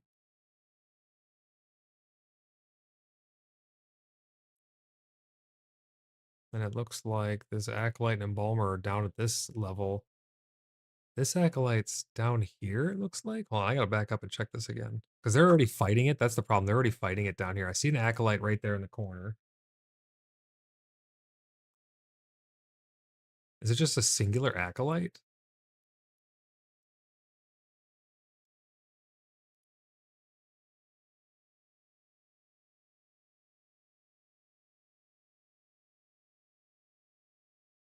This is all one level here, so I think this actually is like this.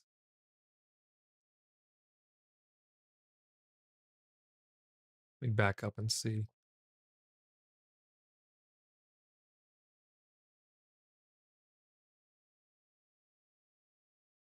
Oh, okay.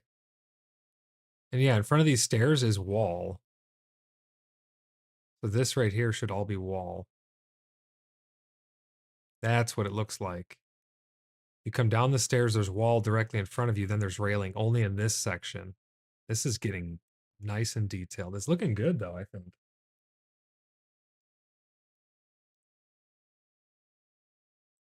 Yeah, somebody pulled over on this other side. But you have a hallway on the left and a hallway on the right. That's these hallways right here. We don't know how deep they go or where they go to.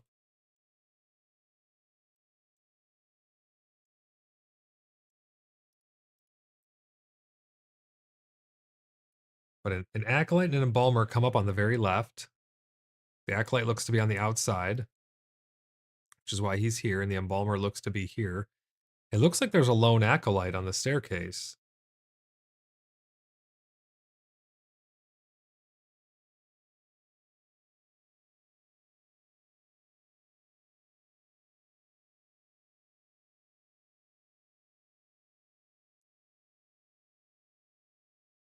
This is where it's going to get weird now. Because this portion,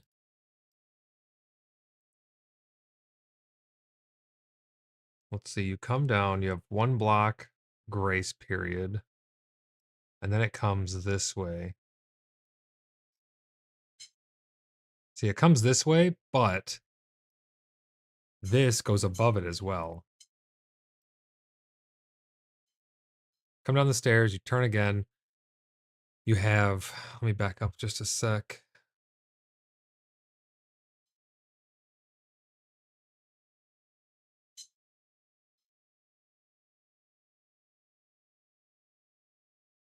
See, at first we thought this was a dead end. To the right of that acolyte, it does actually continue. So you get to the bottom of these stairs, there's a 1 tile grace. And then this tile, so this is a half bump out here with a grate.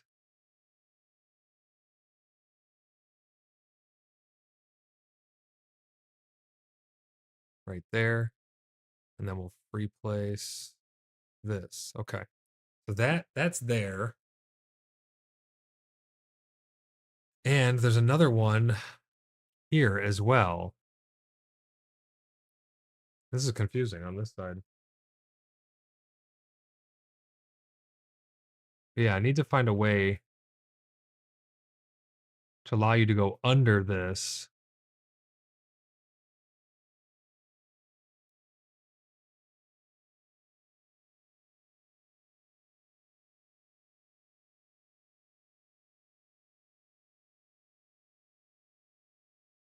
So somewhere down here is another acolyte and another acolyte. So there's 2 acolytes around the corner as well. They're like here and here or something.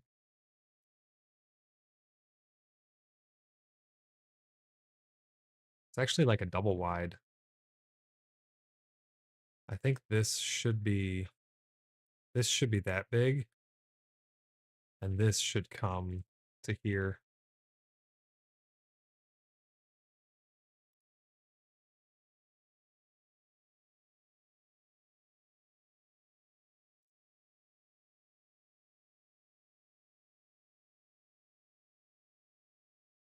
Something like that. Let me back up just a smidge and see this gate at the end of the hall again. Yeah, see that gate's in a bump out, which is what this is right here. Then you turn the corner. Got an acolyte but it's in a little deeper. It's like there. And then it comes.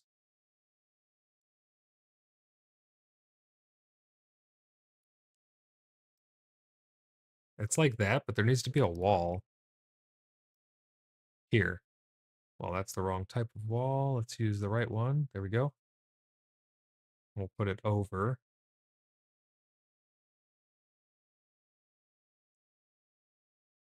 Yeah, this is a transitional thing there. So let's go ahead and grab an object.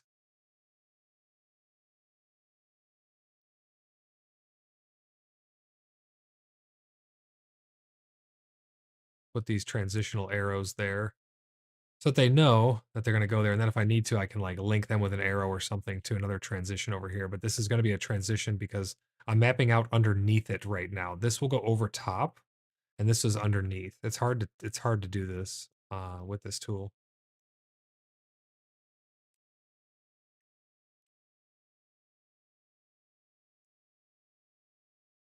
Let's take out these acolytes.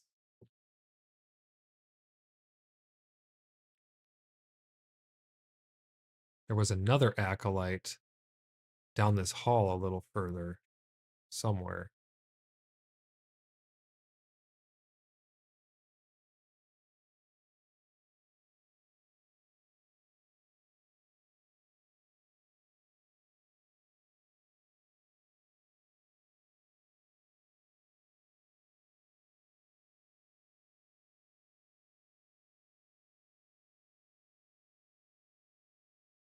Okay, I need to back this up a minute. First of all, what's to the left of this acolyte here? What's to the left of him? And I think I came too far this way because these grates you're seeing here, those are these grates right here. These grates are the grates that you're seeing on screen. So when this comes around and it goes underneath here like this,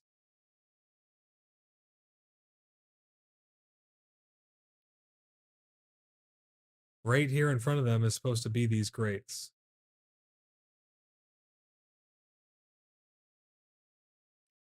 Oh, I think I know how I can do this, but this is gonna be a lot of work now because this got kind of weird.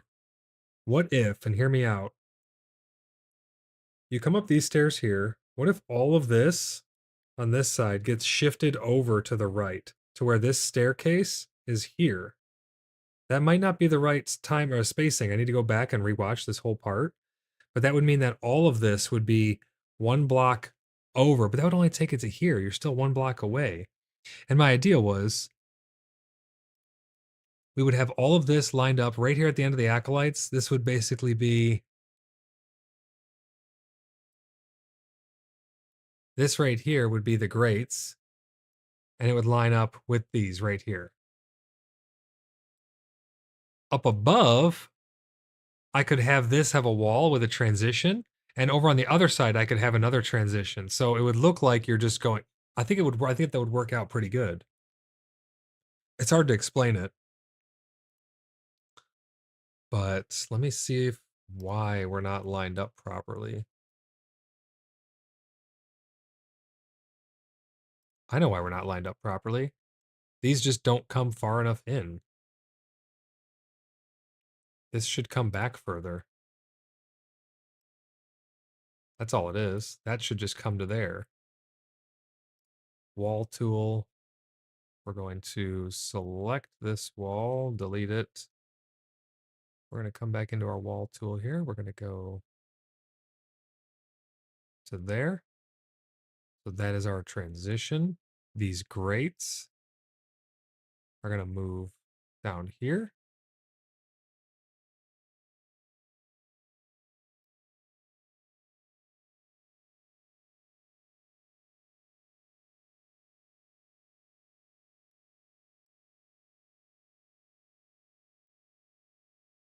Okay. I need to go back and see when we first come in here now.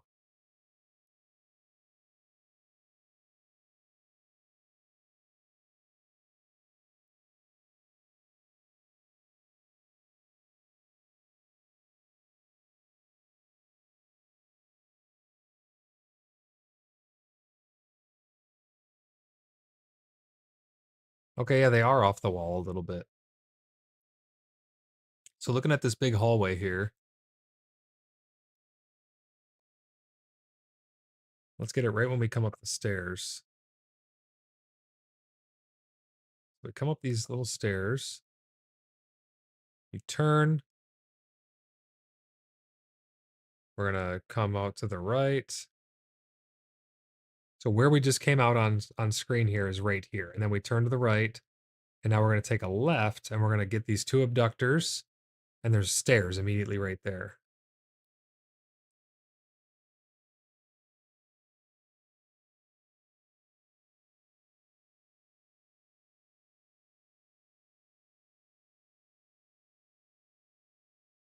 So it's 1, 2, 3. Yeah. This is the right distance, I think now. It's hard to tell. Let's grab this thing. We'll put black in there. Nope, not that. We'll put black in here. Black in there.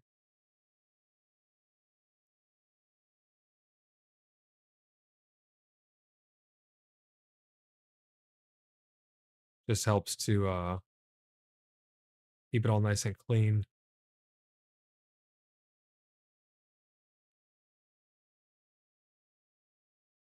Okay.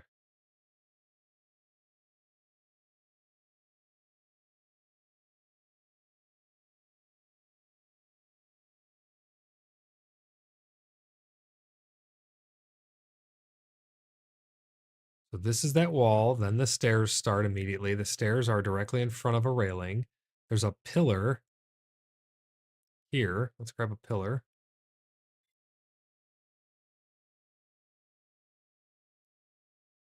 Directly across from here is a pillar.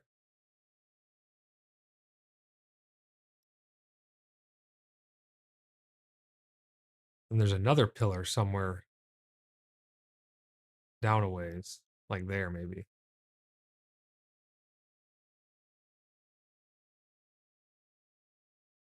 Let's free place these.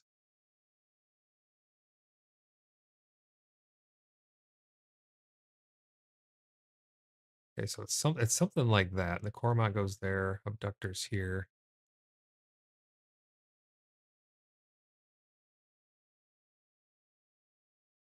We're gonna take these guys out. Hopefully we look down by that gate.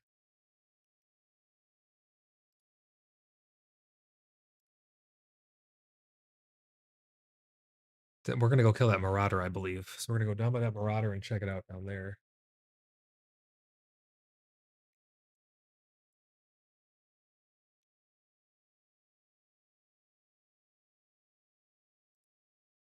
Okay, so this does continue.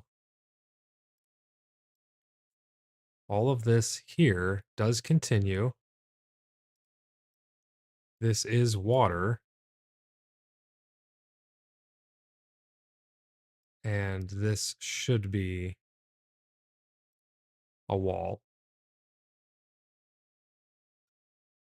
So this water extends way further than I thought it did. We're gonna go to this pattern tool. We grab this one, put this under the water. Beautiful. All right.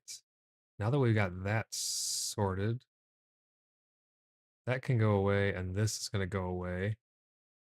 We need to go into our object tool. No, it's our pathing tool.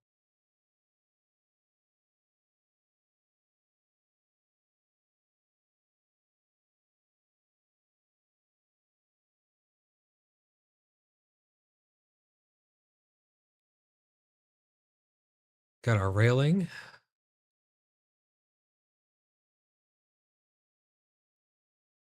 I'm not sure if that's the whole railing up there or not.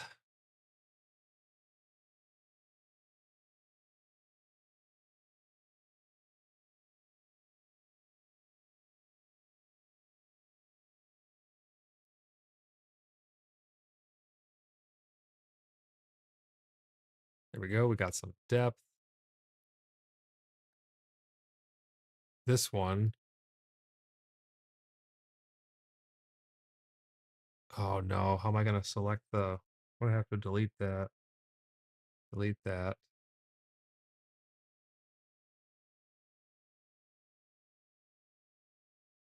Can't actually select this shadow. Oh, wait. That's right. I gotta save and reopen it. It's a bug.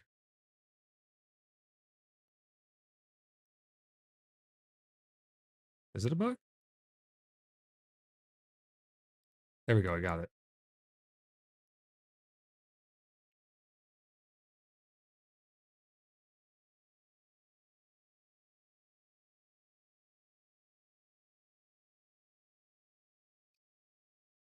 Put these back below water. Save that. Let's get this railing in because we do know this railing runs the whole distance here.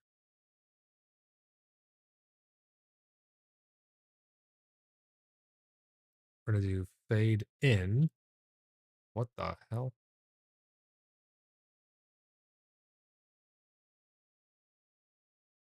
So that shadow will go there.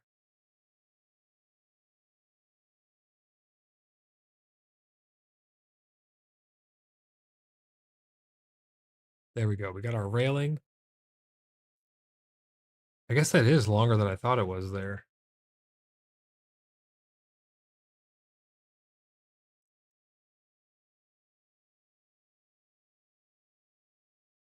This abductor's here. This marauder's here.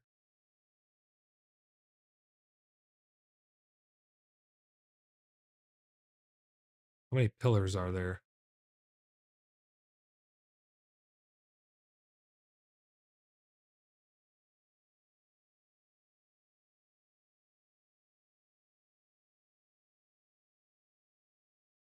Okay, yeah. Oh, that looks perfect now because this is centered here on this. This is centered here on this. This looks like it should.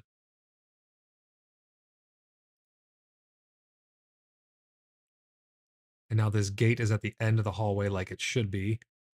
You come up these stairs. This wraps down. This is perfect here. There's a little nook that goes this way underneath. Not sure if that's necessary to point out.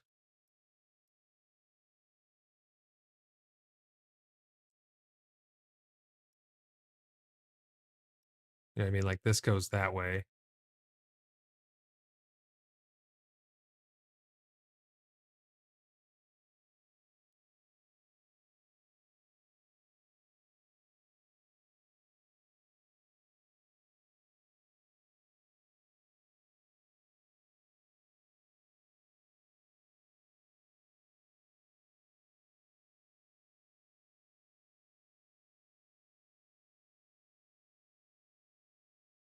I don't think I'm going to need these arrows going this way because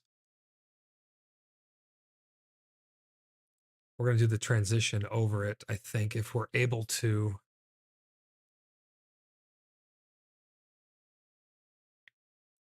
This is looking really good, though.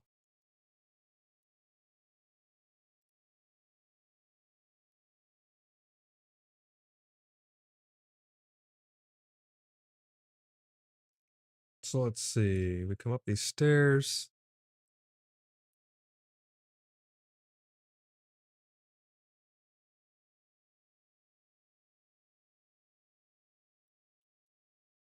Up these stairs, you have this overlook.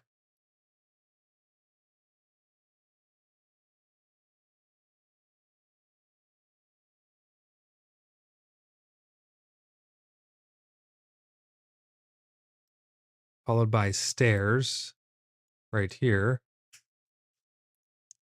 which have wall in front of them.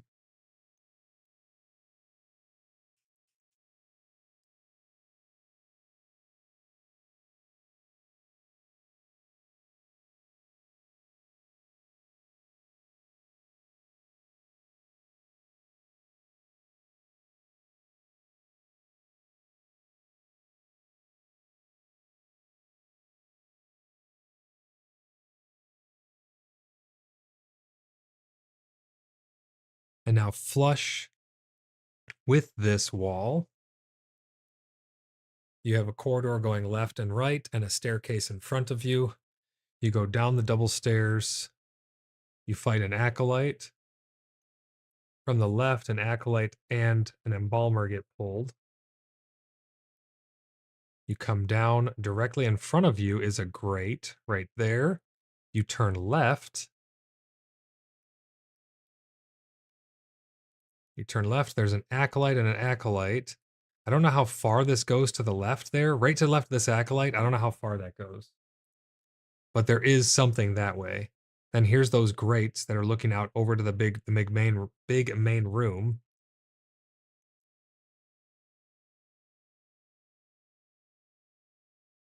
And now we're going this way down this hall.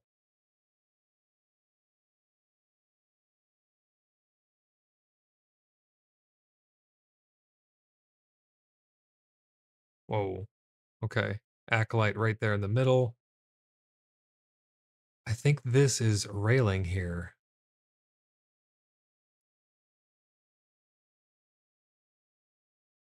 Two abductors from the other side of the gate. Wait. Oh, I see. Okay, so I came around the corner.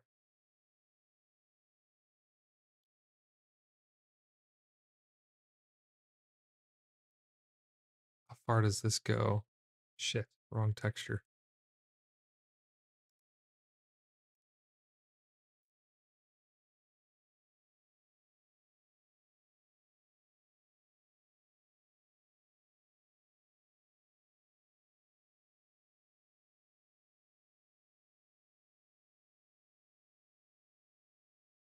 There's a grate there. You come around it, and there's that gate. On the back side of the gate,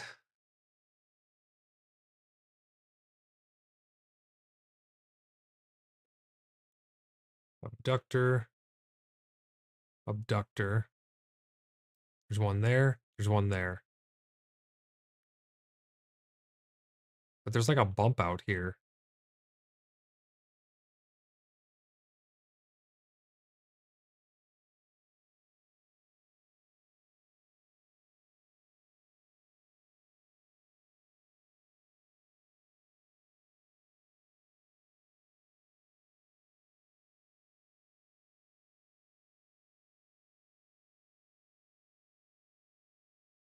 Yeah, that looks about right. Come around this corner. This guy's down here. This is going to be railing, I believe. Let me back it up a sec. So you got the big grate in front of you. That grate on screen is this grate right here. Turn right. Right to the right of the grate is a, well, there should be a tiny bit of wall right there. I think that's because this should really only be one of these.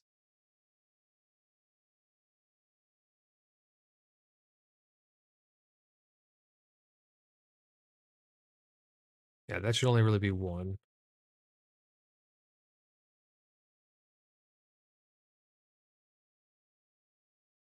That's going to go to there.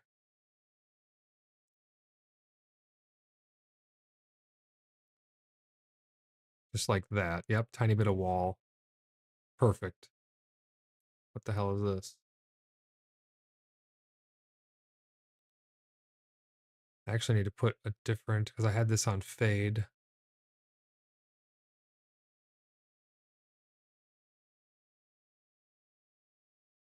Put the path back. We're going to take the fade off because this should not have fade.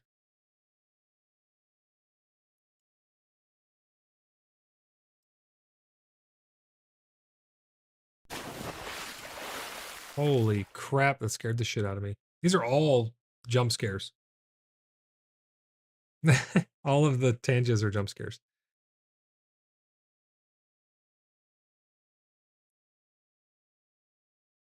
I'm hydrating.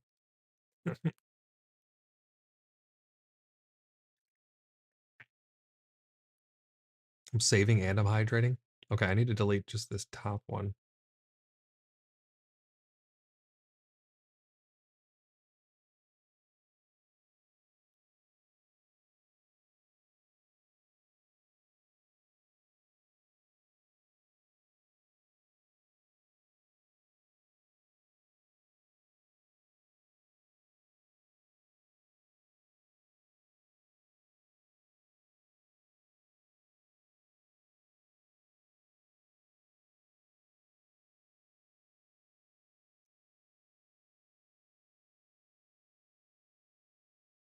Grab this. This we want to fade in and out.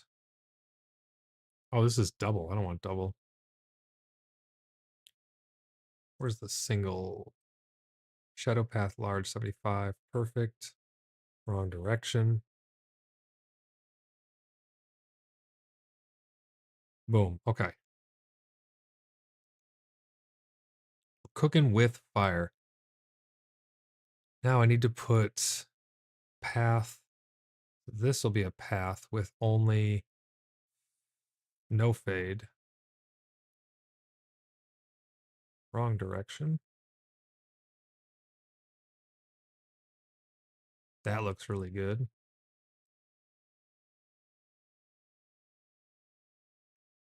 Boom, just like that. Okay, because you come around this corner, we're going to see right here. Smash this acolyte in the face. Right to the left of you.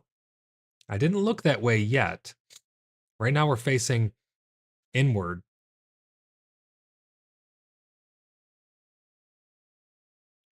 So I was thinking about trying to get Alpha's body, but again, I don't think we have enough people online currently. I can come help if we need to get his his stuff. I can probably rally the troops, get everybody we got to head out there. I thought you guys had already gotten that.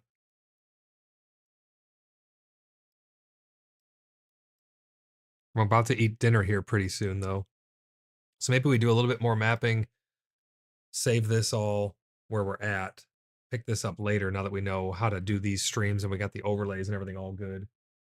And I go eat dinner. Maybe we come back off stream, get his stuff, start up another stream for World of Warcraft tonight because I know a lot of people are wanting to get the rest of their gear before tomorrow.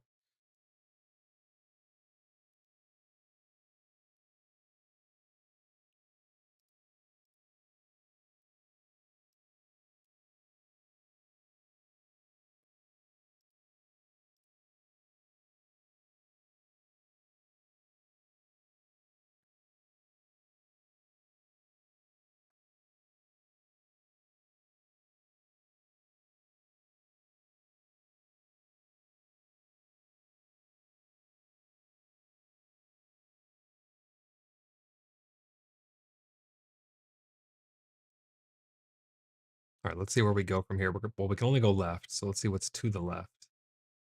We're doing a lot of healing because that was a big pull, a lot of acolytes. Those acolytes are assholes, man.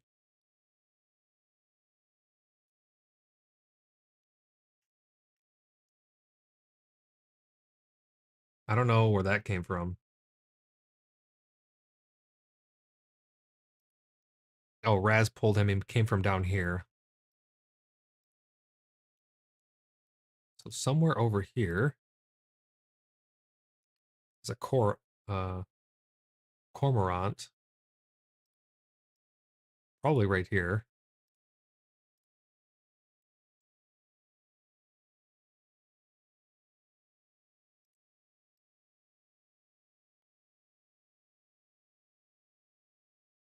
Let's see how far we go in this direction.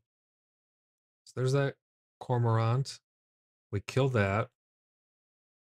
We go to the left. This is the only way we can go.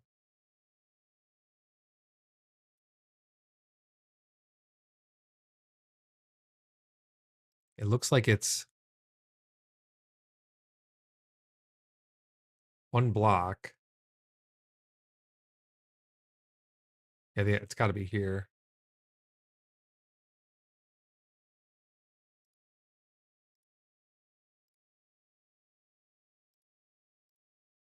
In this corner is an embalmer.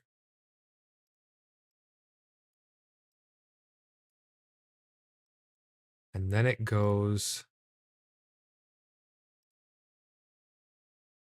this way, it looks like, but how far is the question.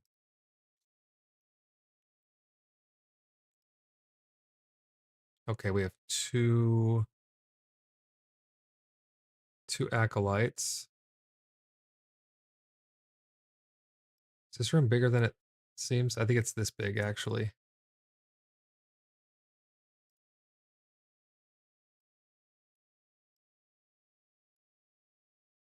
because then that gives us room to put these two acolytes.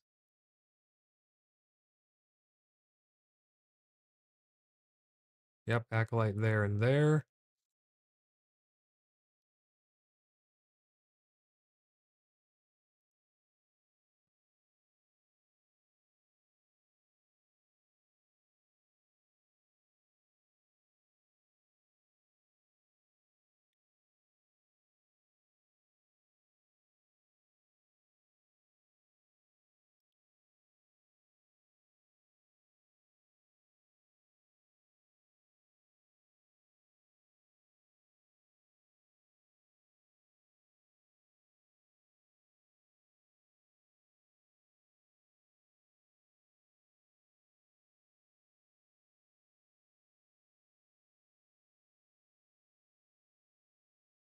Oh, there's that there's that Tangia party.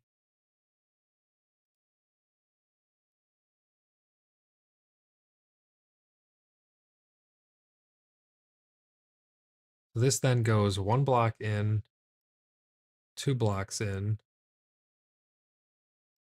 3 blocks in, and then there's another acolyte, an abductor, and another acolyte. It looks like the acolyte's like in a corner there. The abductor's just in front of him, and this acolyte is somewhere here.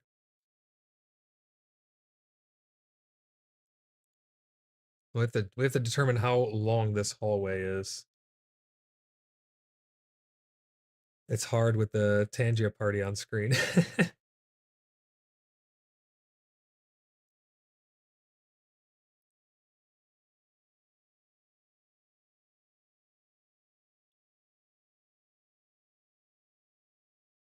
All right, we come around the corner. There's like a half wall here. Yeah, so that's this half wall right here.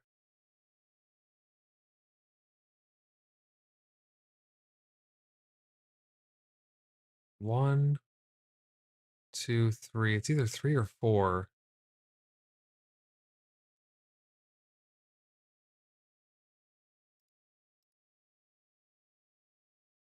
One, two, three. It's maybe 3.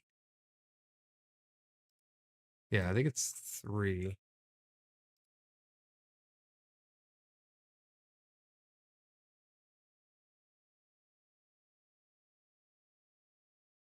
There's so many Tangias going on, it's hard to tell.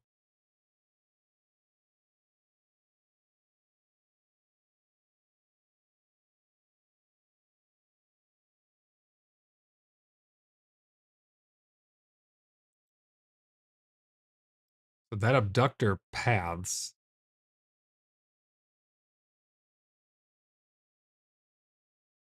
Need some potions? I'll get you some potions.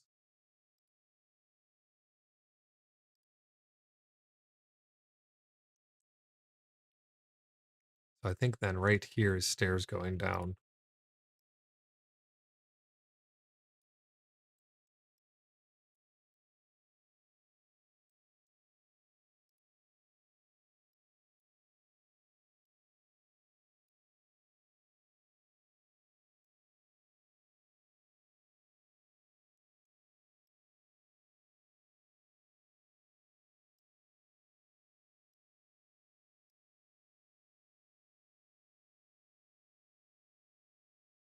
Yeah, that looks like the right scaling there.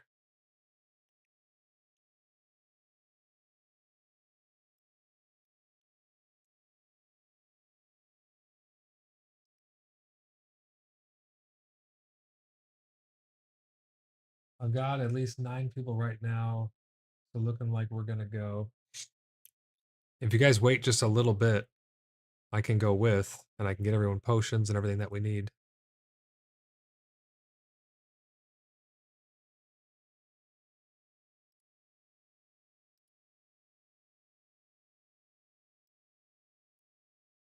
Come down here. You have a double platform. This one goes this way. This one goes this way.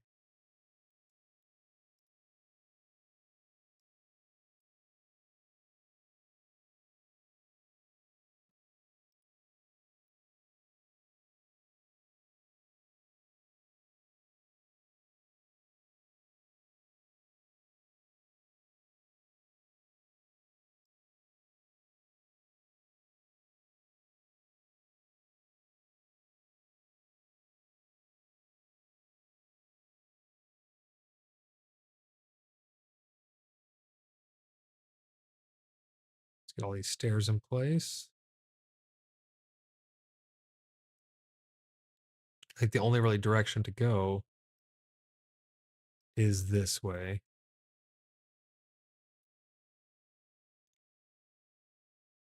In which case there is an abductor. There's a lot of things here.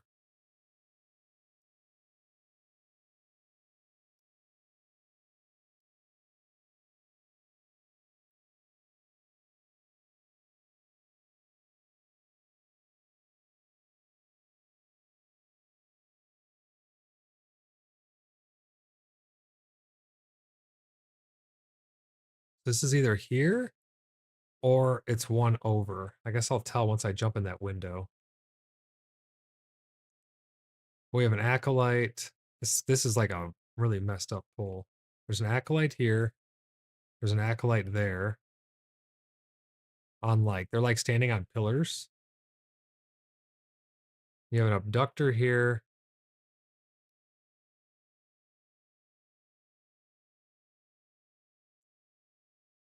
What kind of time would I want? I just want to finish up this room on the map. I can save this. And then I can head in and come help you guys. And then I'll eat dinner. And then we'll do the World of Warcraft stream. So let me just finish this room since I've started. I want to figure out how to do this railing right here. And then we'll go from there. Acolyte and a Coromant up in this nook.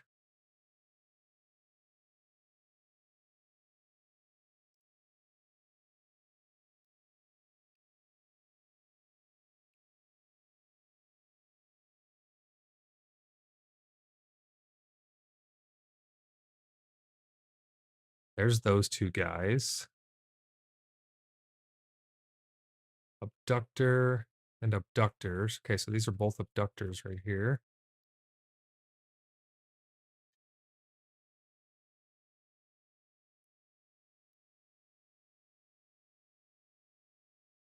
Boom. We got those guys there.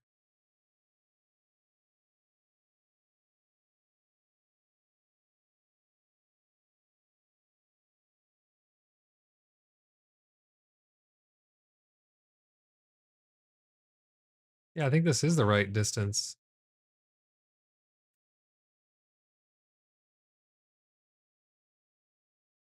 I only saw it for a second so far.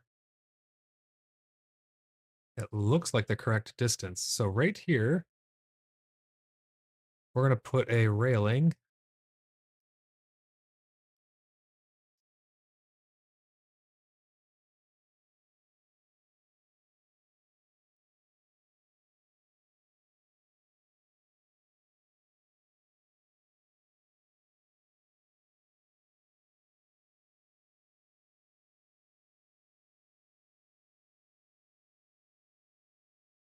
I'll make this one fade and fade.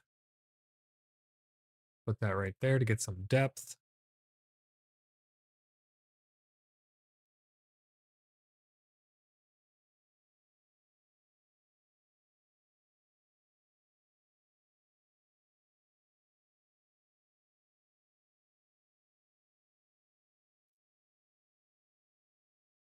These are kind of like pillars here.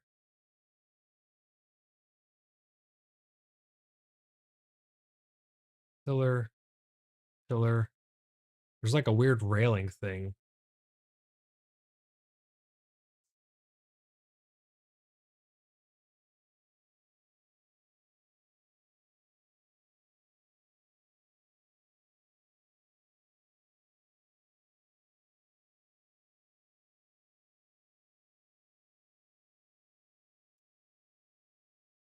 These guys are on top of these pillars.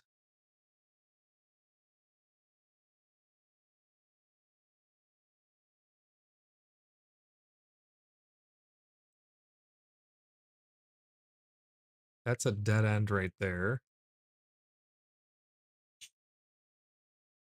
Let me write down my timestamp. I'm at 1 hour, 49 minutes. 41 seconds.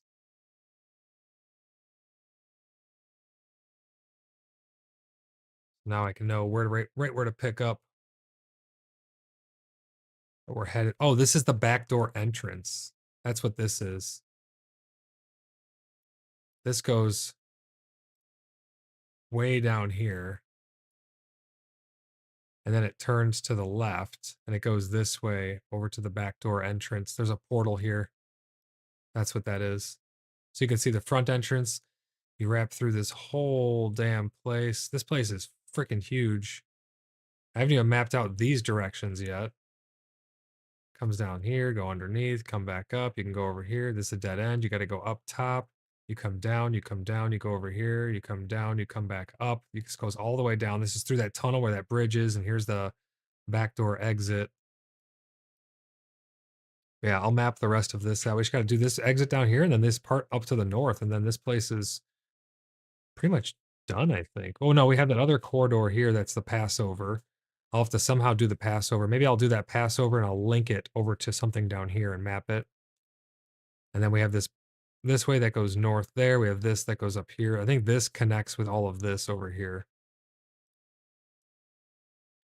But yeah, let's end this stream here. We'll pick up, we'll do part 2 of this one sometime soon. We'll get this map finished up so that way people can have it. I'm going to refine my skills on editing these.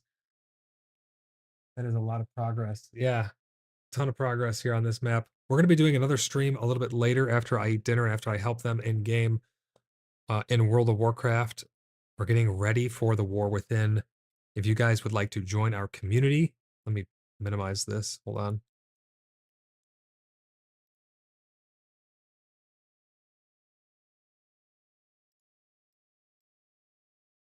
If you guys would like to join our community, you can type !Discord in chat. It'll bring up a link where you can join our community Discord server. It is Cheeky Buggers United. That's where we all hang out. Tons of great people on there. If you guys would like to join the Order of the Blood Brothers and help us in Pax Dei to map out these dungeons, flesh out the loot tables and the spawn tables, figure out what stuff's dropping where, and just have a bunch of fun in Pax Dei, or have a bunch of fun in World of Warcraft and the War Within, the upcoming expansion, type !Website. You'll get a link over to our website, which is www.cheekybugger.net.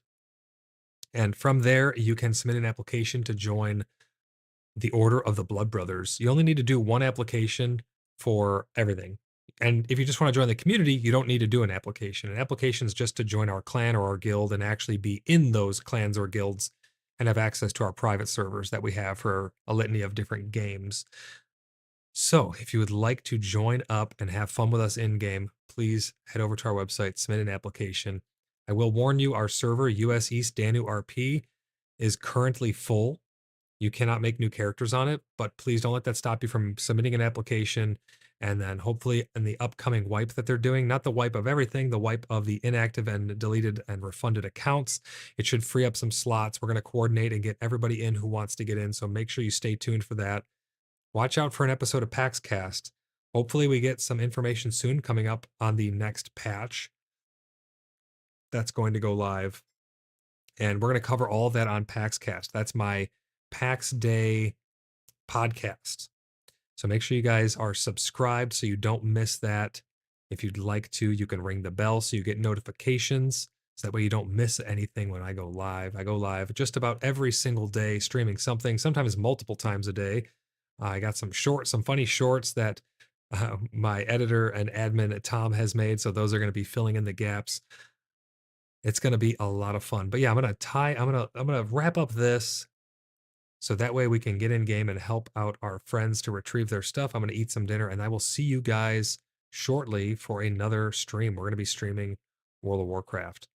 So I will see you guys very soon. Take care for now.